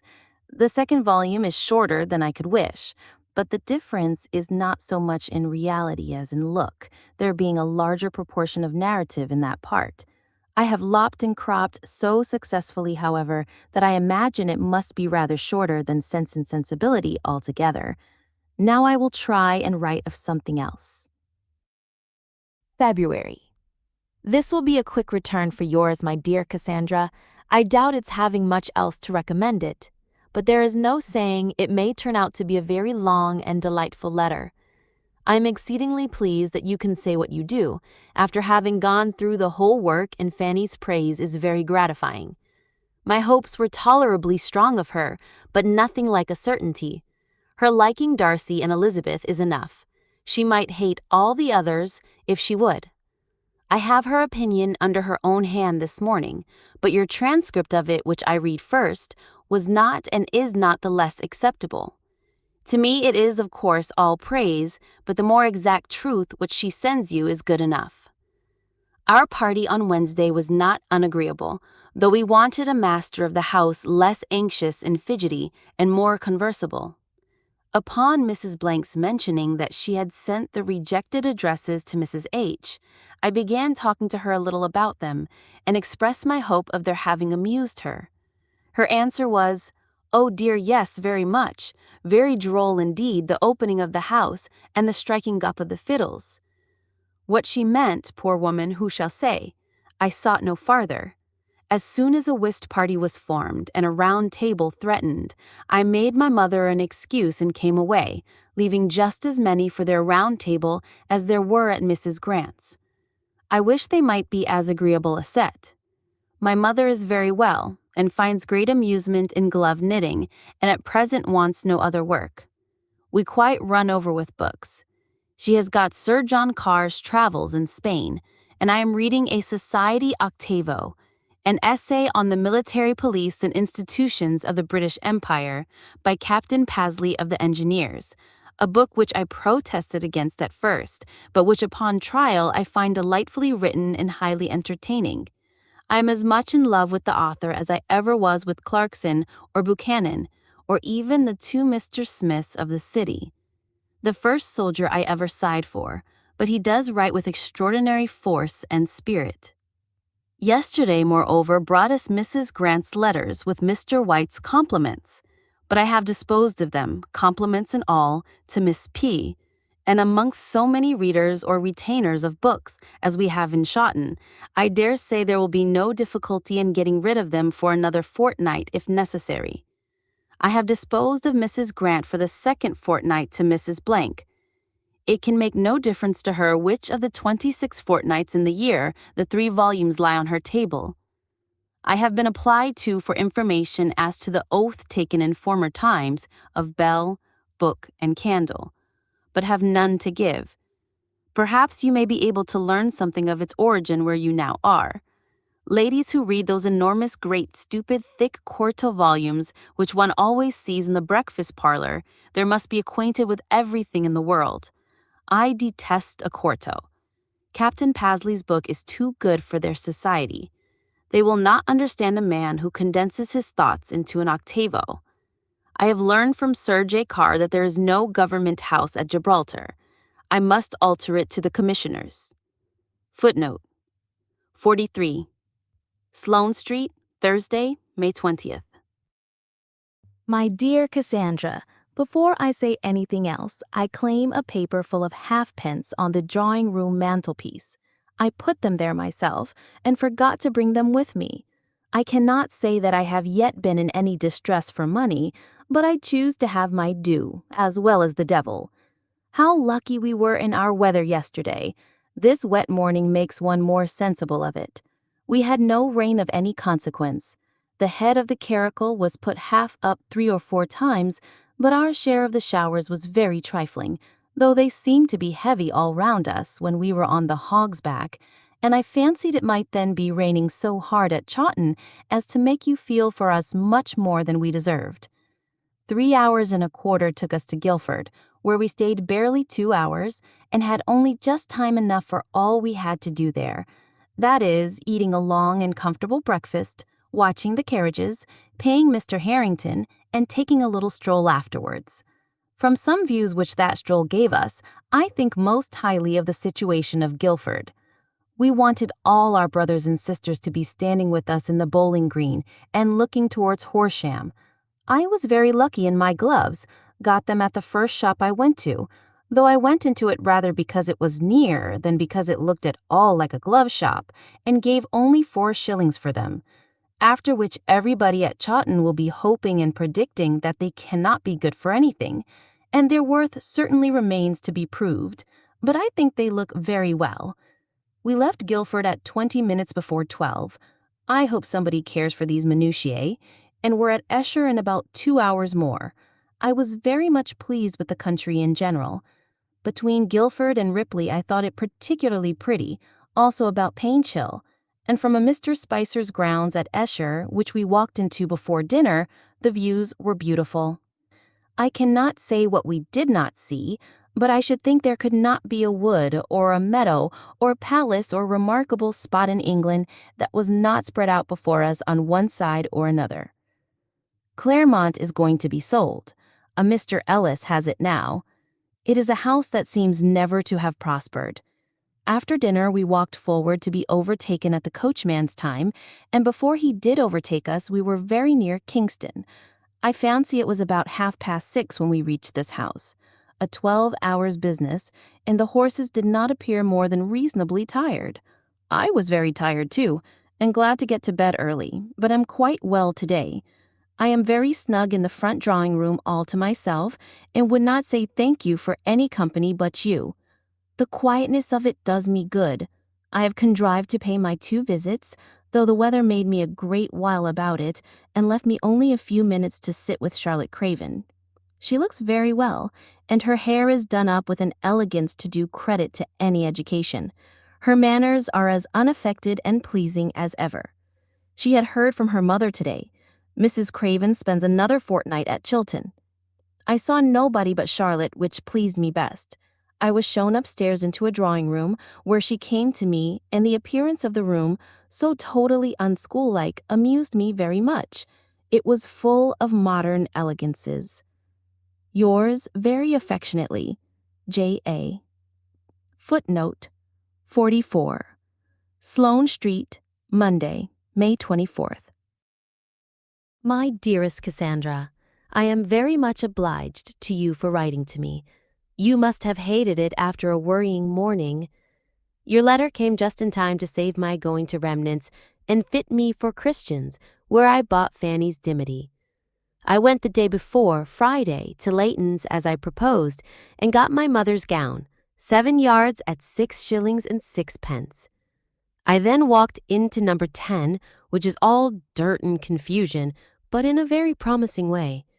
And after being present at the opening of a new account, to my great amusement, Henry and I went to the exhibition in Spring Gardens.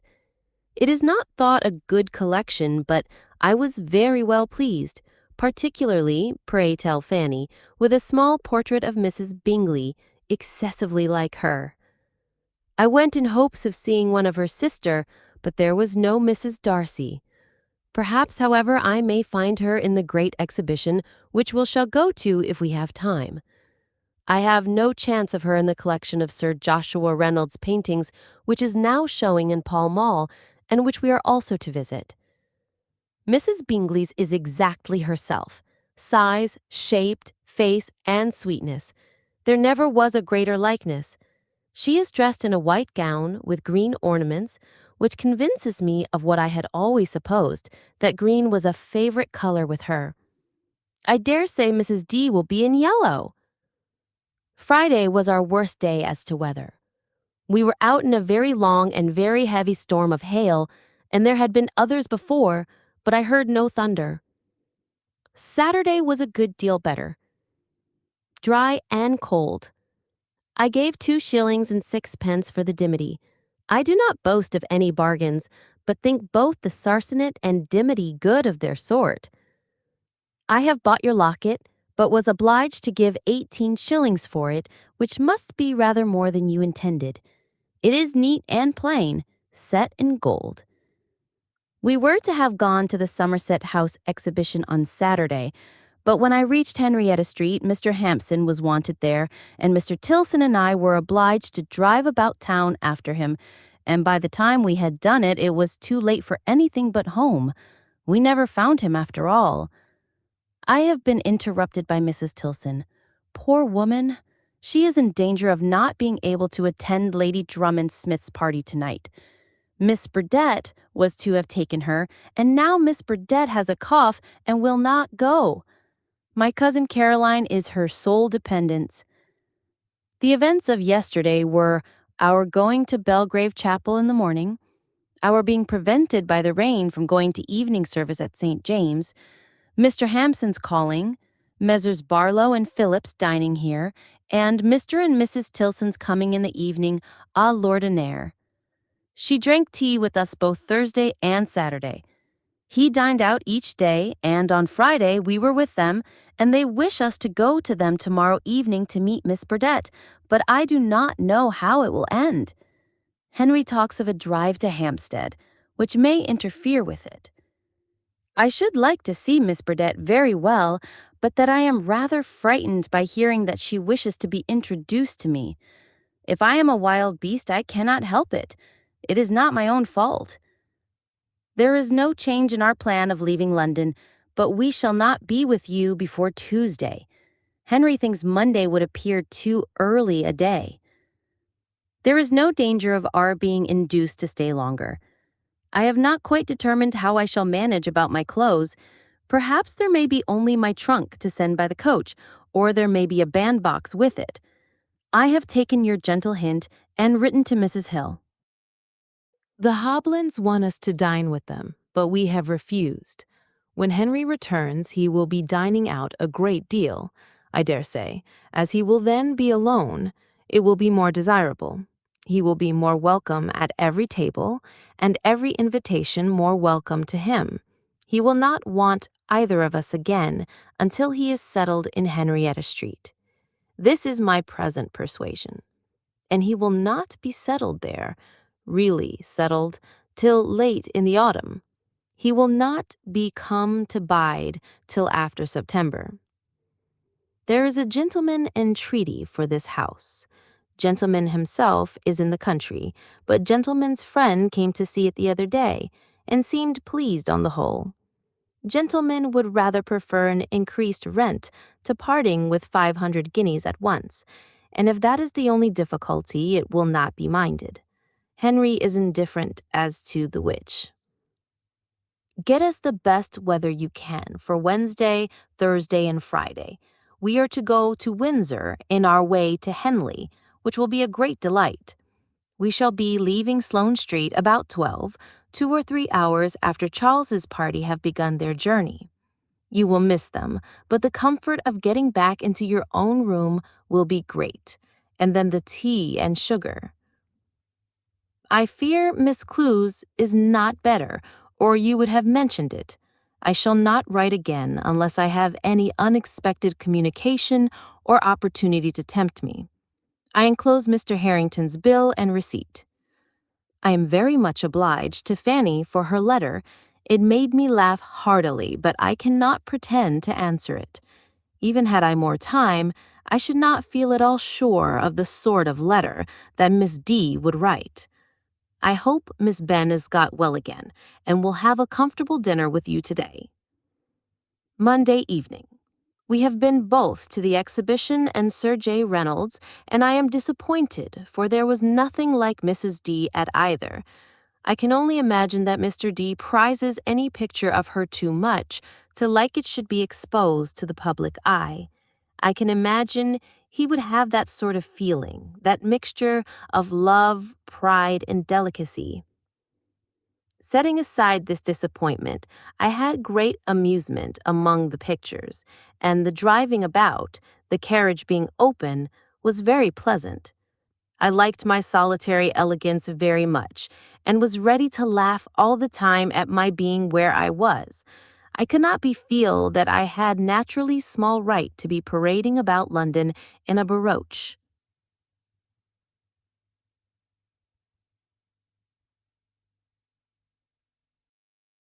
We had a very good journey, weather and roads excellent.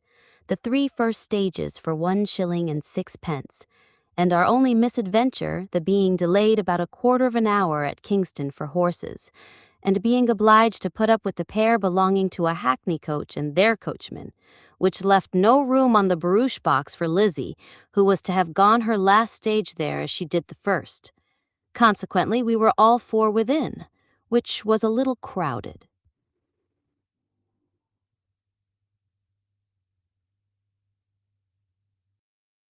We have talked of it again this morning, for now we have breakfasted, and I am convinced that if you can make it suit in other respects, you need not scruple on his account. If you cannot come back with him on the 3rd or 4th, therefore I do hope you will contrive to go to Addlestrop. By not beginning your absence till about the middle of the month, I think you may manage it very well. But you will think all this over. One could wish he had intended to come to you earlier, but it cannot be helped. I said nothing to him of Mrs. H. and Miss B., that he might not suppose difficulties. Shall not you put them into our own room? This seems to me the best plan. and the maid will be most conveniently near. Oh, dear me, when shall I ever have done? We did go to Leighton and Cheers before breakfast. Very pretty English poplins at 4 shillings and 3 pence. Irish, ditto, at 6 shillings. More pretty, certainly. Beautiful. Fanny and the 2 little girls are gone to take places for tonight at Covent Garden. Clandestine Marriage and Midas. The latter will be a fine show for L&M. They revelled last night in Don John, whom we left in hell at 11:30. We had Scaremouch and a ghost, and were delighted. I speak of them. My delight was very tranquil, and the rest of us were sober-minded. Don John was the last of 3 musical things. 5 hours at Brighton, in 3 acts, of which one was over before we arrived, none the worse, and the Beehive, rather less flat and trumpery. I have this moment received £5 from kind, beautiful Edward. Fanny has a similar gift. I shall save what I can of it for your better leisure in this place. My letter was from Miss Sharp, nothing particular. A letter from Fanny Cage this morning. 4 o'clock. We are just come back from doing Mrs. Chickers, Miss Hare, and Mr. Spence. Mr. Hall is here, and while Fanny is under his hands, I will try to write a little more. Miss Hare had some pretty caps, and is to make me one like one of them, only white satin instead of blue. It will be white satin and lace, and a little white flower perking out of the left ear like Harriet Byron's feather. I have allowed her to go as far as £1 16s. My gown is to be trimmed everywhere with white ribbon plaited on somehow or other. She says it will look well. I am not sanguine. They trim with white very much. I learnt from Mrs. Ticker's young lady, to my high amusement, that the stays now are not made to force the bosom up at all. That was a very unbecoming and natural fashion. I was really glad to hear that they are not to be so much off the shoulders as they were. Going to Mr. Spence's was a sad business, and cost us many tears. Unluckily, we were obliged to go a second time before he could do more than just look. We went first at 12:30, and afterwards at 3, Papa with us each time, and alas, we are to go again tomorrow. Lizzie is not finished yet. There have been no teeth taken out, however, nor will be, I believe, but he finds hers in a very bad state, and seems to think particularly ill of their durableness. They have been all cleaned, hers filed, and are to be filed again. There's a very sad hole between 2 of her front teeth. Thursday morning, 7:30. Up and dressed and downstairs in order to finish my letter in time for the parcel. At 8, I have an appointment with Madam B, who wants to show me something downstairs. At 9, we are to set off for Grafton House and get that over before breakfast. Edward is so kind as to walk there with us. We are to be at Mr. Spence's again at 11:05. From that time shall be driving about, I suppose, till 4 o'clock at least. We are, if possible, to call on Mrs. Tilson. Mr. Hall was very punctual yesterday and curled me out at a great rate. I thought it looked hideous and longed for a snug cap instead, but my companions silenced me by their admiration. I had only a bit of velvet round my head. I did not catch cold, however. The weather is all in my favor. I have had no pain in my face since I left you. We had very good places in the box next the stage box, front and second row, the 3 old ones behind, of course. I was particularly disappointed at seeing nothing of Mr. Crabbe. I felt sure of him when I saw that the boxes were fitted up with crimson velvet. The new Mr. Terry was Lord Ogleby, and Henry thinks he may do, but there was no acting more than moderate, and I was as much amused by the remembrances connected with Midas as with any part of it. The girls were very much delighted, but still preferred Don Juan, and I must say that I have seen nobody on the stage who has been a more interesting character than that compound of cruelty and lust. It was not possible for me to get the worsteds yesterday. I heard Edward last night pressing Henry to come to you, and I think Henry engaged to go there after his November collection. Nothing has been done as to S&S. The books came to hand too late for him to have time for it before he went. Mr. Hastings never hinted at Eliza in the smallest degree. Henry knew nothing of Mr. Trimmer's death. I tell you these things that you may not have to ask them over again. There's a new clerk sent down to Alton, a Mr. Edmund Williams, a young man whom Henry thinks most highly of, and he turns out to be a son of the luckless Williamses of Grosvenor Place. I long to have you hear Mr. H's opinion of P&P. His admiring my Elizabeth so much is particularly welcome to me.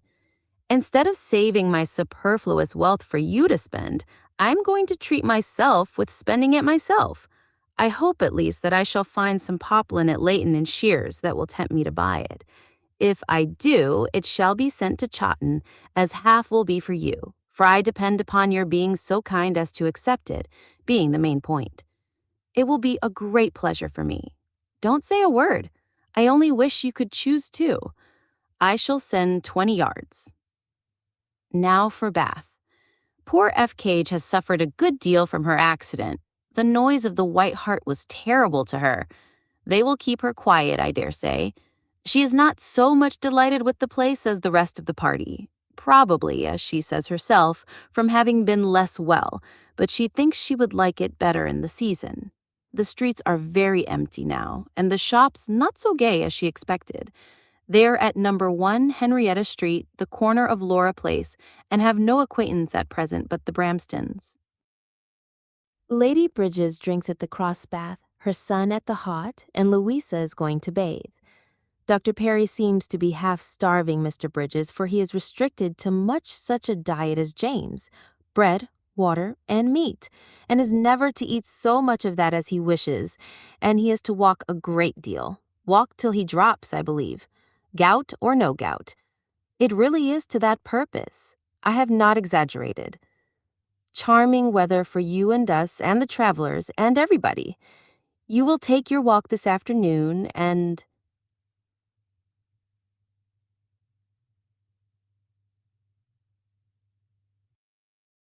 I have rejoiced more than once that I bought my writing paper in the country. We have not had a quarter of an hour to spare. I enclose the 18 pence due to my mother. The rose color was 6s, and the other 4s per yard. There was but 2 yards and a quarter of the dark slate in the shop, but the man promised to match it and send it off correctly. Fanny bought her Irish at Newton's in Leicester Square, and I took the opportunity of thinking about your Irish, and seeing one piece of the yard wide at 4s, and it seemed to me very good. Good enough for your purpose. It might at least be worth your while to go there if you have no other engagements. Fanny is very much pleased with the stockings she has bought at Remington, silk at 12s, cotton at 4s3. She thinks them great bargains, but I have not seen them yet, as my hair was dressing when the man in the stockings came. The poor girls and their teeth, I have not mentioned them yet, but we were a whole hour at Spence's, and Lizzie's were filed and lamented over again, and poor Marianne had 2 taken out after all, the 2 just beyond the eye teeth, to make room for those in front. When her doom was fixed, Fanny, Lizzie, and I walked into the next room, where we heard each of the 2 sharp and hasty screams. The little girl's teeth I can suppose in a critical state, but I think he must be a lover of teeth and money and mischief, to parade about Fanny's. I would not have had him look at mine for a shilling a tooth and double it. It was a disagreeable hour. We then went to Wedgwood's, where my brother and Fanny chose a dinner set. I believe the pattern is a small lozenge in purple, between lines of narrow gold, and it is to have the crest. We must have been 3/4 of an hour at Grafton House, Edward sitting by all the time with wonderful patience. There, Fanny bought the net for Anna's gown, and a beautiful square veil for herself. The edging there is very cheap. I was tempted by some, and I bought some very nice plaiting lace at 3s4d. Fanny desires me to tell Martha, with her kind love, that Virgil assured her there was no second set of Hook's lessons for beginners, and that by my advice, she has therefore chosen her a set by another composer. I thought she would rather have something than not. It cost 6 shillings. With love to you all, including Triggs, I remain, yours very affectionately, J. Austen. Henrietta Street, autumn of 1813. Miss Austen, Chawton. By favor of 47. Godmersham Park, Thursday, September 23rd. My dearest Cassandra, thank you 540 times for the exquisite piece of workmanship which was brought into the room this morning while we were at breakfast with some very inferior works of art in the same way, and which I read with high glee, much delighted with everything it told, whether good or bad. It is so rich in striking intelligence that I hardly know what to reply to first. I believe finery must have it. I am extremely glad that you like the poplin. I thought it would have my mother's approval, but was not so confident of yours. Remember that it is a present. Do not refuse me. I am very rich. Mrs. Clement is very welcome to her little boy, and to my congratulations into the bargain if you ever think of giving them. I hope she will do well. Her sister and Lucina, Mrs. H. Gipps, does too well, we think. Mary P. wrote on Sunday that she had been 3 days on the sofa. Zachary does not approve it. Well, there is some comfort in the Mrs. Heelbarts not coming to you, and I am happy to hear of the honey. I was thinking of it the other day. Let me know when you begin the new tea and the new white wine. My present elegances have not yet made me indifferent to such matters. I am still a cat if I see a mouse. I am glad you like our caps, but Fanny is out of conceit with hers already. She finds that she has been buying a new cap without having a new pattern, which is true enough. She is rather out of luck to like neither her gown nor her cap, but I do not much mind it, because besides that I like them both myself. I consider it as a thing of course at her time of life, one of the sweet taxes of youth, to choose in a hurry and make bad bargains. I wrote to Charles yesterday, and Fanny has had a letter from him today, principally to make inquiries about the time of their visit here, to which mine was an answer beforehand, so he will probably write again soon to fix his week. I am best pleased that Cassie does not go to you. Now, what have we been doing since I wrote last? The Mr. K's came a little before dinner on Monday, and Edward went to the church with the 2 seniors, but there is no inscription yet drawn up. They are very good-natured, and civil, and all that, but are not particularly superfine.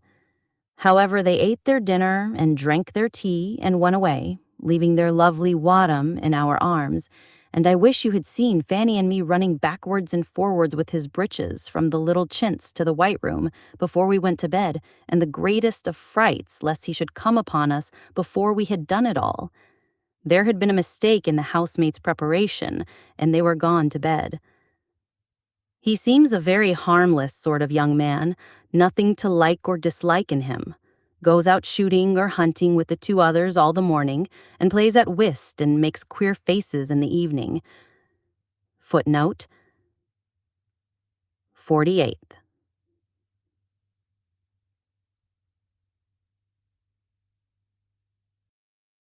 On Saturday, soon after breakfast, Mr. J.P. left us for Norton Court. I like him very much. He gives me the idea of a very amiable young man, only too diffident to be so agreeable as he might be. He was out the chief of each morning with the other 2, shooting and getting wet through. Tomorrow we are to know whether he and 100 young ladies will come here for the ball. I do not much expect any. The Deeds cannot meet us. They have engagements at home. I will finish the Deeds by saying that they are not likely to come here till quite late in my stay, the very last week perhaps, and I do not expect to see the Moores at all. They are not solicited till after Edward's return from Hampshire. Monday, November 15th, is the day now fixed for our setting out. Poor Basingstoke races. There seem to have been 2 particularly wretched days on purpose for them, and Weyhill week does not begin much happier. We were quite surprised by a letter from Anna at Tullard Royal last Saturday, but perfectly approve her going and only regret they should all go so far to stay so few days. We had thunder and lightning here on Thursday morning between 5 and 7. No very bad thunder, but a great deal of lightning. It has given the commencement of a season of wind and rain, and perhaps for the next 6 weeks, we shall not have 2 dry days together. Lizzie is very much obliged to you for your letter and will answer it soon, but has so many things to do that it may be 4 or 5 days before she can. This is quite her own message, spoken in rather a desponding tone. Your letter gave pleasure to all of us. We had all the reading of it, of course, I 3 times, as I undertook to the great relief of Lizzie to read it to Zachary and afterwards to Louisa. Zachary does not at all approve of Mary Doe and her nuts, on the score of propriety rather than health. She saw some signs of going after her in George and Henry, and thinks if you could give the girl a check by rather reproving her for taking anything seriously about nuts, which they said to her, it might be of use. This, of course, is between our 3 discreet selves, a scene of triannual bliss. Mrs. Brayton called here on Saturday. I never saw her before. She is a large, ungenteel woman with self-satisfied and would-be elegant manners. We're certain of some visitors tomorrow. Edward Bridges comes for 2 nights in his way from Lenham to Ramsgate and brings a friend, name unknown, but supposed to be a Mr. Harper, a neighboring clergyman, and Mr. R. Maskell is to shoot with the young men, which it is to be supposed will end in his staying dinner. As I wrote of my nephews with a little billness in my last, I think it particularly incumbent on me to do them justice now, and I have great pleasure in saying that they were both at the sacrament yesterday. After having much praised or much blamed anybody, one is generally sensible of something just the reverse soon afterwards. Now, these 2 boys who are out with the foxhounds will come home and disgust me again by some habit of luxury or some proof of sporting mania, unless I keep it off by this prediction. They amuse themselves very comfortably in the evening by netting. They are each about a rabbit net and sit as deedily to it, side by side, as any 2 Uncle Franks could do. I am looking over self-control again, and my opinion is confirmed of its being an excellently meant, elegantly written work without anything of nature or probability in it. I declare I do not know whether Laura's passage down the American River is not the most natural, possible, everyday thing she ever does. Tuesday. Dear me, what is to become of me? Such a long letter. 42 lines in the second page. Like Harriet Byron, I ask, what am I to do with my gratitude? I can do nothing but thank you and go on. A few of your inquiries, I think, are replied to en avance. The name of F. Cage's drawing master is O'Neill. We are exceedingly amused with your Sheldon news, and your self-reproach on the subject of Mrs. Stockwell made me laugh heartily. I rather wondered that John Cock, the only person in the room, could help laughing too. I had not heard before of her having the measles. Mrs. H. and Alethea's staying till Friday was quite new to me. A good plan, however. I could not have settled it better myself, and am glad they found so much in the house to approve, and I hope they will ask Martha to visit them. I admire the sagacity and taste of Charlotte Williams. Those large dark eyes always judge well. I will compliment her by naming a heroine after her. Edward has had all the particulars of the building, etc., read to him twice over and seems very well satisfied. A narrow door to the pantry is the only subject of solicitude. It is certainly just the door which should not be narrow on account of the trays, but if a case of necessity, it must be borne. I knew there was sugar in the tin, but had no idea of there being enough to last through your company. All the better. You ought not to think this new loaf better than the other, because that was the first of 5 which all came together. Something of fancy, perhaps, and something of imagination. Dear Mrs. Digweed, I can't bear that she should not be foolishly happy after a ball. I hope Miss Yates and her companions were all well the day after their arrival. I am thoroughly rejoiced that Miss Benn has placed herself in lodgings, though I hope they may not be long necessary. No letter from Charles yet.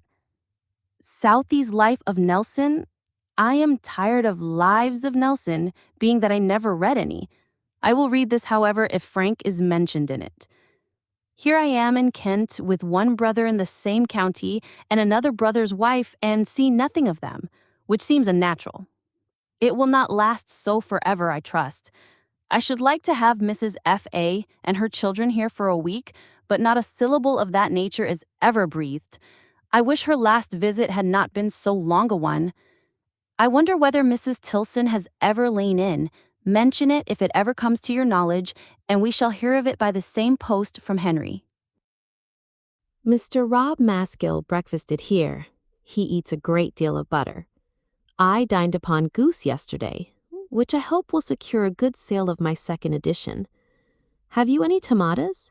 Fanny and I regale on them every day. Disastrous letters from the Plumtrees and Oxendens. Refusals everywhere, a blank partout, and it is not quite certain whether we go or not. Something may depend upon the disposition of Uncle Edward when he comes, and upon what we hear at Chilham Castle this morning, for we are going to pay visits. We are going to each house at Chilham and to Mystole. I shall like seeing the fags. I shall like it all, except that we are to set out so early that I have not time to write as I would wish. E.W. Bridges' friend is a Mr. Hawker, I find, not Harper. I would not have you sleep in such an error for the world. My brother desires his best love and thanks for all your information. He hopes the roots of the old beech have been dug away enough to allow a proper covering of mold and turf. He is sorry for the necessity of building the new coin, but hopes they will contrive that the doorway should be of the usual width, if it must be contracted on one side by widening it on the other. The appearance need not signify, and he desires me to say that your being at Chawton when he is will be quite necessary. You cannot think it more indispensable than he does. He is very much obliged to you for your attention to everything. Have you any idea of returning with him to Henrietta Street and finishing your visit then? Tell me your sweet little innocent ideas. Everything of love and kindness, proper and improper, must now suffice. Yours very affectionately, J. Austen. Miss Austen, Chawton, Alton, hence. Footnote 49. Godmersham Park, Thursday, October 14th. My dearest Cassandra, now I will prepare for Mr. Lushington, and as it will be wisest also to prepare for his not coming, or my not getting a frank, I shall write very close from the first and even leave room for the seal in the proper place. When I have followed up my last with this, I shall feel somewhat less unworthy of you than the state of our correspondence now requires. I left off in a great hurry to prepare for our morning visits. Of course, was ready a good deal the first, and need not have hurried so much. Fanny wore her new gown and cap. I was surprised to find Mystole so pretty. The ladies were at home. I was in luck, and saw Lady Fagg and all her 5 daughters, with an old Mrs. Hamilton from Canterbury, and Mrs. and Miss Chapman from Margate into the bargain. I never saw so plain a family. 5 sisters so very plain. They are as plain as the Foresters, or the Framfordops, or the Seagraves, or the Rivers, excluding Selfie. Miss Sally Fagg has a pretty figure, and that comprises all the good looks of the family. It was stupidish. Fanny did her part very well, but there was a lack of talk altogether, and the 3 friends in the house only sat by and looked at us. However, Miss Chapman's name is Laura, and she had a double flounce to her gown. You really must get some flounces. Are not some of your large stock of white morning gowns just in a happy state for a flounce? Too short? Nobody at home at either house in Chilham. Edward Bridges and his friend did not forget to arrive. The friend is a Mr. Wigram, one of the 23 children of a great rich mercantile, Sir Robert Wigram, an old acquaintance of the Footes, but very recently known to Edward B. The history of his coming here is that, intending to go from Ramsgate to Brighton, Edward B. persuaded him to take Lenham on his way, which gave him the convenience of Mr. W.'s gig and the comfort of not being alone there, but probably thinking a few days of G.M. would be the cheapest and pleasantest way of entertaining his friend and himself, offered a visit here, and here they stay till tomorrow. Mr. W. is about 5 or 6 and 20, not ill-looking and not agreeable. He is certainly no addition. A sort of cool, gentlemanlike manner, but very silent. They say his name is Henry, a proof how unequally the gifts of fortune are bestowed. I have seen many a John and Thomas much more agreeable. We have got rid of Mr. R. Maskell, however. I did not like him either. He talks too much and is conceited, besides having a vulgarly shaped mouth. He slept here on Tuesday, so that yesterday Fanny and I sat down to breakfast with 6 gentlemen to admire us. We did not go to the ball. It was left to her to decide, and at last she determined against it. She knew that it would be a sacrifice on the part of her father and brothers if they went, and I hope it will prove that she has not sacrificed much. It is not likely that there should have been anybody there whom she would care for. I was very glad to be spared the trouble of dressing and going, and being weary before it was half over, so my gown and my cap are still unworn. It will appear at last, perhaps, that I might have done without either. I produced my brown bombazine yesterday, and it was very much admired indeed, and I like it better than ever. You have given many particulars of the state of Chawton House, but still we want more. Edward wants to be expressly told that all the round tower, etc., is entirely down, and the door from the best rooms stopped up. He does not know enough of the appearance of things in that quarter. He heard from Bath yesterday. Lady B continues very well, and Dr. Perry's opinion is that, while the water agrees with her, she ought to remain there, which throws their coming away at a greater uncertainty than we had supposed. It will end, perhaps, in a fit of gout, which may prevent her coming away. Louisa thinks her mother's being so well may be quite as much owing to her being so much out of doors as to the water. Lady B is going to try the hot pump, the cross bath being about to be painted. Louisa is particularly well herself, and thinks the water has been of use to her. She mentioned our inquiries, etc., to Mr. and Mrs. Alexandra Evelyn, and had their best compliments and thanks to give in return. Dr. Perry does not expect Mr. E. to last much longer. Only think of Mrs. Holder's being dead. Poor woman! She has done the only thing in the world she could possibly do to make one cease to abuse her. Now, if you please, Hooper must have it in his power to do more by his uncle. Lucky for the little girl. An Anne Akins can hardly be so unfit for the care of a child as of Mrs. Holder. A letter from Rotem yesterday offering an early visit here, and Mr. and Mrs. Moore and one child are to come on Monday for 10 days. I hope Charles and Fanny may not fix the same time, but if they come at all in October, they must. What is the use of hoping? The 2 parties of children is the chief evil. To be sure, here we are. The very thing has happened, or rather worse. A letter from Charles this very morning, which gives us reason to suppose they may come here today. It depends upon the weather, and the weather now is very fine. No difficulties are made, however, and, indeed, there will be no want of room. But I wish there were no Wighams and Lushingtons in the way to fill up the table and make us such a motley set. I cannot spare Mr. Lushington either because of his frank, but Mr. Wigham does no good to anybody. I cannot imagine how a man can have the impudence to come into a family party for 3 days, where he is quite a stranger, unless he knows himself to be agreeable on undoubted authority.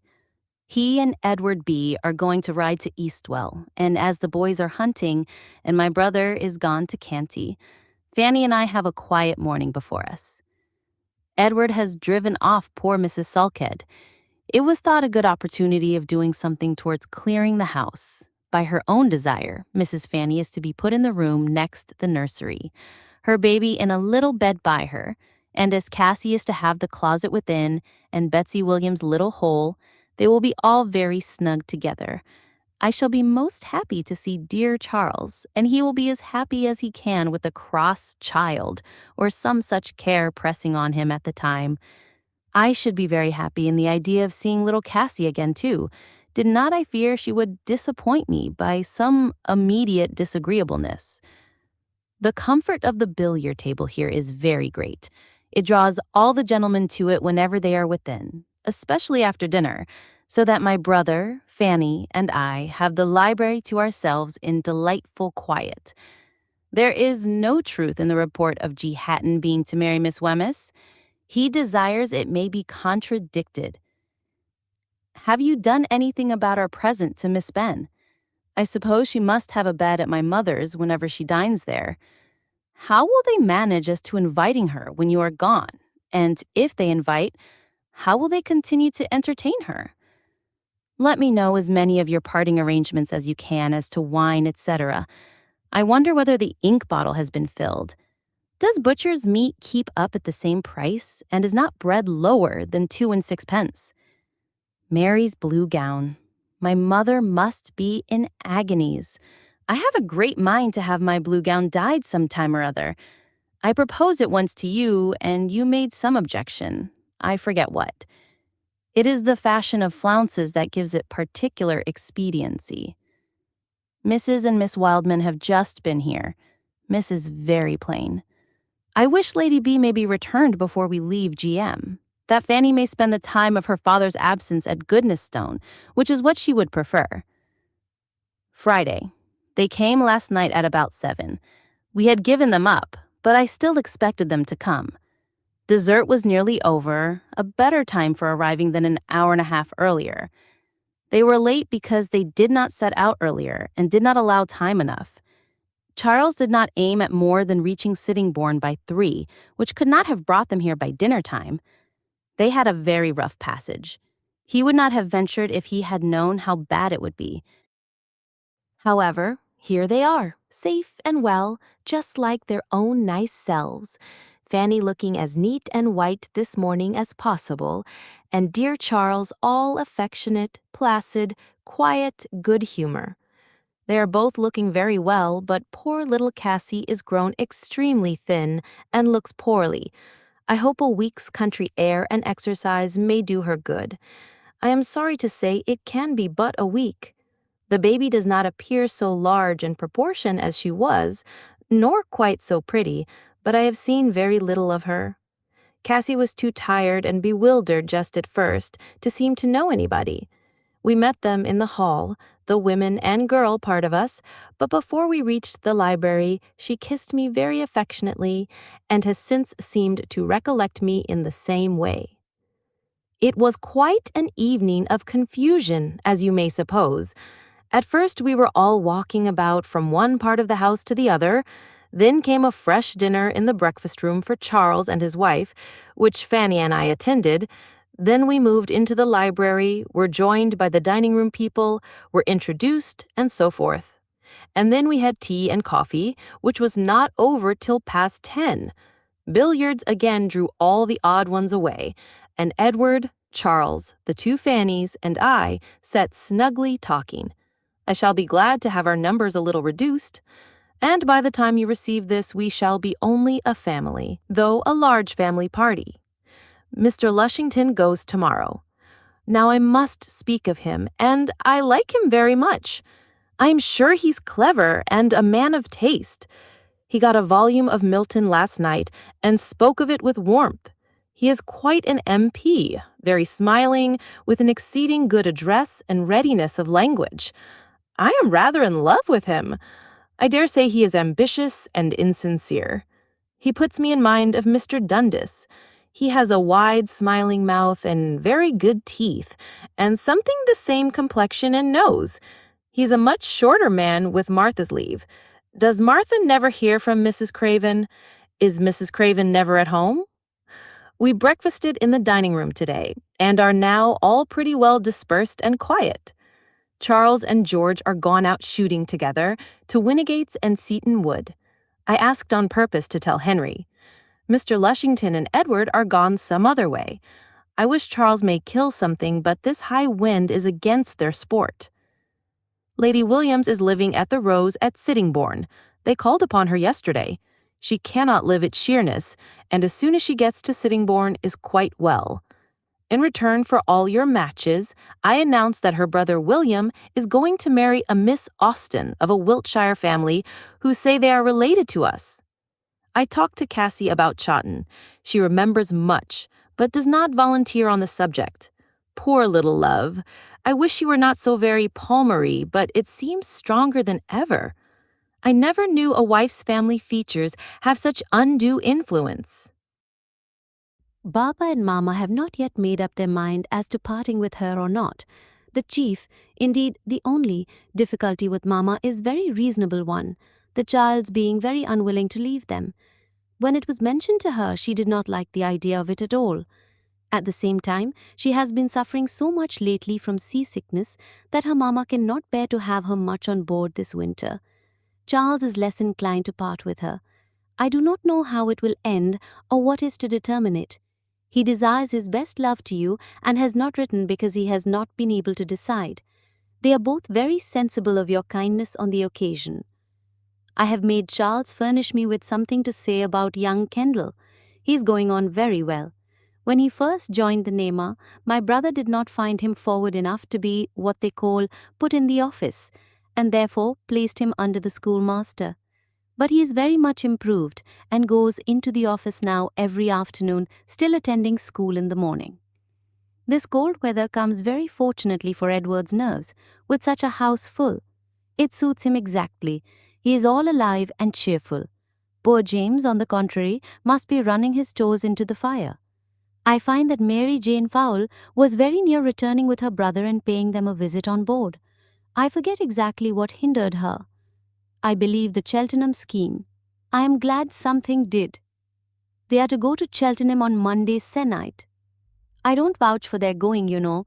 It only comes from one of the family.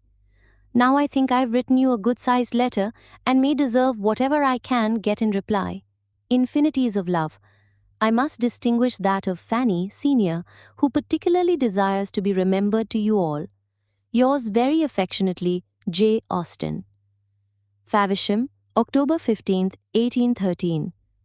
Miss Austen, Chawton, Alton, Hants.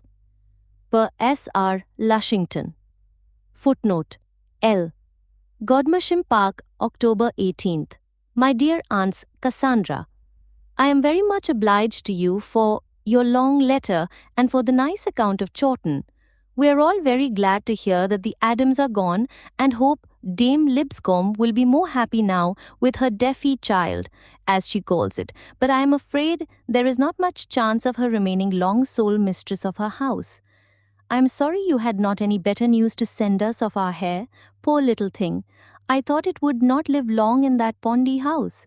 I don't wonder that Mary Doe is very sorry it is dead, because we promised her that if it was alive when we came back to Chawton, we would reward her for her trouble. Papa is much obliged to you for ordering the scrubby firs to be cut down. I think he was rather frightened at first about the great oak. Fanny quite believed it, for she exclaimed, "Dear me, what a pity! How could they be so stupid?" I hope by this time they have put up some hurdles for the sheep or turned out the cart horses from the lawn. Pray tell Grandmamma that we have begun getting seeds for her. I hope we shall be able to get her a nice collection, but I'm afraid this wet weather is very much against them. How glad I am to hear she has had such good success with her chickens, but I wish there had been more bantams amongst them. I am very sorry to hear of poor Lizzie's fate. I must now tell you something about our poor people. I believe you know old Mary Croucher. She gets madder and madder every day. Aunt Jane has been to see her, but it was on one of her rational days. Poor Will Amos hopes your skewers are doing well. He has left his house in the Poor Row and lives in a barn at Bolting. We asked him why he went away, and he said the fleas were so starved when he came back from Chawton that they all flew upon him and e'enermost ate him up. How unlucky it is that the weather is so wet. Poor Uncle Charles has come home half drowned every day. I don't think little Fanny is quite so pretty as she was. One reason is because she wears short petticoats, I believe. I hope Cook is better.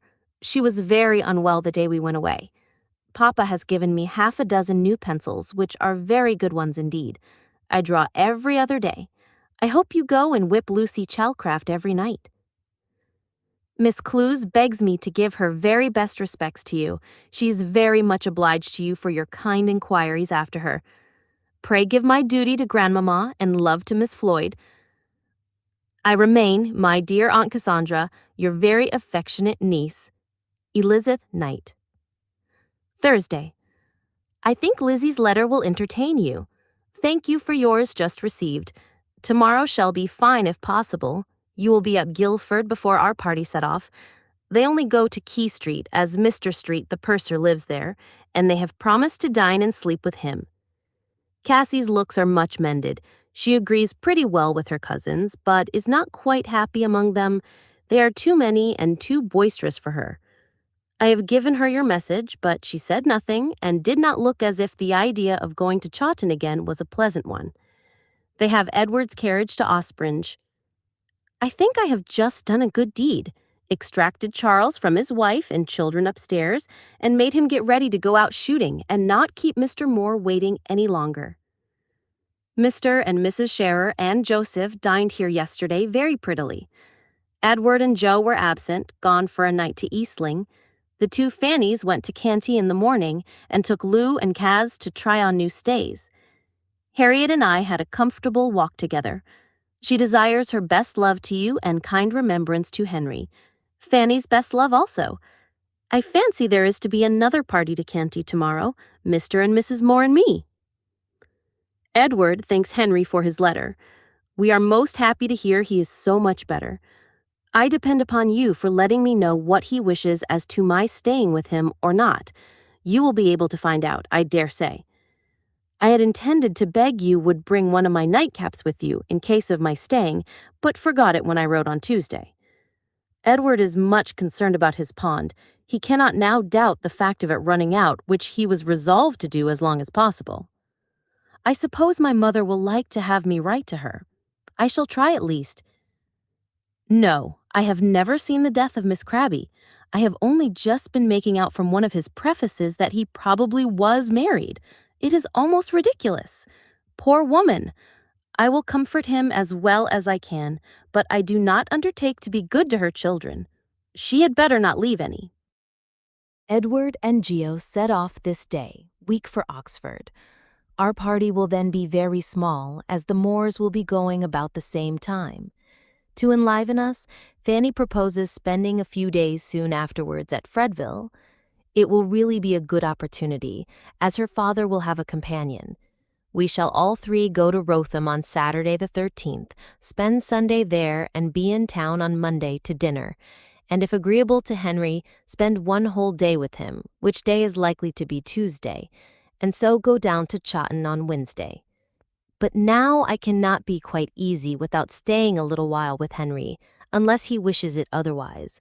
His illness and the dull time of year together make me feel that it would be horrible of me not to offer to remain with him, and therefore, unless you know of any objection, I wish you would tell him with my best love that I shall be most happy to spend 10 days or a fortnight in Henrietta Street, if he will accept me. I do not offer more than a fortnight, because I shall then have been some time from home, but it will be a great pleasure to be with him, as it always is. I have the less regret and scruple on your account, because I shall see you for a day and a half, and because you will have Edward for at least a week. My scheme is to take Bookham in my way home for a few days, and my hope that Henry will be so good as to send me some part of the way there. I have a most kind repetition of Mrs. Cook's 2 or 3 dozen invitations, with the offer of meeting me anywhere in one of her airings. Fanny's cold is much better. By dosing and keeping her room on Sunday, she got rid of the worst of it. But I am rather afraid of what this day may do for her. She has gone to Canty with Miss Clues, Liz, and Marian, and it is but roughish weather for anyone in a tender state. Miss Clues has been going to Canty ever since her return, and it is now just accomplishing. Edward and I had a delightful morning for our drive there. I enjoyed it thoroughly. But the day turned off before we were ready, and we came home in some rain and the apprehension of a great deal. It has not done us any harm, however. He went to inspect the jail as a visiting magistrate and took me with him. I was gratified and went through all the feelings which people must go through, I think, in visiting such a building. We paid no other visits, only walked about snugly together and shopped. I bought a concert ticket and a sprig of flowers for my old age. To vary the subject from gay to grave with an inimitable address, I shall now tell you something of the bath party, and still a bath party they are, for a fit of the gout came on last week. The accounts of Lady B are as good as can be under such a circumstance. Dr. P says it appears a good sort of gout, and her spirits are better than usual, but as to her coming away, it is, of course, all uncertainty. I have very little doubt of Edward's going down to Bath, if they have not left it when he is in Hampshire. If he does, he will go on from Steventon and then return direct to London without coming back to Chawton. This detention does not suit his feelings. It may be rather a good thing, however, that Dr. P should see Lady B with the gout on her. Harriet was quite wishing for it. The day seems to improve. I wish my pen would too. Sweet Mr. Ogle, I dare say he sees all the panoramas for nothing, has free admittance everywhere. He is so delightful. Now, you need not see anybody else. I am glad to hear of our being likely to have a peep at Charles and Fanny at Christmas, but do not force poor Cass to stay if she hates it. You have done very right as to Mrs. F.A. Your tidings of S&S give me pleasure. I have never seen it advertised. Harriet, in a letter to Fanny today, inquires whether they sell cloths for polices at Bedford House, and if they do, will be very much obliged to you to desire them to send her down patterns with the width and prices. They may go from Charing Cross almost any day in the week, but if it is a ready-money house, it will not do, for the brew of foo the Archbishop says she cannot pay for it immediately. Fanny and I suspect they do not deal in the article. The Sharers, I believe, are now really going to go. Joseph has had a bed here the last 2 nights, and I do not know whether this is not the day of moving. Mrs. Sharer called yesterday to take leave. The weather looks worse again. We dine at Chilham Castle tomorrow, and I expect to find some amusement, but more from the concert the next day, as I am sure of seeing several that I want to see. We are to meet a party from Goodnestone, Lady B, Miss Hawley, and Lucy Foote, and I am to meet Mrs. Harrison, and we are to talk about Ben and Anna. My dear Mrs. Harrison, I shall say, I'm afraid the young man has some of your family madness, and though there often appears to be something of madness in Anna too, I think she inherits more of it from her mother's family than from ours. That is what I shall say, and I think she will find it difficult to answer me. I took up your letter again to refresh me, being somewhat tired, and was struck by the prettiness of the hand. It is really a very pretty hand now and then, so small and so neat. I wish I could get as much into a sheet of paper. Another time I will take 2 days to make a letter in. It is fatiguing to write a whole long one at once. I hope to hear from you again on Sunday and again on Friday, the day before we move. On Monday, I suppose, you will be going to Streatham to see quiet Mr. Hill and eat very bad baker's bread. A fallen bread, by the by. I hope my mother's bill next week will show it. I have had a very comfortable letter from her, one of her foolscap sheets quite full of little home news. Anna was there the first of the 2 days. An Anna sent away and an Anna fetched are different things. This will be an excellent time for Ben to pay his visit, now that we, the Formidables, are absent. I did not mean to eat, but Mr. Johncock has brought in the tray, so I must. I am all alone. Edward is gone into his woods. At this present time I have 5 tables, 28 chairs, and 2 fires all to myself. Miss Clews is to be invited to go to the concert with us. There will be my brother's place and ticket for her as he cannot go. He and the other connections of the Cages are to meet at Millgates that very day to consult about a proposed alteration of the Maidstone Road, in which the Cages are very much interested. Sir Brooke comes here in the morning, and they are to be joined by Mr. Deeds at Ashford. The loss of the concert will be no great evil to the squire. We shall be a party of 3 ladies, therefore, and to meet 3 ladies. What a convenient carriage Henry's is to his friends in general. Who has it next?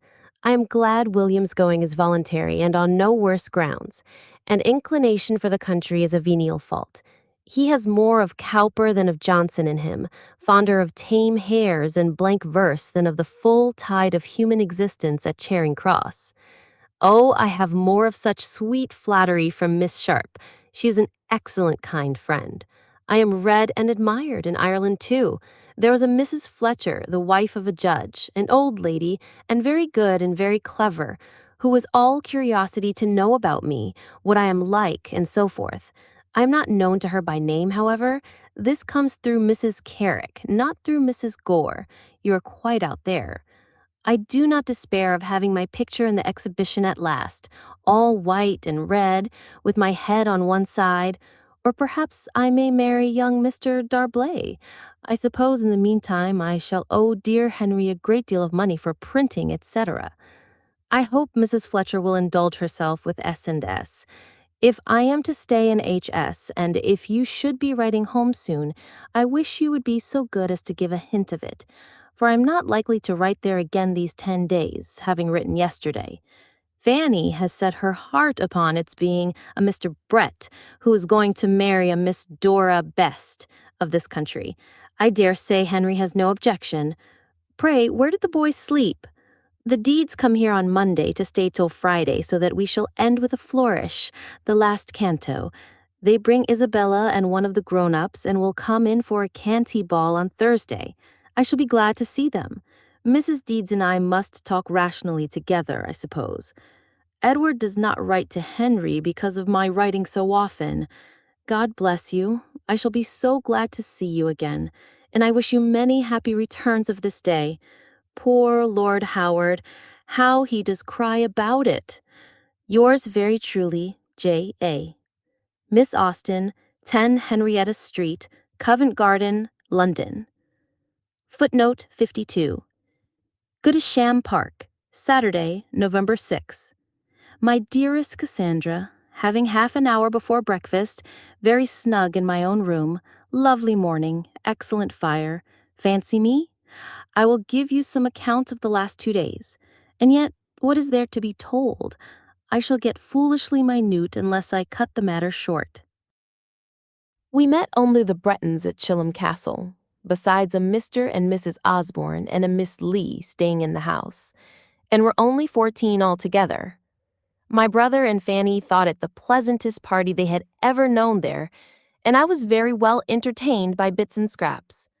I had long wanted to see Dr. Bretton, and his wife amuses me very much with her affected refinement and elegance. Miss Lee I found very conversable.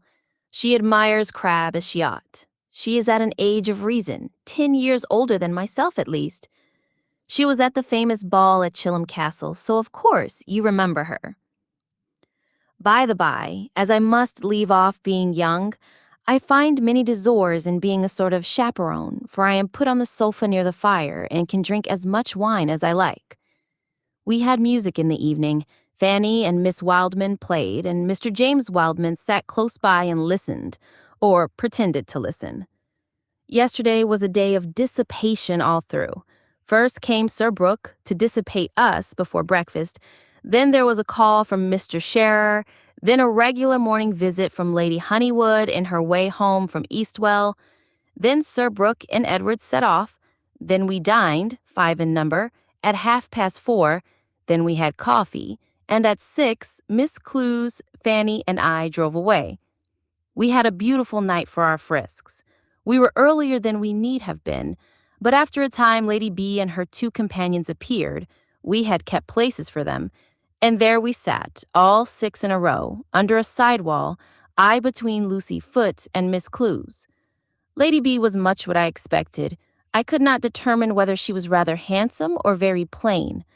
I liked her for being in a hurry to have the concert over and get away, and for getting away at last with a great deal of decision and promptness, not waiting to compliment and dawdle and fuss about seeing dear Fanny, who was half the evening in another part of the room with her friends the Plumptres. I'm growing too minute, so I will go to breakfast. When the concert was over, Mrs. Harrison and I found each other out and had a very comfortable little complimentary, friendly chat. She is a sweet woman, still quite a sweet woman in herself, and so like her sister. I could almost have thought I was speaking to Mrs. Lefroy. She introduced me to her daughter, whom I think pretty, but most dutifully inferior to La Beauté. The Faggs and the Hammonds were there, William Hammond the only young man of renown. Miss looked very handsome, but I prefer her little smiling, flirting sister Julia. I was just introduced at last to Mary Plumptre, but I should hardly know her again. She was delighted with me, however, good, enthusiastic soul. And Lady B found me handsomer than she expected, so you see I am not so very bad as you might think for. It was 12 before we reached home. We were all dog-tired, but pretty well today. Miss Clue says she has not caught cold, and Fanny's does not seem worse. I was so tired that I began to wonder how I should get through the ball next Thursday, but there will be so much more variety then in walking about, and probably so much less heat, that perhaps I may not feel it more. My china crepe is still kept for the ball. Enough of the concert. I had a letter from Mary yesterday. They traveled down to Cheltenham last Monday very safely and are certainly to be there a month. Bath is still Bath. The H. Bridges must quit them early next week, and Louisa seems not quite to despair of their all moving together. But to those who see at a distance, there appears no chance of it. Dr. Perry does not want to keep Lady B at Bath when she can once move. That is lucky. You will see poor Mr. Evelyn's death. Since I wrote last, my second edit has stared me in the face. Mary tells me that Eliza means to buy it. I wish she may. It can hardly depend upon any more Fifield estates. I cannot help hoping that many will feel themselves obliged to buy it. I shall not mind imagining it a disagreeable duty to them, so as they do it. Mary heard before she left home that it was very much admired at Cheltenham, and that it was given to Miss Hamilton. It is pleasant to have such a respectable writer named. I cannot tire you, I am sure, on this subject, or I would apologize. What weather and what news! We have enough to do to admire them both. I hope you derive your full share of enjoyment from each. I have extended my lights and increased my acquaintance a good deal within these 2 days. Lady Honeywood, you know. I did not sit near enough to be a perfect judge, but I thought her extremely pretty, and her manners have all the recommendations of ease and good humor and unaffectedness. And going about with 4 horses and nicely dressed herself, she is altogether a perfect sort of woman. Oh, and I saw Mr. Gyps last night. The useful Mr. Gyps, whose attentions came in as acceptably to us in handing us to the carriage, for want of a better man, as they did to Emma Plumptre. I thought him rather a good-looking little man. I long for your letter tomorrow, particularly that I may know my fate as to London. My first wish is that Henry should really choose what he likes best. I shall certainly not be sorry if he does not want me. Morning church tomorrow. I shall come back with impatient feelings. The Sharers are gone, but the Pagets are not come. We shall therefore have Mr. S. again. Mr. Paget acts like an unsteady man. Dr. Hant, however, gives him a very good character. What is wrong is to be imputed to the lady. I dare say the house likes female government. I have a nice long black and red letter from Charles, but not communicating much that I did not know. There is some chance of a good ball next week, as far as females go. Lady Bridges may perhaps be there with some Knackables, Mrs. Harrison perhaps with Miss Oxenden and the Miss Papillons, and if Mrs. Harrison, the Lady Fagg will come. The shades of evening are descending, and I resume my interesting narrative. Sir Brooke and my brother came back about 4, and Sir Brooke almost immediately set forward again to Goodnestone. We are to have Edward B. tomorrow, to pay us another Sunday's visit, the last. For more reasons than one, they all come home on the same day that we go. The Deeds do not come till Tuesday. Sophia is to be the comer. She is a disputable beauty that I want much to see. Lady Elizabeth Hatton and Anna Maria called here this morning. Yes, they called, but I do not think I can say anything more about them. They came and they sat and they went.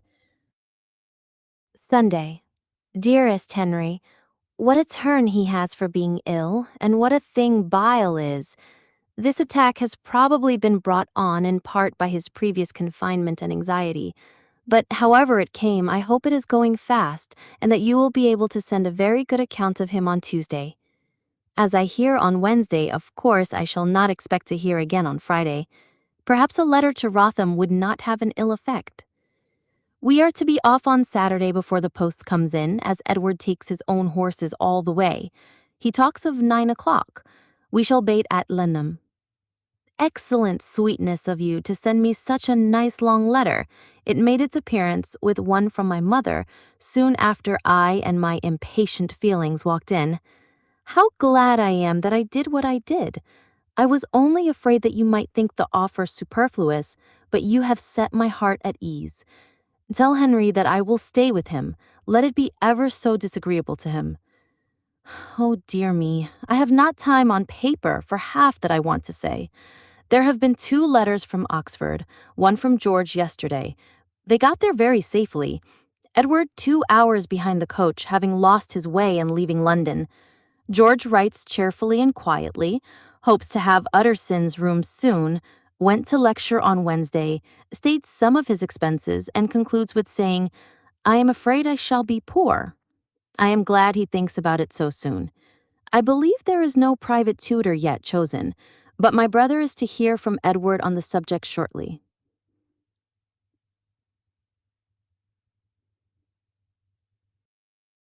We had altogether a very good journey, and everything at Cobham was comfortable.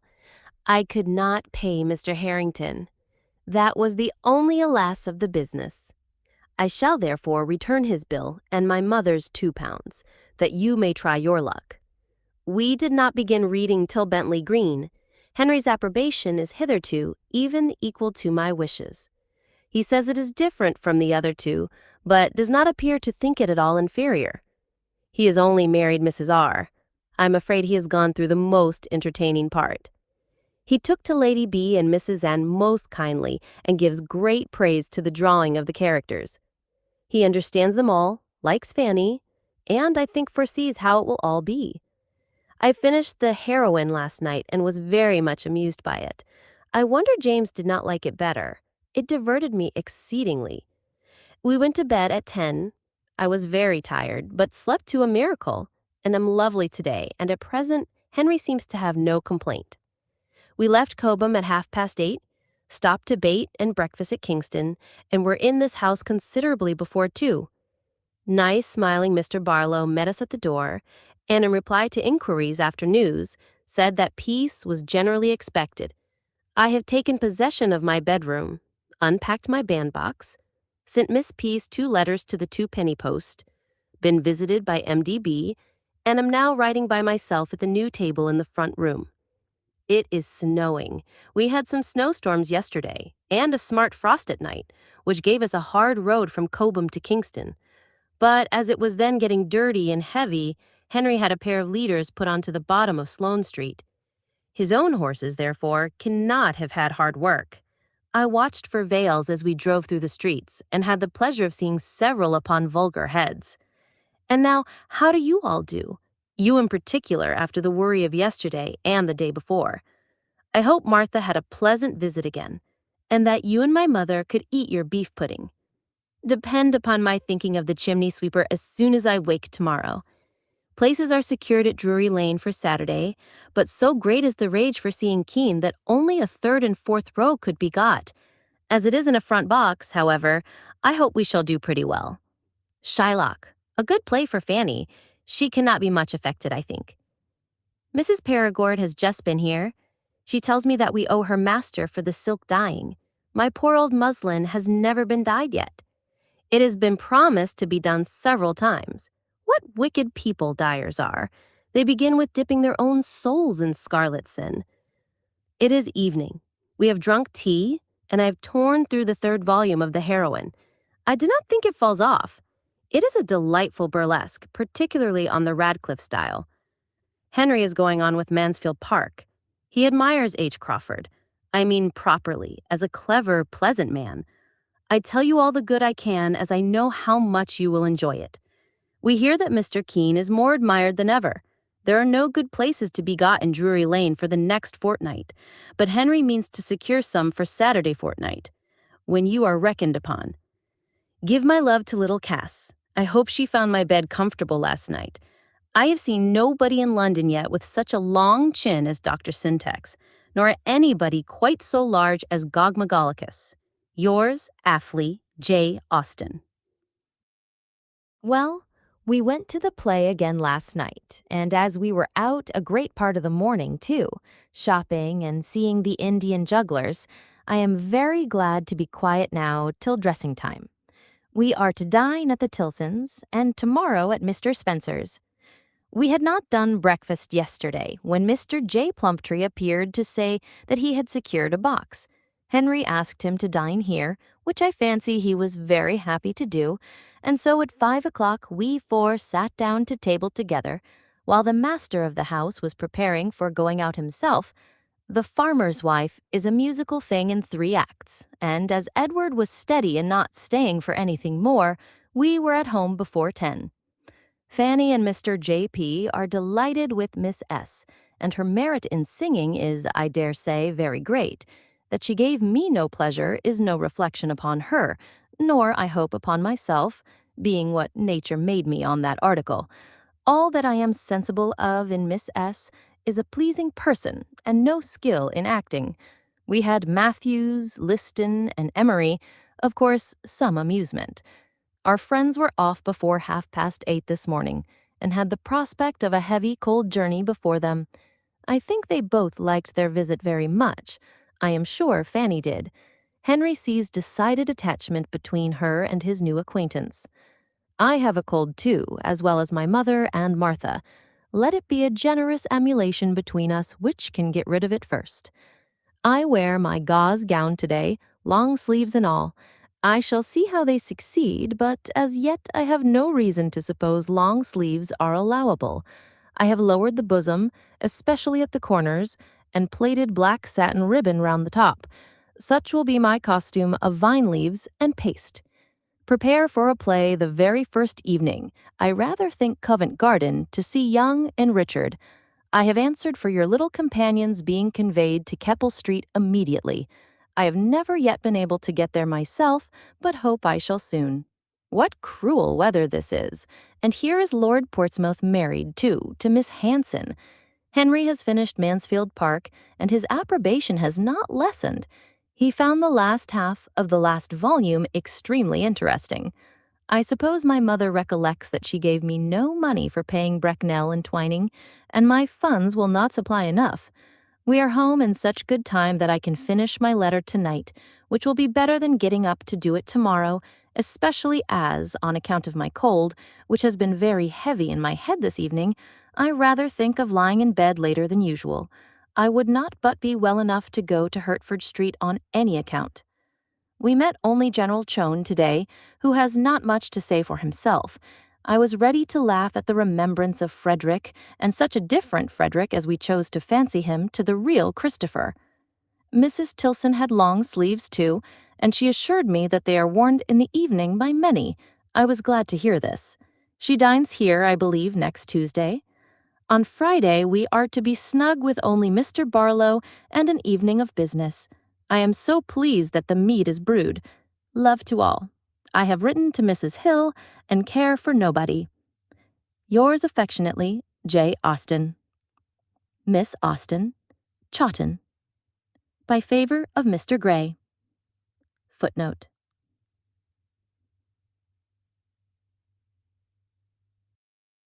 My dearest Cassandra, Fanny takes my mother to Alton this morning, which gives me an opportunity of sending you a few lines without any other trouble than that of writing them. This is a delightful day in the country, and I hope not much too hot for town. While you had a good journey, I trust, and all that, and not rain enough to spoil your bonnet. It appeared so likely to be a wet evening that I went up to the Grand House between 3 and 4 and dawdled away an hour very comfortably, though Edward was not very brisk. The air was clear in the evening, and he was better. We all 5 walk together into the kitchen garden and along the Gosport Road, and they drink tea with us. You will be glad to hear that G. Turner has another situation, something in the cow line, near Rumsey, and he wishes to move immediately, which is not likely to be inconvenient to anybody.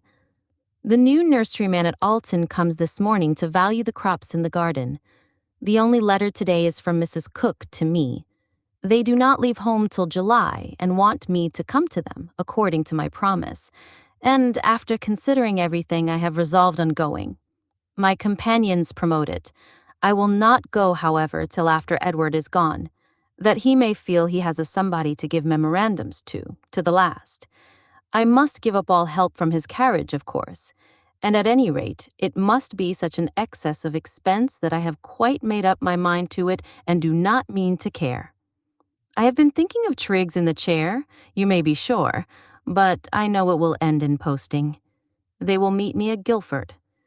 In addition to their standing claims on me, they admire Mansfield Park exceedingly. Mr. Cook says it is the most sensible novel he ever read, and the manner in which I treat the clergy delights them very much.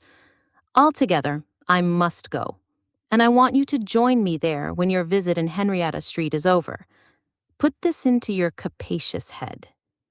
Take care of yourself, and do not be trampled to death in running after the Emperor. The report in Alton yesterday was that they would certainly travel this road either to or from Portsmouth. I long to know what this bow of the prince's will produce. I saw Mrs. Andrews yesterday. Mrs. Browning had seen her before. She is very glad to send an Elizabeth. Miss Benn continues the same. Mr. Curtis, however, saw her yesterday and said her hand was going on as well as possible. Accept our best love. Yours very affectionately, J. Austen.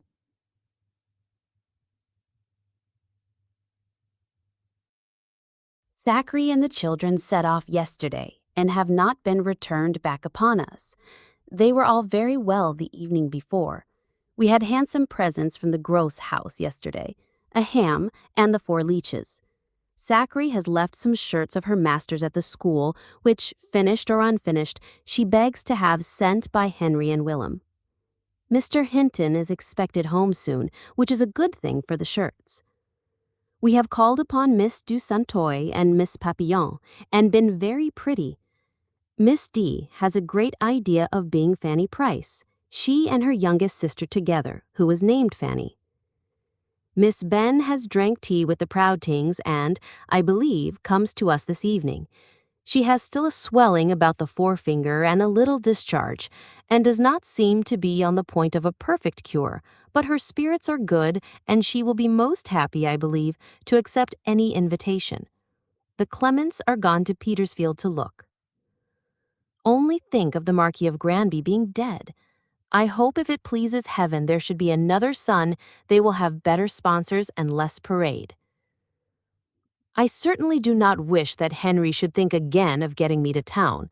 I would rather return straight from Bookham, but if he really does propose it, I cannot say no to what will be so kindly intended. It could be but for a few days, however, as my mother would be quite disappointed by my exceeding the fortnight which I now talk of as the outside. At least, we could not both remain longer away comfortably. The middle of July is Martha's time, as far as she has any time. She has left it to Mrs. Craven to fix the day. I wish she could get her money paid, for I fear her going at all depends upon that. Instead of Bath, the Deans Dundases have taken a house at Clifton, Richmond Terrace, and she is as glad of the change as even you and I should be, or almost. She will now be able to go on from Burke's and visit them without any fears from heat. This post has brought me a letter from Miss Sharp. Poor thing. She has been suffering indeed, but is now in a comparative state of comfort. She is at Sir W. P.'s in Yorkshire, with the children, and there is no appearance of her quitting them. Of course, we lose the pleasure of seeing her here. She writes highly of Sir Willem. I do so want him to marry her. There is a Dal Lady P. presiding there to make it all right. The man is the same, but she does not mention what he is by profession or trade. She does not think Lady P was privy to his scheme on her, but, on being in his power, yielded. Oh, Sir Willem, how I will love you if you will love Miss Sharp. Mrs. Driver, etc., are off by Collier, but so near being too late that she had not time to call and leave the keys herself. I have them, however. I suppose one is the key of the linen press, but I do not know what to guess the other. The coach was stopped at the blacksmith's, and they came running down with Triggs and Browning and trunks and bird cages. Quite amusing. My mother desires her love and hopes to hear from you. Yours very affectionately, J.A.S. Frank and Mary are to have Mary Goodchild to help as under until they can get a cook. She is delighted to go. Best love at Streatham. Miss Austen, Henrietta Street, by favor of Mr. Gray. My dear Cassandra, I had a very good journey, not crowded. 2 of the 3 taken up at Bentley being children, the others of a reasonable size, and they were all very quiet and civil. We were late in London, from being a great load, and from changing coaches at Farnham. It was nearly 4, I believe, when we reached Sloane Street. Henry himself met me, and as soon as my trunk and basket could be routed out from all the other trunks and baskets in the world, we were on our way to Hans Place in the luxury of a nice, large, cool, dirty hackney coach. There were 4 in the kitchen part of Yalden, and I was told 15 at top, among them Percy Ben. We met in the same room at Egham, but poor Percy was not in his usual spirits. He would be more chatty, I dare say, in his way from Woolwich. We took up a young Gibson at Hollybourne, and, in short, everybody either did come up by Yalden yesterday or wanted to come up. It put me in mind of my own coach between Edinburgh and Stirling. Henry is very well, and has given me an account of the Canterbury races, which seemed to have been as pleasant as one could wish. Everything went well. Fanny had good partners. Mr. was her second on Thursday, but he did not dance with her any more. This will content you for the present. I must just add, however, that there were no Lady Charlottes. They were gone off to Kirby, and that Mary Oxenden, instead of dying, is going to marry Willem Hammond. No James and Edward yet. Our evening yesterday was perfectly quiet. We only talked a little to Mr. Tilson across the intermediate gardens. She was gone out airing with Miss Burdett. It is a delightful place, more than answers my expectation. Having gotten rid of my unreasonable ideas, I find more space and comfort in the rooms than I had supposed, and the garden is quite a love. I am in the front attic, which is the bedchamber to be preferred. Henry wants you to see it all, and asked whether you would return with him from Hampshire. I encouraged him to think you would. He breakfasts here early and then rides to Henrietta Street. If it continues fine, John will drive me there by and by, and we shall take an airing together.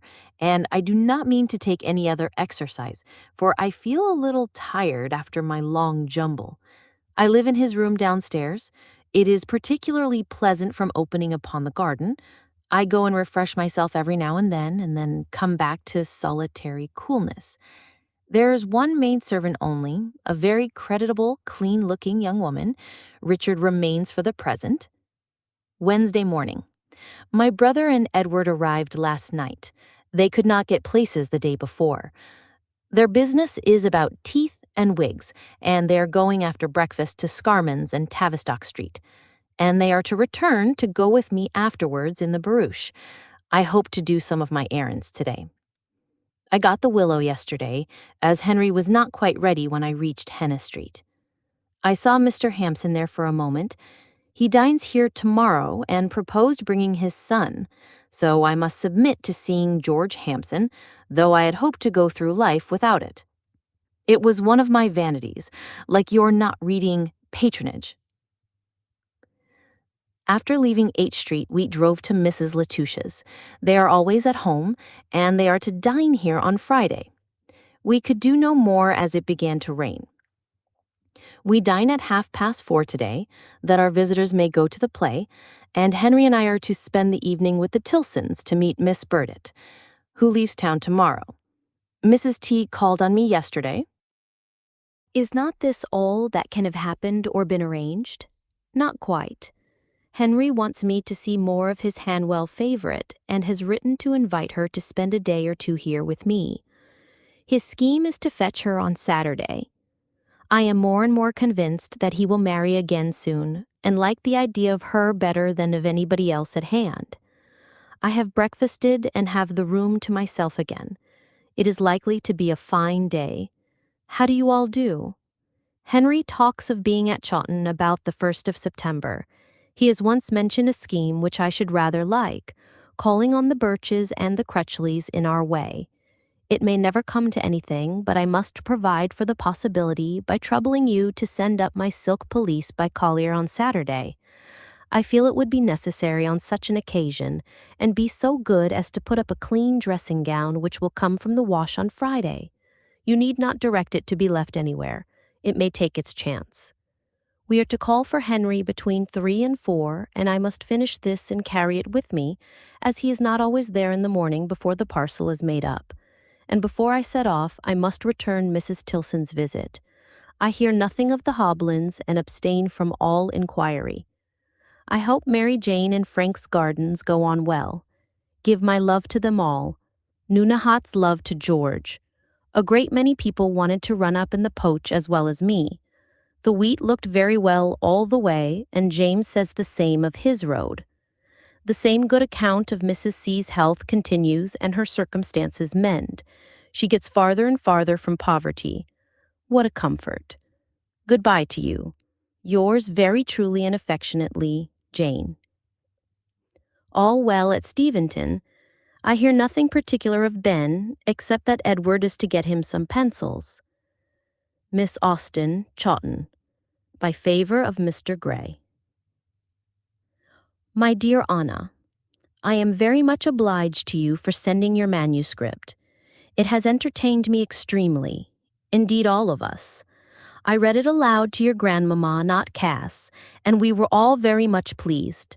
The spirit does not droop at all.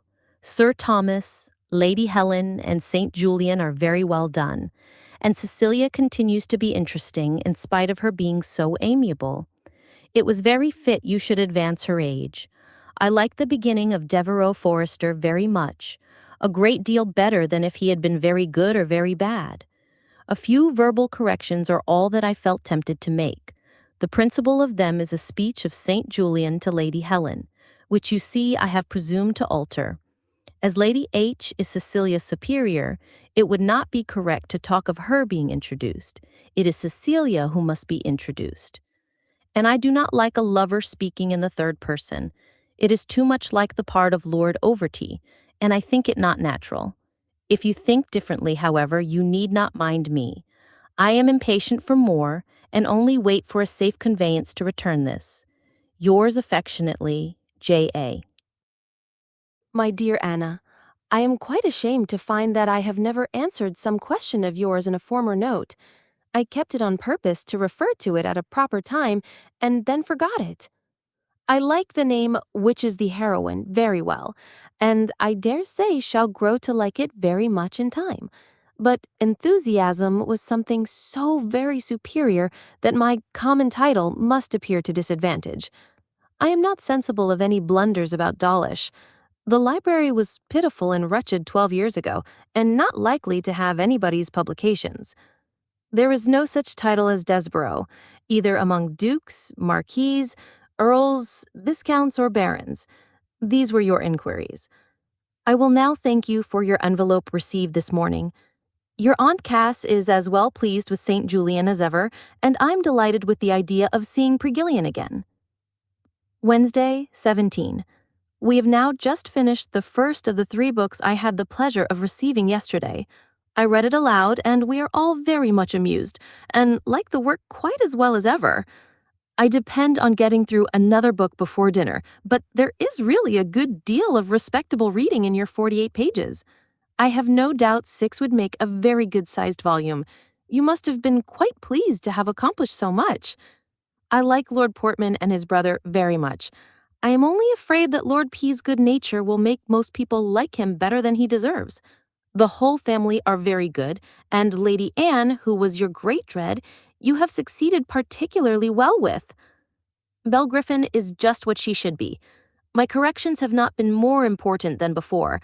Here and there we have thought the sense could be expressed in fewer words, and I have scratched out Sir Thomas from walking with the others to the stables, etc., the very day after breaking his arm, for though I find your papa did walk out immediately after his arm was set, I think it can be so little usual as to appear unnatural in a book.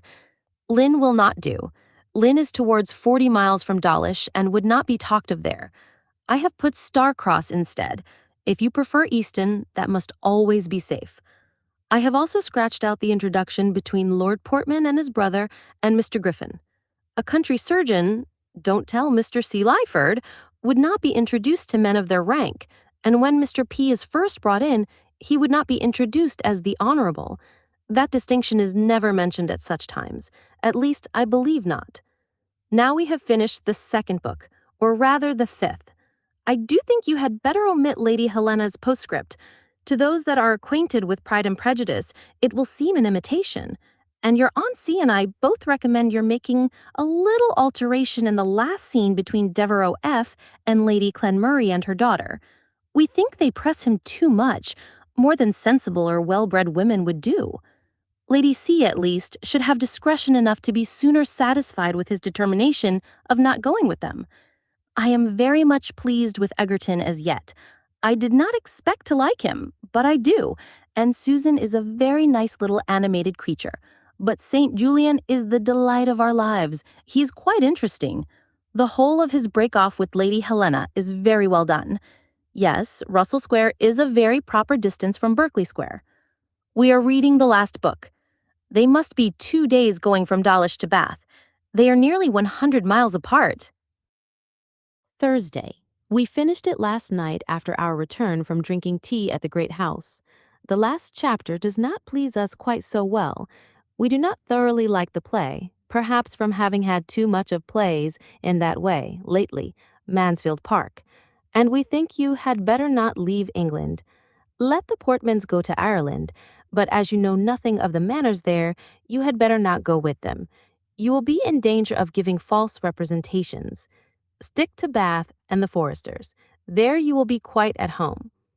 Your Aunt C does not like desultory novels and is rather afraid yours will be too much so, that there will be too frequently a change from one set of people to another, and that circumstances will be introduced of apparent consequence which will lead to nothing. It will not be so great an objection to me if it does. I allow much more latitude than she does, and think nature and spirit cover many sins of a wandering story, and people in general do not care so much about it for your comfort. I should have liked to have more of Devereux. I do not feel enough acquainted with him. You are afraid of meddling with him, I dare say. I like your sketch of Lord Clanmurray, and your picture of the two young girls' enjoyment is very good. I have not noticed St. Julian's serious conversation with Cecilia, but I like it exceedingly. What he says about the madness of otherwise sensible women on the subject of their daughters coming out is worth its weight in gold. I do not perceive that the language sinks. Pray go on. LX 60. Chawton, September 9th. My dear Anna, we have been very much amused by your 3 books, but I have a good many criticisms to make, more than you will like. We are not satisfied with Mrs. Forster settling herself as tenant and near neighbor to such a man as Sir Thomas, without having some other inducement to go there. She ought to have some friend living thereabouts to tempt her. A woman going with 2 girls just growing up into a neighborhood where she knows nobody but one man of not very good character is an awkwardness which so prudent a woman as Mrs. F. would not be likely to fall into. Remember, she is very prudent. You must not let her act inconsistently. Give her a friend, and let that friend be invited by Sir Thomas H. to meet her, and we shall have no objection to her dining at the Priory as she does. But otherwise a woman in her situation would hardly go there before she had been visited by other families. I like the scene itself, the Miss Leslie, Lady Anne, and the music very much. Leslie is a noble name. Sir Thomas H. you always do very well. I have only taken the liberty of expunging one phrase of his which would not be allowable. Bless my heart. It is too familiar and inelegant. Your grandmother is more disturbed at Mrs. Forrester's not returning the Egertons' visit sooner than by anything else. They ought to have called at the parsonage before Sunday. You describe a sweet place, but your descriptions are often more minute than will be liked. You give too many particulars of right hand and left. Mrs. Forrester is not careful enough of Susan's health. Susan ought not to be walking out so soon after heavy rains, taking long walks in the dirt. An anxious mother would not suffer it. I like your Susan very much. She is a sweet creature. Her playfulness of fancy is very delightful. I like her as she is now exceedingly, but I am not quite so well satisfied with her behavior to George R. At first she seems all over attachment and feeling, and afterwards to have none at all. She is so extremely confused at the ball and so well satisfied apparently with Mr. Morgan. She seems to have changed her character. You are but now coming to the heart and beauty of your story. Until the heroine grows up, the fun must be imperfect, but I expect a great deal of entertainment from the next 3 or 4 books, and I hope you will not resent these remarks by sending me no more. We like the Egertons very well. We see no blue pantaloons or cocks or hens. There is nothing to enchant one certainly in Mr. L.L., but we make no objection to him, and his inclination to like Susan is pleasing. The sister is a good contrast, but the name of Rachel is as much as I can bear. They are not so much like the Papillons as I expected. Your last chapter is very entertaining. The conversation on genius, etc. Mr. St. Julian and Susan both talk in character and very well.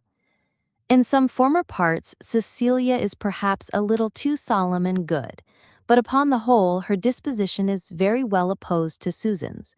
Her want of imagination is very natural. I wish you could make Mrs. Forrester talk more, but she must be difficult to manage and make entertaining because there is so much good sense and propriety about her that nothing can be made very broad. Her economy and her ambition must not be staring. The papers left by Mrs. Fisher are very good. Of course, one guesses something. I hope when you have written a great deal more, you will be equal to scratching out some of the past. The scene with Mrs. Mellish I should condemn. It is prosy and nothing to the purpose, and indeed the more you can find in your heart to curtail between Dawlish and Newton Priors, the better I think it will be. One does not care for girls until they are grown up. Your Aunt C quite understands the exquisiteness of that name. Newton Priors is really a nonpareil. Milton would have given his eyes to have thought of it. Is not the cottage taken from Tollard Royal? Sunday.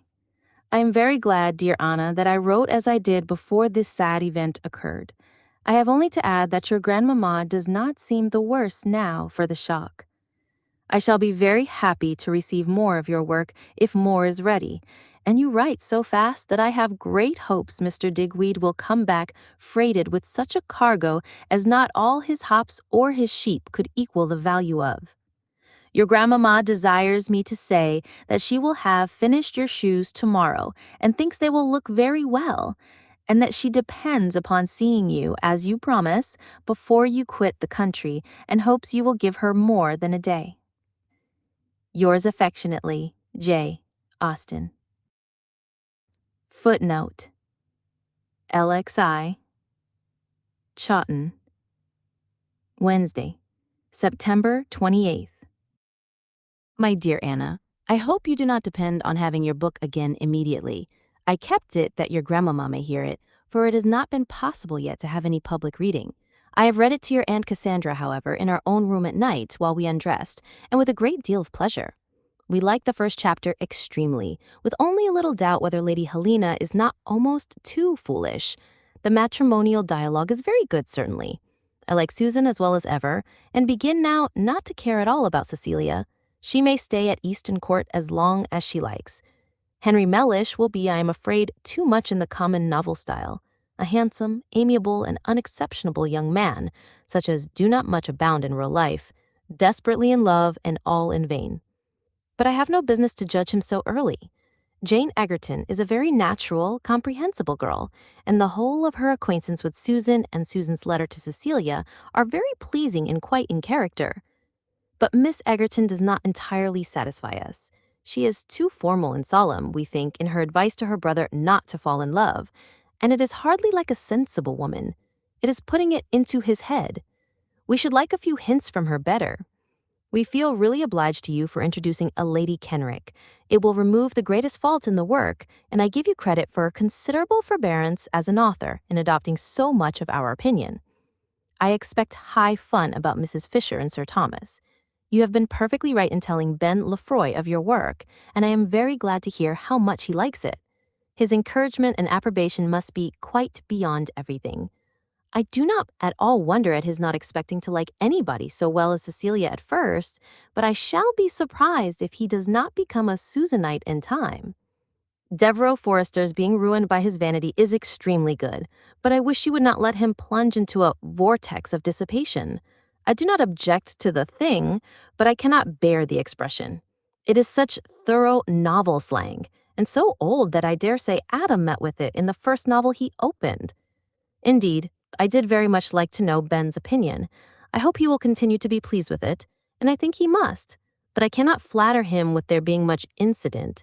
We have no great right to wonder at his not valuing the name of Progelian. That is a source of delight which even he can hardly be quite competent to.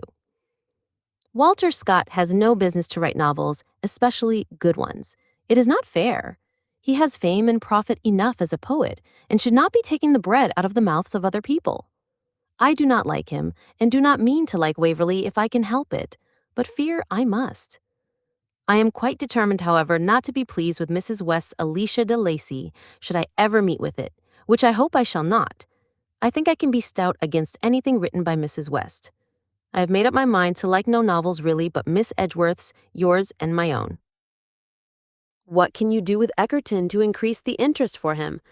I wish he could contrive something, some family occurrence, to bring out his good qualities more, some distress among brothers and sisters to relieve by the sale of his curacy, something to carry him mysteriously away, and then be heard of at York or Edinburgh in an old greatcoat. I would not seriously recommend anything improbable, but if you could invent something spirited for him, it would have a good effect. He might lend all his money to Captain Morris, but then he would be a great fool if he did. Cannot the Morrises quarrel and he reconcile them? Excuse the liberty I take in these suggestions. Your Aunt Frank's nursemaid has just given her warning, but whether she is worth your having or would take your place, I know not. She was Mrs. Webb's maid before she went to the great house. She leaves your aunt because she cannot agree with the other servants. She is in love with the man, and her head seems rather turned. He returns her affection, but she fancies everyone else is wanting him and envying her. Her previous service must have fitted her for such a place as yours, and she is very active and cleanly. The Webbs are really gone. When I saw the wagons at the door and thought of all the trouble they must have in moving, I began to reproach myself for not having liked them better. But since the wagons have disappeared, my conscience has been closed again, and I'm excessively glad they are gone. I'm very fond of Sherlock's sermons, and prefer them to almost any. Your affectionate aunt, Jane Austen.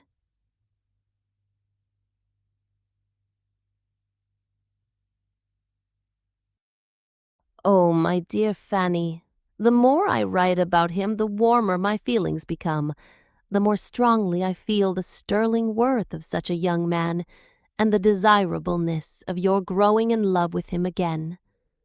I recommend this most thoroughly. There are such beings in the world, perhaps 1 in 1,000, as the creature you and I should think perfection, where grace and spirit are united to worth, where the manners are equal to the heart and understanding. But such a person may not come in your way, or if he does, he may not be the eldest son of a man of fortune, the near relation of your particular friend, and belonging to your own county. Think of all this, Fanny. Mr. A has advantages which we do not often meet in one person. His only fault, indeed, seems modesty. If he were less modest, he would be more agreeable, speak louder, and look impudenter. And is not it a fine character of which modesty is the only defect? I have no doubt he will get more lively and more like yourselves as he is more with you. He will catch your ways if he belongs to you. And as to there being any objection from his goodness, from the danger of his becoming even evangelical, I cannot admit that. I am by no means convinced that we ought not all to be evangelicals, and am at least persuaded that they who are so from reason and feeling must be happiest and safest. Do not be frightened from the connection by your brother's having most wit. Wisdom is better than wit, and in the long run will certainly have the laugh on her side. And don't be frightened by the idea of his acting more strictly up to the precepts of the New Testament than others. And now, my dear Fanny, having written so much on one side of the question, I shall turn round and entreat you not to commit yourself farther, and not to think of accepting him, unless you really do like him. Anything is to be preferred or endured rather than marrying without affection. And if his deficiencies of manner, etc., etc., strike you more than all his good qualities, if you continue to think strongly of them, give him up at once. Things are now in such a state that you must resolve upon one or the other, either to allow him to go on as he has done, or whenever you are together behave with a coldness which may convince him that he has been deceiving himself. I have no doubt of his suffering a good deal for a time, a great deal when he feels that he must give you up, but it is no creed of mine, as you must be well aware, that such sort of disappointments kill anybody. Your sending the music was an admirable device. It made everything easy, and I do not know how I could have accounted for the parcel otherwise. For though your dear papa most conscientiously hunted about till he found me alone in the dining parlor, your Aunt C had seen that he had a parcel to deliver. As it was, however, I do not think anything was suspected. We have heard nothing fresh from Anna. I trust she is very comfortable in her new home. Her letters have been very sensible and satisfactory, with no parade of happiness, which I liked them the better for. I have often known young married women write in a way I did not like in that respect. You will be glad to hear that the first edition of MP is all sold. Your Uncle Henry is rather wanting me to come to town to settle about a second edition. But as I could not very conveniently leave home now, I have written him my will and pleasure, and unless he still urges it, shall not go. I am very greedy and want to make the most of it, but as you are much above caring about money, I shall not plague you with any particulars. The pleasures of vanity are more within your comprehension, and you will enter into mine at receiving the praise which every now and then comes to me through some channel or other. Saturday. Mr. Palmer spent yesterday with us and is gone off with Cassie this morning. We have been expecting Miss Lloyd the last 2 days and feel sure of her today. Mr. Knight and Mr. Edward Knight are to dine with us, and on Monday they are to dine with us again, accompanied by their respectable host and hostess. Sunday. Your papa had given me messages to you, but they are unnecessary as he writes by this post to Aunt Louisa. We had a pleasant party yesterday, at least we found it so. It is delightful to see him so cheerful and confident. Aunt Cass and I dine at the great house today. We shall be a snug half-dozen. Miss Lloyd came, as we expected, yesterday, and desires her love. She is very happy to hear of your learning the harp. I do not mean to send you what I owe Miss Hare, because I think you would rather not be paid beforehand. Yours very affectionately, Jane Austen. Miss Knight, Goodnestone Farm, Wingham, Kent. Footnote: LX63. Chawton, November 21, 1814.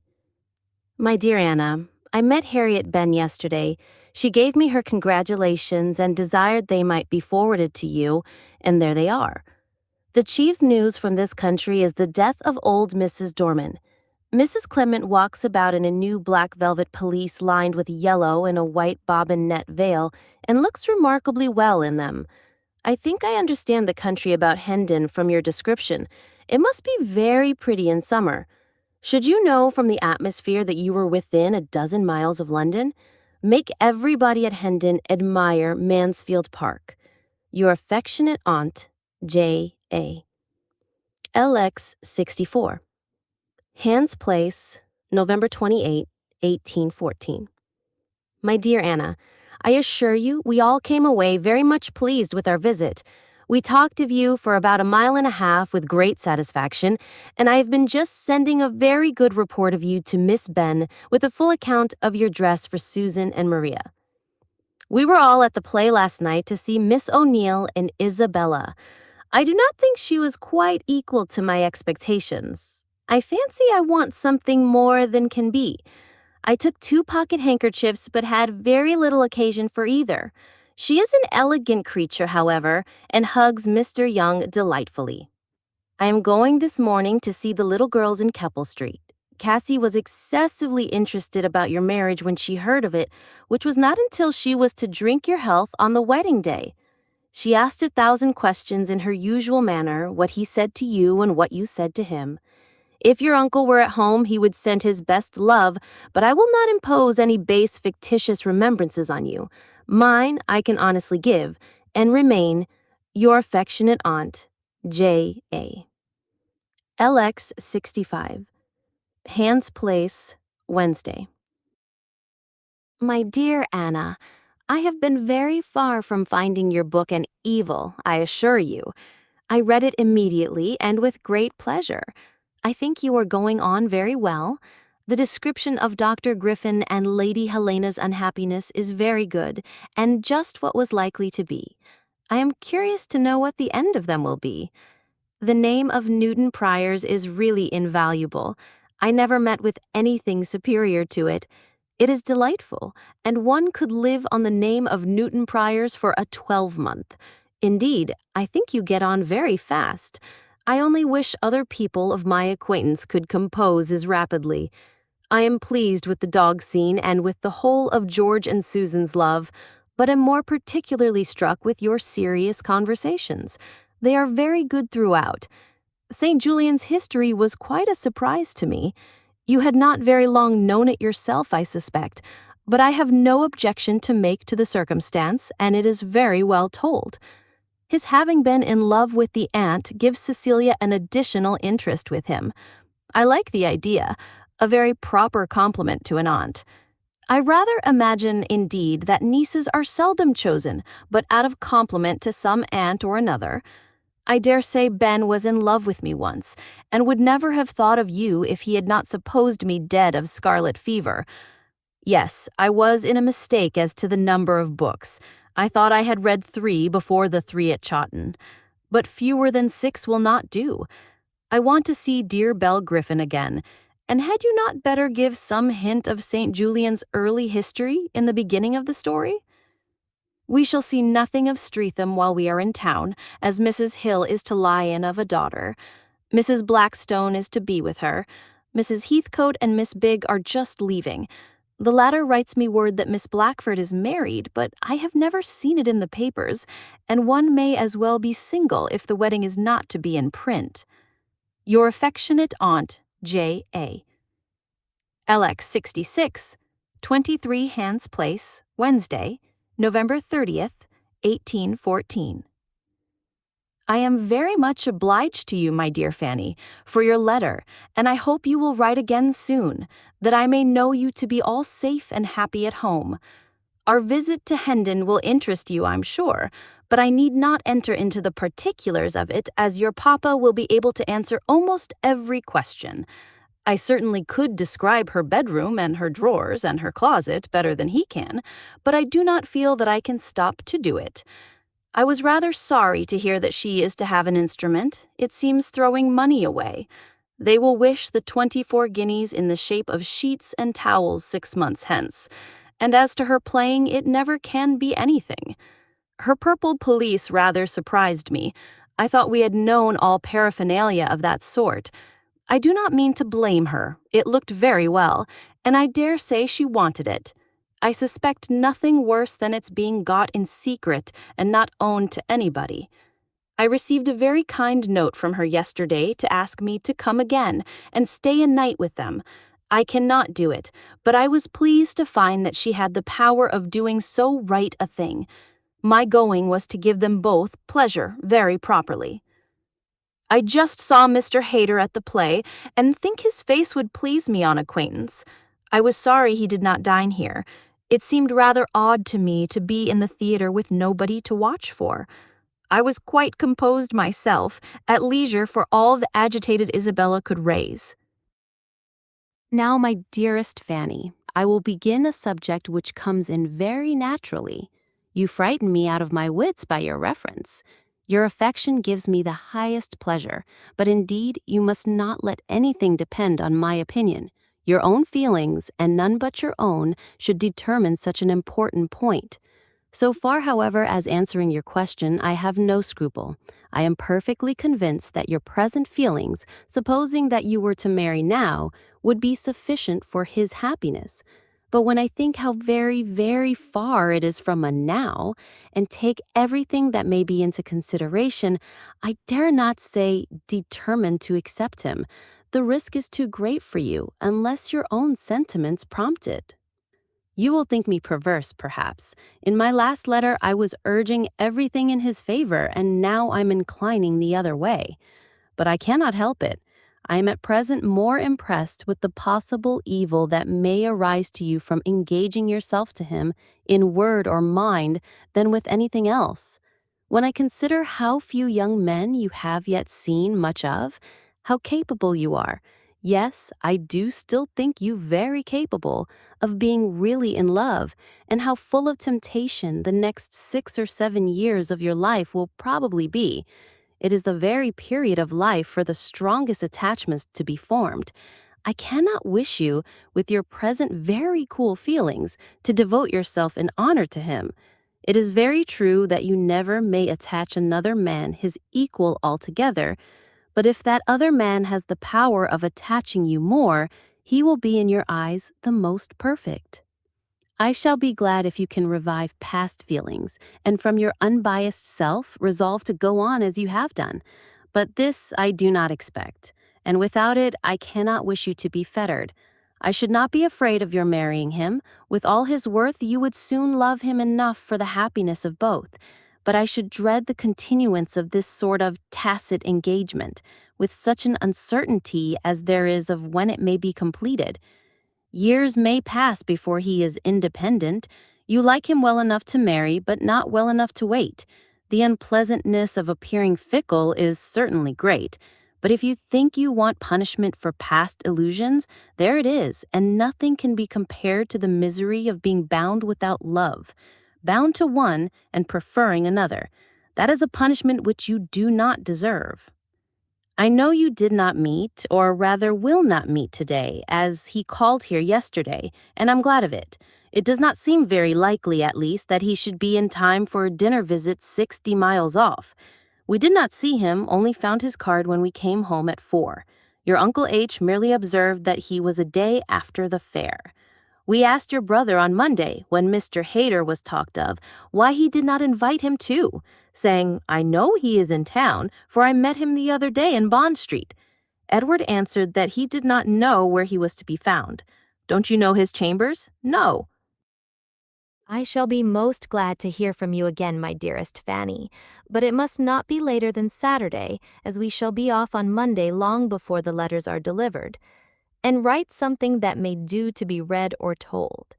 I am to take the Miss Moores back on Saturday, and when I return, I shall hope to find your pleasant little flowing scrawl on the table.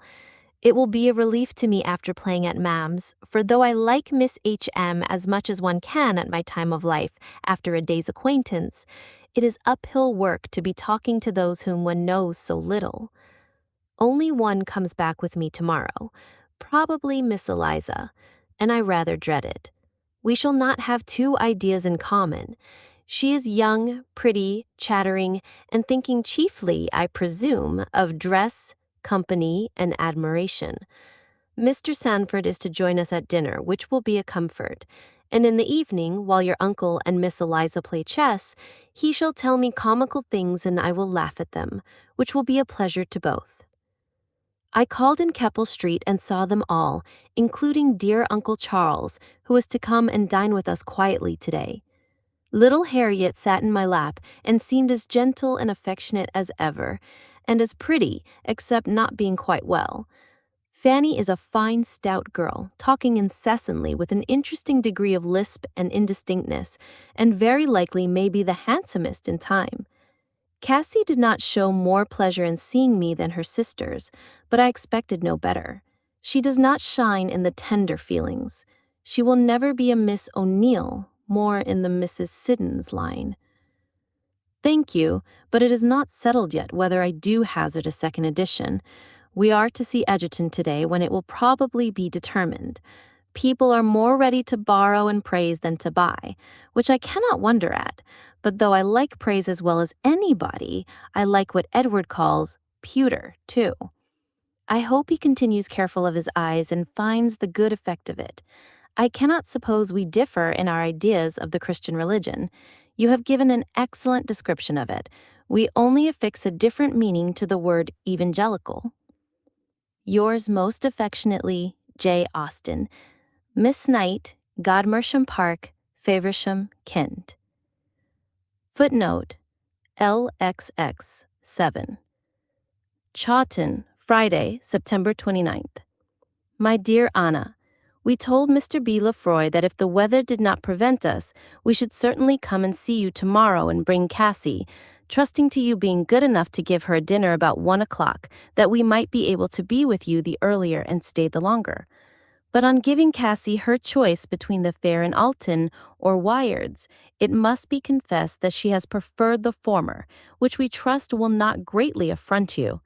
If it does, you may hope that some little Anne hereafter may revenge the insult by a similar preference of an Alton fair to her cousin Cassie.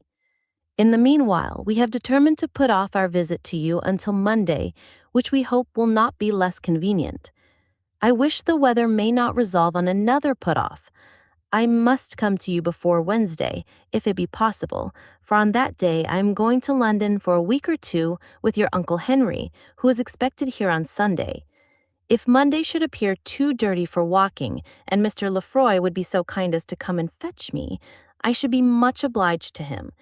Cassie might be of the party, and your Aunt Cassandra will take another opportunity.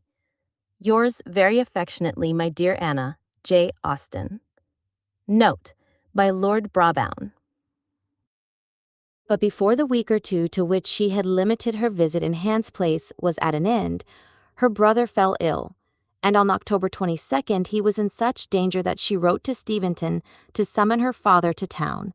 The letter was 2 days on the road and reached him on Sunday the 24th. Even then he did not start immediately. In the evening he and his wife rode to Chawton, and it was not until the next day that he and Cassandra arrived in Hans Place. The malady from which Henry Austen was suffering was low fever, and he was for some days at death's door. But he rallied soon after his brother and sisters arrived, and recovered so quickly that the former was able to leave him at the end of the week. The great anxiety and fatigue which Jane underwent at this time was supposed by some of her family to have broken down her health. She was in a very feeble and exhausted condition when the bank in which her brother Henry was a partner broke, and he not only lost all that he possessed, but most of his relations suffered severely also. Jane was well enough to pay several visits with her sister in the summer of 1816, including one to Steventon, the last she ever paid to that home of her childhood. The last note which Mrs. Lefroy had preserved is dated 68, June 23, 1816. My dear Anna, Cassie desires her best thanks for the book. She was quite delighted to see it. I do not know when I have seen her so much struck by anybody's kindness as on this occasion. Her sensibility seems to be opening to the perception of great actions. These gloves having appeared on the pianoforte ever since you were here on Friday, we imagine they must be yours. Mrs. Digweed returned yesterday through all the afternoon's rain, and was of course wet through, but in speaking of it she never once said it was beyond everything, which I am sure it must have been. Your mamma means to ride to Speen Hill tomorrow to see the Mrs. Hulberts, who are both very indifferent. By all accounts, they really are breaking now, not so stout as the old jackass. Yours affectionately, J.A. Chawton, Sunday, June 23rd, Uncle Charles's birthday. 69. Hans Place, Friday, November 24th, 1815. My dearest Cassandra, I have the pleasure of sending you a much better account of my affairs, which I know will be a great delight to you. I wrote to Mr. Murray yesterday myself, and Henry wrote at the same time to Roworth. Before the notes were out of the house, I received 3 sheets and apology from R. We sent the notes, however, and I had a most civil one in reply from Mr. M. He is so very polite, indeed, that it is quite overcoming. The printers have been waiting for paper. The blame is thrown upon the stationer, but he gives his word that I shall have no further cause for dissatisfaction. He has lent us Miss Williams in Scott, and says that any book of his will always be at my service. In short, I am soothed and complimented into tolerable comfort. We had a visit yesterday from Edward Knight, and Mr. Maskell joined him here, and this morning has brought Mr. Maskell's compliments and 2 pheasants. We have some hope of Edward's coming to dinner today. He will, if he can, I believe. He is looking extremely well. Tomorrow Mr. Hayden is to dine with us. There is happiness. We really grow so fond of Mr. Hayden that I do not know what to expect. He and Mr. Tilson and Mr. Phillips made up our circle of wits last night. Fanny played, and he sat and listened and suggested improvements, till Richard came in to tell him that the doctor was waiting for him at Captain Blake's, and then he was off with the speed that you can imagine. He never does appear in the least above his profession or out of humor with it, or I should think poor Captain Blake, whoever he is, in a very bad way. I must have misunderstood Henry when I told you that you were to hear from him today. He read me what he wrote to Edward. Part of it must have amused him. I am sure one part, alas, cannot be very amusing to anybody. I wonder that with such business to worry him, he can be getting better. But he certainly does gain strength, and if you and Edward were to see him now, I feel sure that you would think him improved since Monday. He was out yesterday. It was a fine, sunshiny day here. In the country, perhaps, you might have clouds and fogs. Dare I say so? I shall not deceive you. If I do, as to my estimation of the climate of London, and he ventured first on the balcony and then as far as the greenhouse. He caught no cold, and therefore has done more today, with great delight and self-persuasion of improvement. He has been to see Mrs. Tilson and the Mailings. By the by, you may talk to Mr. T of his wife's being better. I saw her yesterday and was sensible of her having gained ground in the last 2 days. Evening. We have had no Edward. Our circle is formed, only Mr. Tilson and Mr. Hayden. We are not so happy as we were. A message came this afternoon from Mrs. Latouche and Miss East, offering themselves to drink tea with us tomorrow, and as it was accepted, here is an end of our extreme felicity in our dinner guest. I am heartily sorry they are coming. It will be an evening spoiled to Fanny and me. Another little disappointment. Mr. H. advises Henry's not venturing with us in the carriage tomorrow. If it were spring, he says, it would be a different thing. One would rather this had not been. He seems to think his going out today rather imprudent, though acknowledging at the same time that he is better than he was in the morning. He has been to see Mrs. Tilson and the Mailings.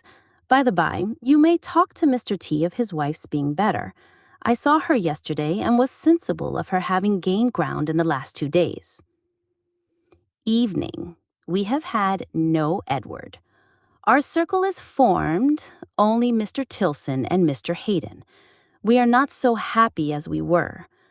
A message came this afternoon from Mrs. Latouche and Miss East, offering themselves to drink tea with us tomorrow, and as it was accepted, here is an end of our extreme felicity in our dinner guest. I am heartily sorry they are coming. It will be an evening spoiled to Fanny and me. Another little disappointment. Mr. H. advises Henry's not venturing with us in the carriage tomorrow. If it were spring, he says, it would be a different thing. One would rather this had not been. He seems to think his going out today rather imprudent, though acknowledging at the same time that he is better than he was in the morning. He has had a letter full of commissions from Goodstone. We shall be busy about them and her own matters, I dare say, from 12 to 4. Nothing, I trust, will keep us from Keppel Street. This day has brought a most friendly letter from Mr. Fowle, with a brace of pheasants. I did not know before that Henry had written to him a few days ago to ask for them. We shall live upon pheasants, no bad life. I send you 5 one-pound notes for fear you should be distressed for little money. Lizzie's work is charmingly done. Shall you put it to your chintz? A sheet came in this moment. First and third vols are now at 144, second at 48. I am sure you will like particulars. We are not to have the trouble of returning the sheets to Mr. Murray any longer. The printer's boys bring and carry. I hope Mary continues to get well fast, and I send my love to little Herbert. You will tell me more of Martha's plans, of course, when you write again. Remember me most kindly to everybody, and Miss Bin besides. Yours very affectionately, J. Austen. I have been listening to Dreadful Insanity. It is Mr. Haydon's firm belief that a person not musical is fit for every sort of wickedness. I ventured to assert a little on the other side, but wish the cause in abler hands. Miss Austen, Chawton.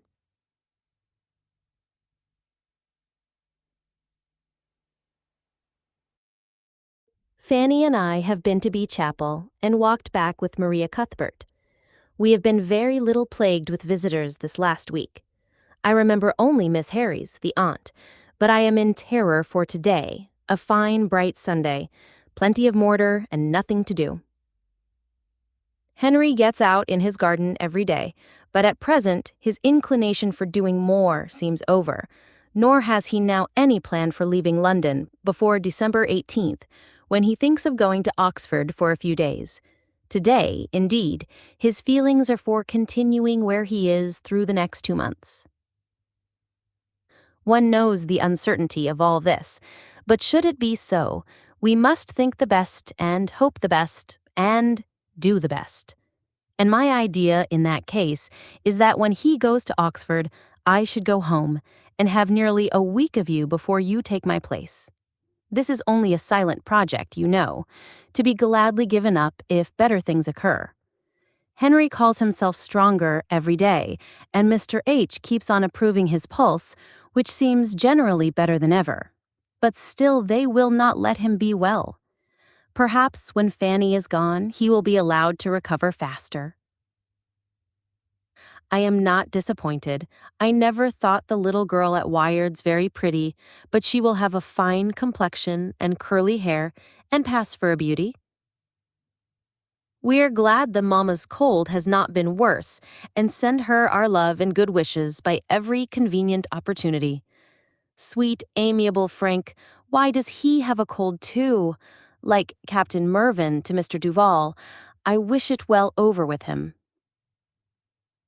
Fanny has heard all that I have said to you about herself and Mr. H. Thank you very much for the sight of dearest Charles' letter to yourself. How pleasantly and how naturally he writes, and how perfect a picture of his disposition and feelings his style conveys. Poor dear fellow, not a present? I have a great mind to send him all the 12 copies which were to have been dispersed among my near connections, beginning with the P.R. and ending with Countess Morley. Adieu.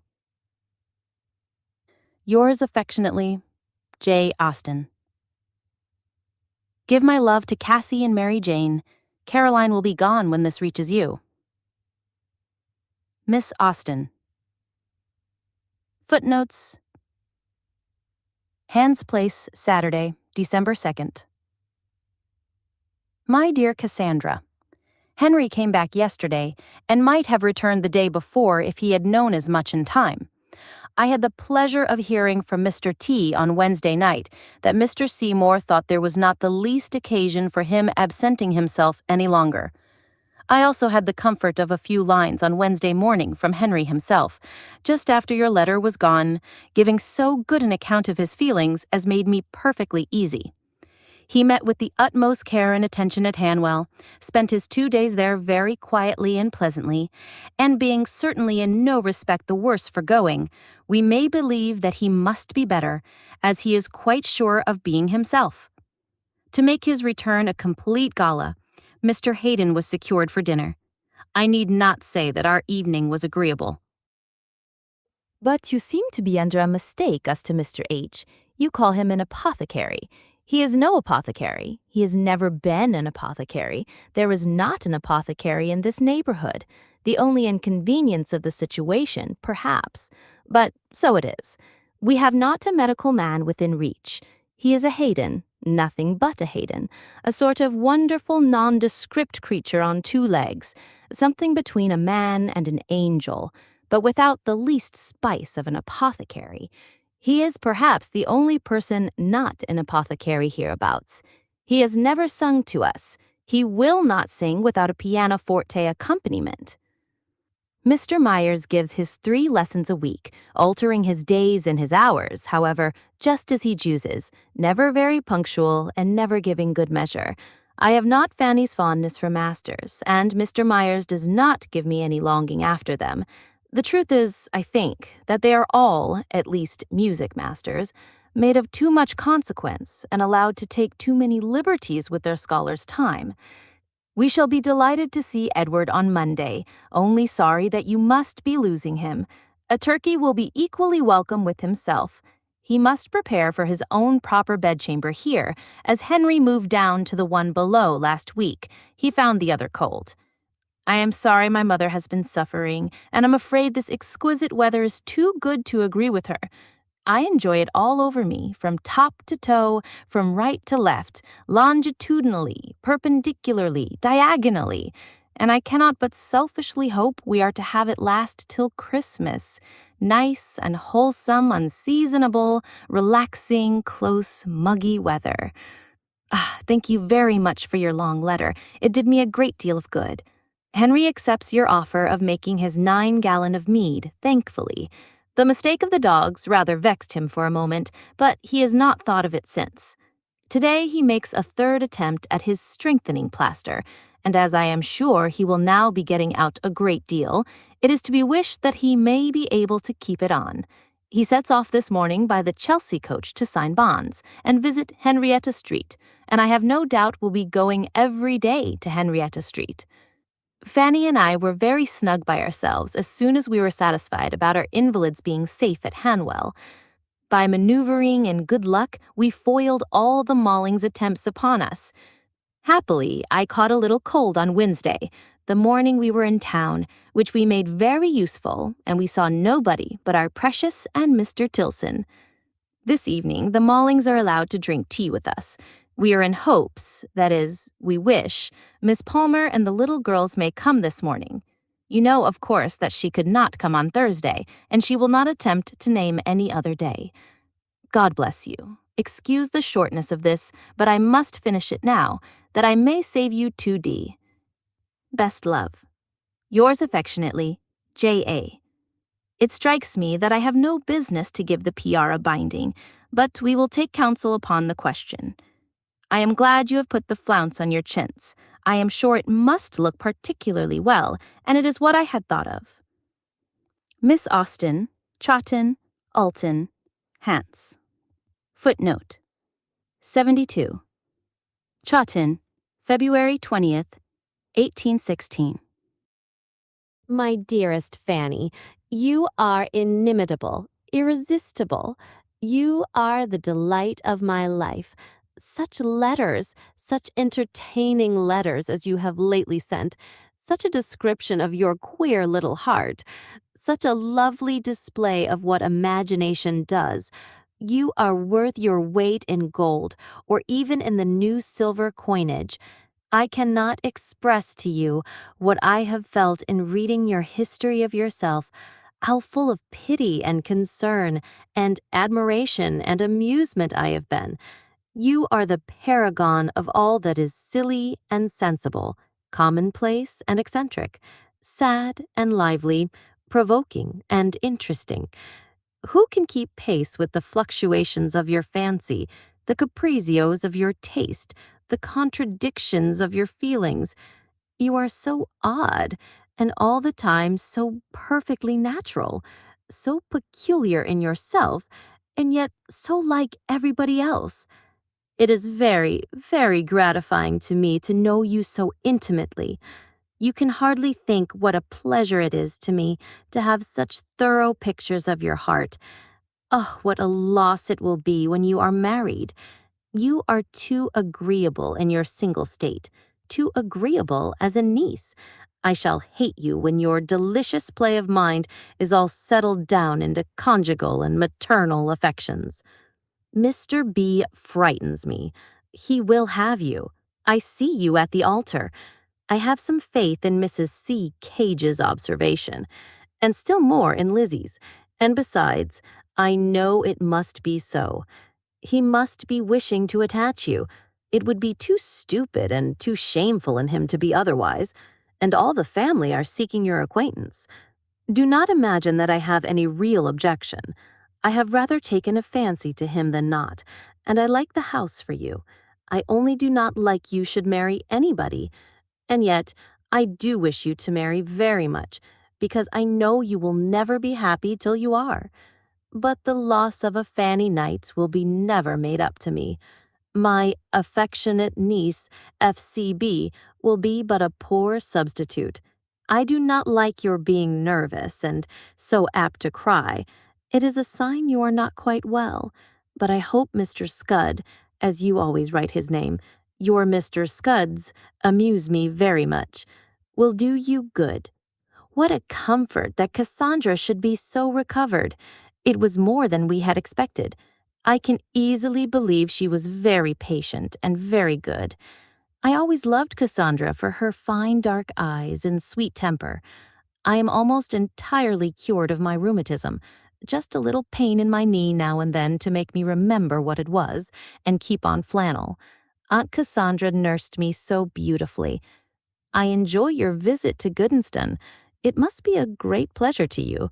You have not seen Fanny Cage in comfort so long. I hope she represents and remonstrates and reasons with you properly. Why should you be living in dread of his marrying somebody else? Yet how natural. You did not choose to have him yourself. Why not allow him to take comfort where he can? In your conscience, you know that he could not bear a companion with a more animated character. You cannot forget how you felt under the idea of it having been possible that he might have dined in Hans' place. My dearest Fanny, I cannot bear you should be unhappy about him. Think of his principles, think of his father's objection, of want of money, etc., etc. But I am doing no good. No, all that I urge against him will rather make you take his part more, sweet, perverse Fanny. And now I will tell you that we like your Henry to the utmost, to the very top of the glass, quite brimful. He is a very pleasing young man. I do not see how he could be mended. He does really bid fair to be everything his father and sister could wish, and William I love very much indeed, and so we do all. He is quite our own William. In short, we are very comfortable together. That is, we can answer for ourselves. Mrs. Deeds is as welcome as May to all our benevolence to her son. We only lamented that we could not do more, and that the £50 note we slipped into his hand at parting was necessarily the limit of our offering. Good Mrs. Deeds. Scandal and gossip? Yes, I dare say you are well stocked, but I am very fond of Mrs. for reasons good. Thank you for mentioning her praise of Emma, etc. I have contributed the marking to Uncle H's shirts, and now they are a complete memorial of the tender regard of many. Friday. I had no idea when I began this yesterday of sending it before your brother went back, but I have written away my foolish thoughts at such a rate that I will not keep them many hours longer to stare me in the face. Much obliged for the quadrilles, which I am grown to think pretty enough, though of course they are very inferior to the cotillions of my own day. Ben and Anna walked here last Sunday to hear Uncle Henry, and she looked so pretty, it was quite a pleasure to see her. So young and so blooming and so innocent, as if she had never had a wicked thought in her life, which yet one has some reason to suppose she must have had, if we believe the doctrine of original sin. I hope Lizzie will have her play very kindly arranged for her. Henry is generally thought very good-looking, but not so handsome as Edward. I think I prefer his face. William is in excellent looks, has a fine appetite, and seems perfectly well. You will have a great break-up at Godmersham in the spring. You must feel they're all going. It is very right, however. Poor Miss C., I shall pity her when she begins to understand herself. Your objection to the quadrilles delighted me exceedingly. Pretty well for a lady irrevocably attached to one person. Sweet Fanny, believe no such thing of yourself. Spread no such malicious slander upon your understanding within the precincts of your imagination. Do not speak ill of your sense merely for the gratification of your fancy. Yours is sense which deserves more honorable treatment. You are not in love with him. You never have been really in love with him. Yours, very affectionately, J. Austen.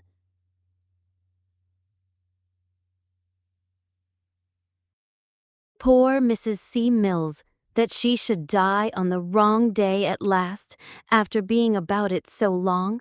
It was unlucky that the Goodstone party could not meet you, and I hope her friendly, obliging, social spirit, which delighted in drawing people together, was not conscious of the division and disappointment she was occasioning. I am sorry and surprised that you speak of her as having little to leave, and must feel for Miss Mills, though she is Molly, if a material loss of income is to attend her other loss. Single women have a dreadful propensity for being poor, which is one very strong argument in favor of matrimony, but I need not dwell on such arguments with you, pretty dear. To you I shall say, as I have often said before, do not be in a hurry. The right man will come at last. You will in the course of the next 2 or 3 years meet with somebody more generally unexceptionable than anyone you have yet known, who will love you as warmly as possible and who will so completely attract you that you will feel you never really loved before. Do none of the A's ever come to balls now? You have never mentioned them as being at any. And what do you hear of the Grips or of Fanny and her husband? Aunt Cassandra walked to Wyards yesterday with Mrs. Digweed. Anna has had a bad cold and looks pale. She has just weaned Julia. I have also heard lately from your Aunt Harriet, and cannot understand their plans in parting with Miss S., whom she seems very much to value now that Harriet and Eleanor are both of an age for a governess to be so useful to, especially as, when Caroline was sent to school some years, Miss Bell was still retained, though the others even then were nursery children. They have some good reason, I dare say, though I cannot penetrate it, and till I know what it is, I shall invent a bad one and amuse myself with accounting for the difference of measures by supposing Miss S. to be a superior sort of woman who has never stooped to recommend herself to the master of the family by flattery, as Miss Bell did. I will answer your kind questions more than you expect. Miss Catherine is put on the shelf for the present, and I do not know that she will ever come out, but I have a something ready for publication, which may perhaps appear about a 12-month hence. It is short, about the length of Catherine. This is for yourself alone. Neither Mr. Salisbury nor Mr. Wildman is to know of it. I have got tolerably well again, quite equal to walking about and enjoying the air, and by sitting down and resting a good while between my walks, I get exercise enough. I have a scheme, however, for accomplishing more. As the weather grows spring-like, I mean to take to riding the donkey. It will be more independent and less troublesome than the use of the carriage, and I shall be able to go about with Aunt Cassandra in her walks to Alton and Wyards. I hope you will think William looking well. He was bilious the other day, and Aunt Cassandra supplied him with a dose at his own request. I am sure you would have approved it. William and I are the best of friends. I love him very much. Everything is so natural about him. His affections, his manners, and his drollery. He entertains and interests us extremely. Matt Hammond and A.M. Shaw are people whom I cannot care for in themselves, but I enter into their situation and am glad they are so happy. If I were the Duchess of Richmond, I should be very miserable about my son's choice. Our fears increase for poor little Harriet. The latest account is that Sir Ev Home is confirmed in his opinion of there being water on the brain. I hope heaven in its mercy will take her soon. Her poor father will be quite worn out by his feelings for her. He cannot spare Cassie at present. She is an occupation and a comfort to him. Chawton, Sunday, March 23rd. I am very much obliged to you, my dearest Fanny, for sending me Mr. W.'s conversation. I had great amusement in reading it, and I hope I am not affronted and do not think the worse of him for having a brain so very different from mine.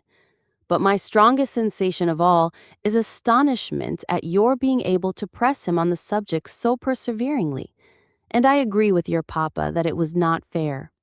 When he knows the truth, he will be uncomfortable. You are the oddest creature, nervous enough in some respects, but in others perfectly without nerves, quite unrepulsible, hardened and impudent. Do not oblige him to read any more. Have mercy on him, tell him the truth, and make him an apology. He and I should not in the least agree, of course, in our ideas of novels and heroines. Pictures of perfection, as you know, make me sick and wicked, but there is some very good sense in what he says, and I particularly respect him for wishing to think well of all young ladies. It shows an amiable and a delicate mind, and he deserves better treatment than to be obliged to read any more of my works. Do not be surprised at finding Uncle Henry acquainted with my having another ready for publication. I could not say no when he asked me, but he knows nothing more of it. You will not like it, so you need not be impatient. You may perhaps like the heroine, as she is almost too good for me. Many thanks for your kind care for my health. I certainly have not been well for many weeks, and about a week ago I was very poorly. I have had a good deal of fever at times and indifferent nights, but I am considerably better now and am recovering my looks a little, which have been bad enough, black and white and every wrong color. I must not depend upon being ever very blooming again.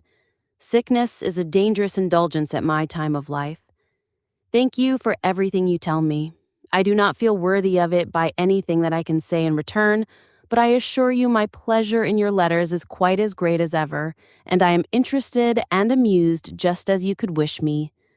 If there is a Miss Marsden, I perceive whom she will marry. Evening.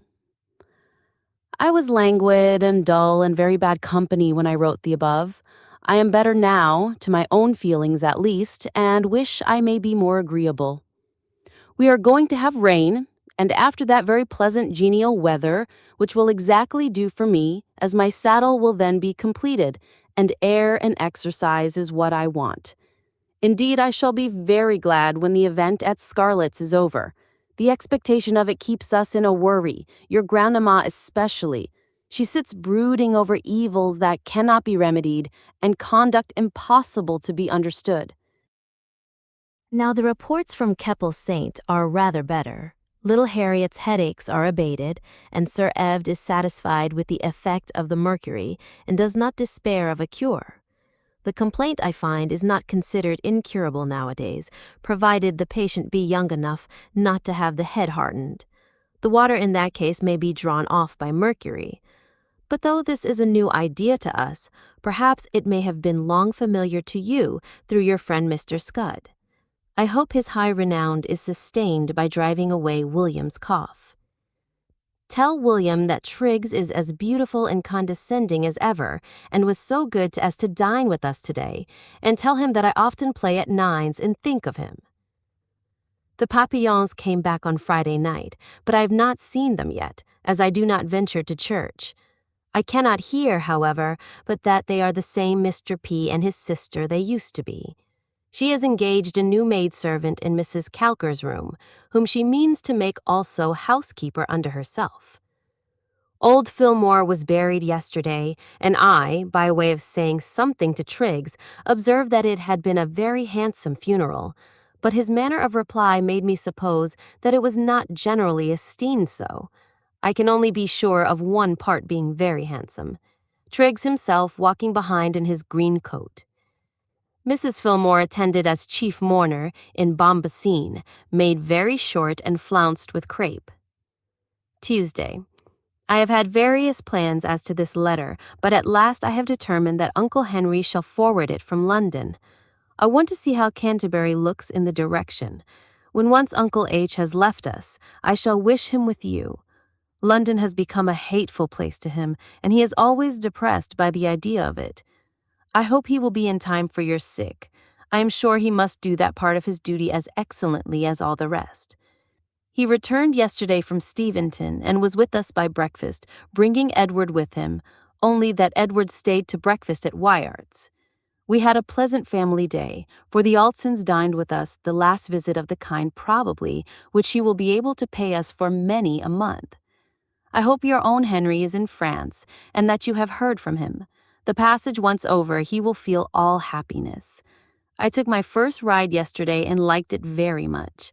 I went up Mounter's Lane and round by where the new cottages are to be, and found the exercise and everything very pleasant. And I had the advantage of agreeable companions, as Aunt Cass and Edward walked by my side. Aunt Cass is such an excellent nurse, so assiduous and unwearied, but you know all that already. Very affectionately yours, J. Austen. Miss Knight, Godmersham Park, Canterbury. 75. Charlton, Sunday, September 8, 1816. My dearest Cassandra, I have borne the arrival of your letter today extremely well. Anybody might have thought it was giving me pleasure. I am very glad you find so much to be satisfied with at Cheltenham. While the waters agree, everything else is trifling. A letter arrived for you from Charles last Thursday. They are all safe and pretty well in Keppel State, the children decidedly better for Broadstairs, and he writes principally to ask when it will be convenient for us to receive Miss P., the little girls, and himself. They would be ready to set off in 10 days from the time of his writing, to pay their visits in Hampshire and Berkshire, and he would prefer coming to Chawton first. I have answered him and said that we hoped it might suit them to wait till the last week in September, as we could not ask them sooner, either on your account or the want of room. I mentioned the 23rd as the probable day of your return. When you have once left Cheltenham, I shall grudge every half-day wasted on the road. If there were but a coach from Hungerford to Chawton. I have desired him to let me hear again soon. He does not include a maid in the list to be accommodated, but if they bring one, as I suppose they will, we shall have no bed in the house even then for Charles himself, let alone Henry. But what can we do? We shall have the great house quite at our command. It is to be cleared of the Papillon's servants in a day or two. They themselves have been hurried off into Essex to take possession, not of a large estate left them by an uncle, but to scrape together all they can, I suppose, of the effects of a Mrs. Rossturn, a rich old friend and cousin suddenly deceased, to whom they are joint executors. So there is a happy end of the Kentish Papillons coming here. No morning service today, wherefore I am writing between 12 and 1 o'clock. Mr. Ben in the afternoon, and likewise more rain again by the look and the sound of things. You left us in doubt of Mrs. Ben's situation, but she has bespoke her nurse. The F.A.'s dined with us yesterday and had fine weather both for coming and going home, which has hardly ever happened to them before. She is still unprovided with the housemaid. Our day at Alton was very pleasant, venison quite right, children well behaved, and Mr. and Mrs. Digweed taking kindly to our charades and other games. I must also observe, for his mother's satisfaction, that Edward at my suggestion devoted himself very properly to the entertainment of Miss S. Gibson. Nothing was wanting except Mr. Sweeney, but he, alas, had been ordered away to London the day before. We had a beautiful walk home by moonlight. Thank you. My back has given me scarcely any pain for many days. I have an idea that agitation does it as much harm as fatigue, and that I was ill at the time of your going from the very circumstance of your going.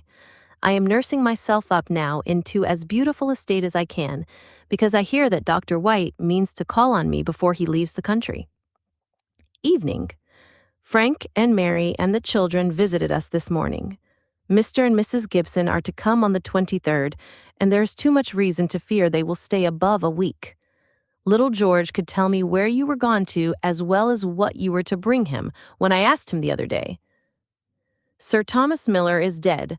I treat you with a dead baronet in almost every letter. So you have C. Craven among you, as well as the Duke of Orleans and Mr. Pocock. But it mortifies me that you have not added one to the stock of common acquaintances. Do pray meet with somebody belonging to yourself. I am quite weary of your knowing nobody. Mrs. Digweed parts with both Hannah and Old Cook. The former will not give up her lover, who is a man of bad character. The latter is guilty only of being unequal to anything. Miss Terry was to have spent this week with her sister, but as usual, it is put off. My amiable friend knows the value of her company. I have not seen Anna since the day you left us. Her father and brother visited her most days. Edward and Ben called here on Thursday. Edward was in his way to Selborne. We found him very agreeable.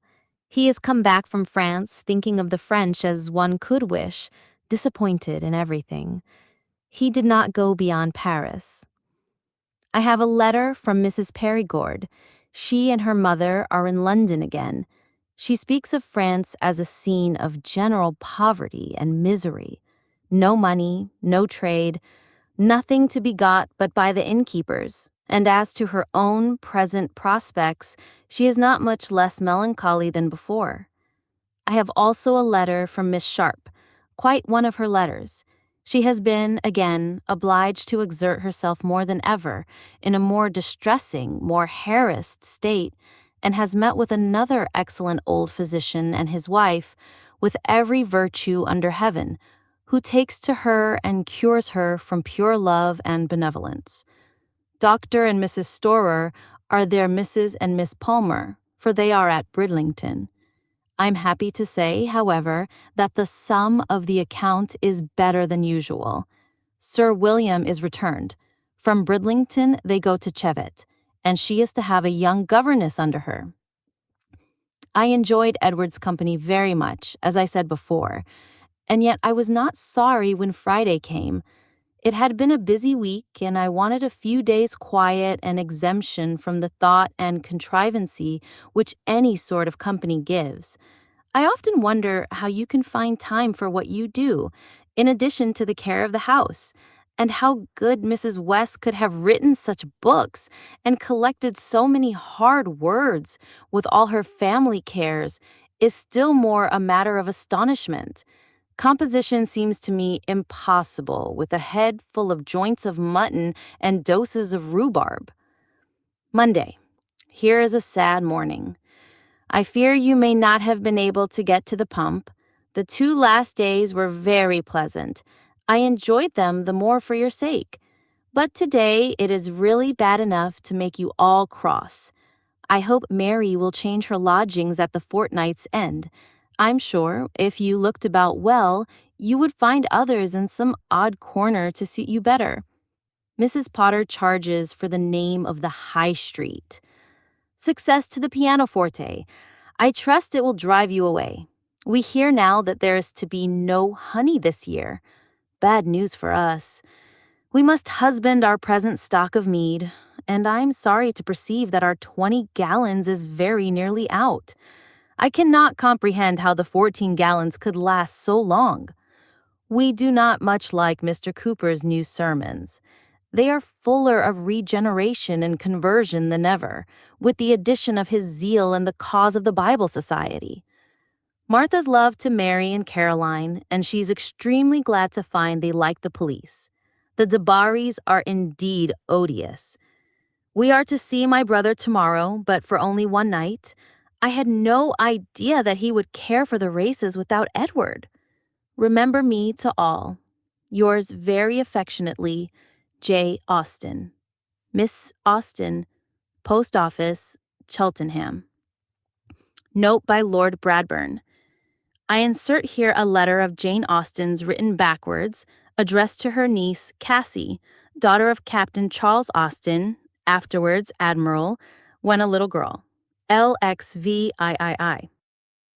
My dear Isaac, I wish you a happy new year. Your 6 cousins came here yesterday and had each a piece of cake.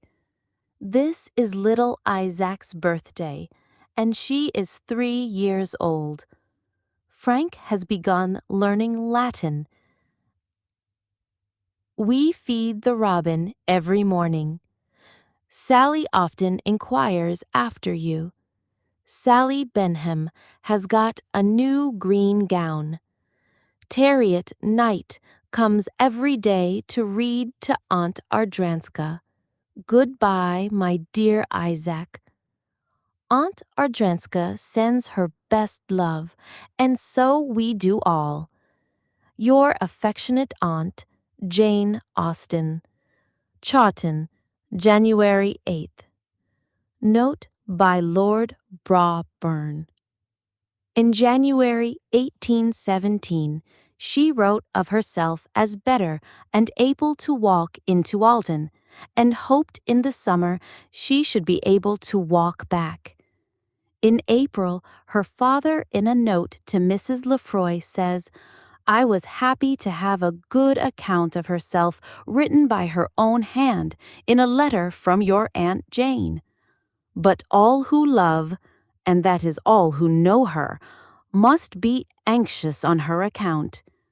We all know how well-grounded that anxiety was, and how soon her relations had to lament over the loss of the dearest and brightest member of their family.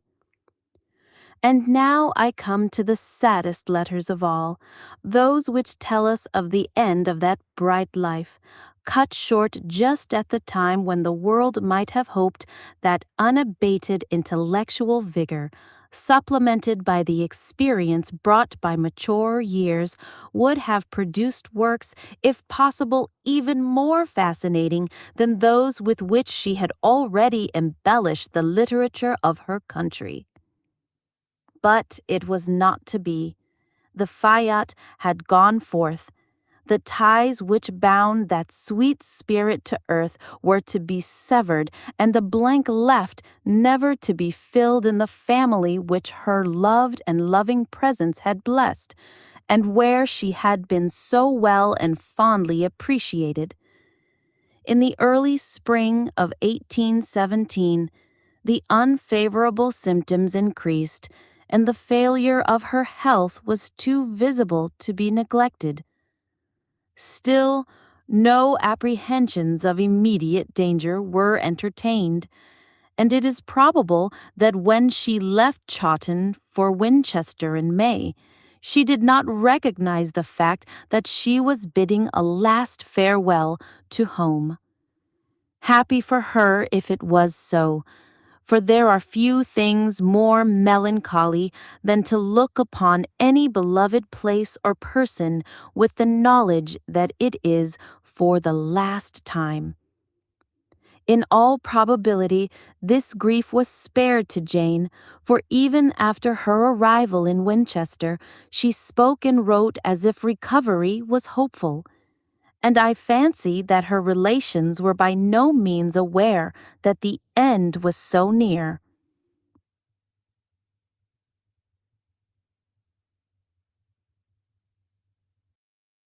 77. Winchester, Sunday. My dearest Fanny, doubly dear to me now for her dear sake whom we have lost. She did love you most sincerely, and never shall I forget the proofs of love you gave her during her illness, in writing those kind, amusing letters at a time when I know your feelings would have dictated so different a style. Take the only reward I can give you in the assurance that your benevolent purpose was answered. You did contribute to her enjoyment. Even your last letter afforded pleasure. I merely cut the seal and gave it to her. She opened it and read it herself. Afterwards, she gave it to me to read, and then talked to me a little, and not uncheerfully, of its contents. But there was then a languor about her which prevented her taking the same interest in anything she had been used to do. Since Tuesday evening, when her complaint returned, there was a visible change. She slept more and much more comfortably. Indeed, during the last 48 hours, she was more asleep than awake. Her looks altered, and she fell away, but I perceived no material diminution of strength, and though I was then hopeless of a recovery, I had no suspicion how rapidly my loss was approaching. I have lost a treasure, such a sister, such a friend as never can have been surpassed. She was the sun of my life, the gilder of every pleasure, the soother of every sorrow. I had not a thought concealed from her, and it is as if I had lost a part of myself. I loved her only too well, not better than she deserved, but I am conscious that my affection for her made me sometimes unjust to and negligent of others, and I can acknowledge, more than as a general principle, the justice of the hand which has struck this blow. You know me too well to be at all afraid that I should suffer materially from my feelings. I am perfectly conscious of the extent of my irreparable loss, but I am not at all overpowered and very little indisposed. Nothing but what a short time with rest and change of air will remove. I thank God that I was enabled to attend her to the last, and amongst my many causes of self-reproach, I have not to add any wilful neglect of her comfort. She felt herself to be dying about half an hour before she became tranquil and apparently unconscious. During that half hour was her struggle, poor soul. She said she could not tell us what she suffered, though she complained of little fixed pain. When I asked her if there was anything she wanted, her answer was she wanted nothing but death, and some of her words were, "God grant me patience. Pray for me, oh, pray for me." Her voice was affected, but as long as she spoke, she was intelligible. I hope I do not break your heart, my dearest Fanny, by these particulars. I mean to afford you gratification whilst I am relieving my own feelings. I could not write so to anybody else. Indeed, you are the only person I have written to at all, excepting your grandmamma. It was to her, not your Uncle Charles, I wrote on Friday. Immediately after dinner on Thursday, I went into the town to do an errand which your dear aunt was anxious about. I returned about 6:15 and found her recovering from faintness and oppression. She got so well as to be able to give me a minute account of her seizure, and when the clock struck 6, she was talking quietly to me.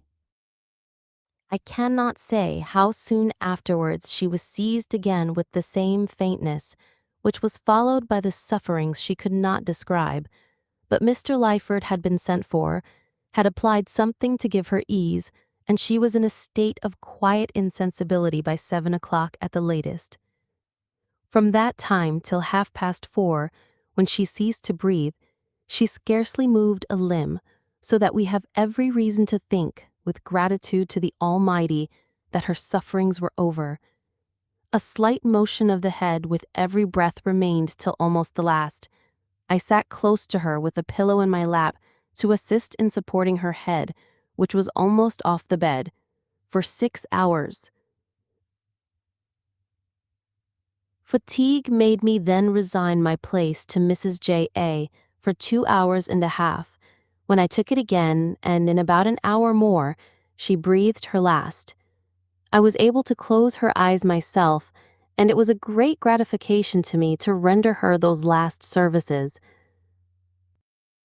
My dearest Fanny, I have just read your letter for the 3rd time, and thank you most sincerely for every kind expression to myself, and still more warmly for your praises of her who I believe was better known to you than to any human being besides myself.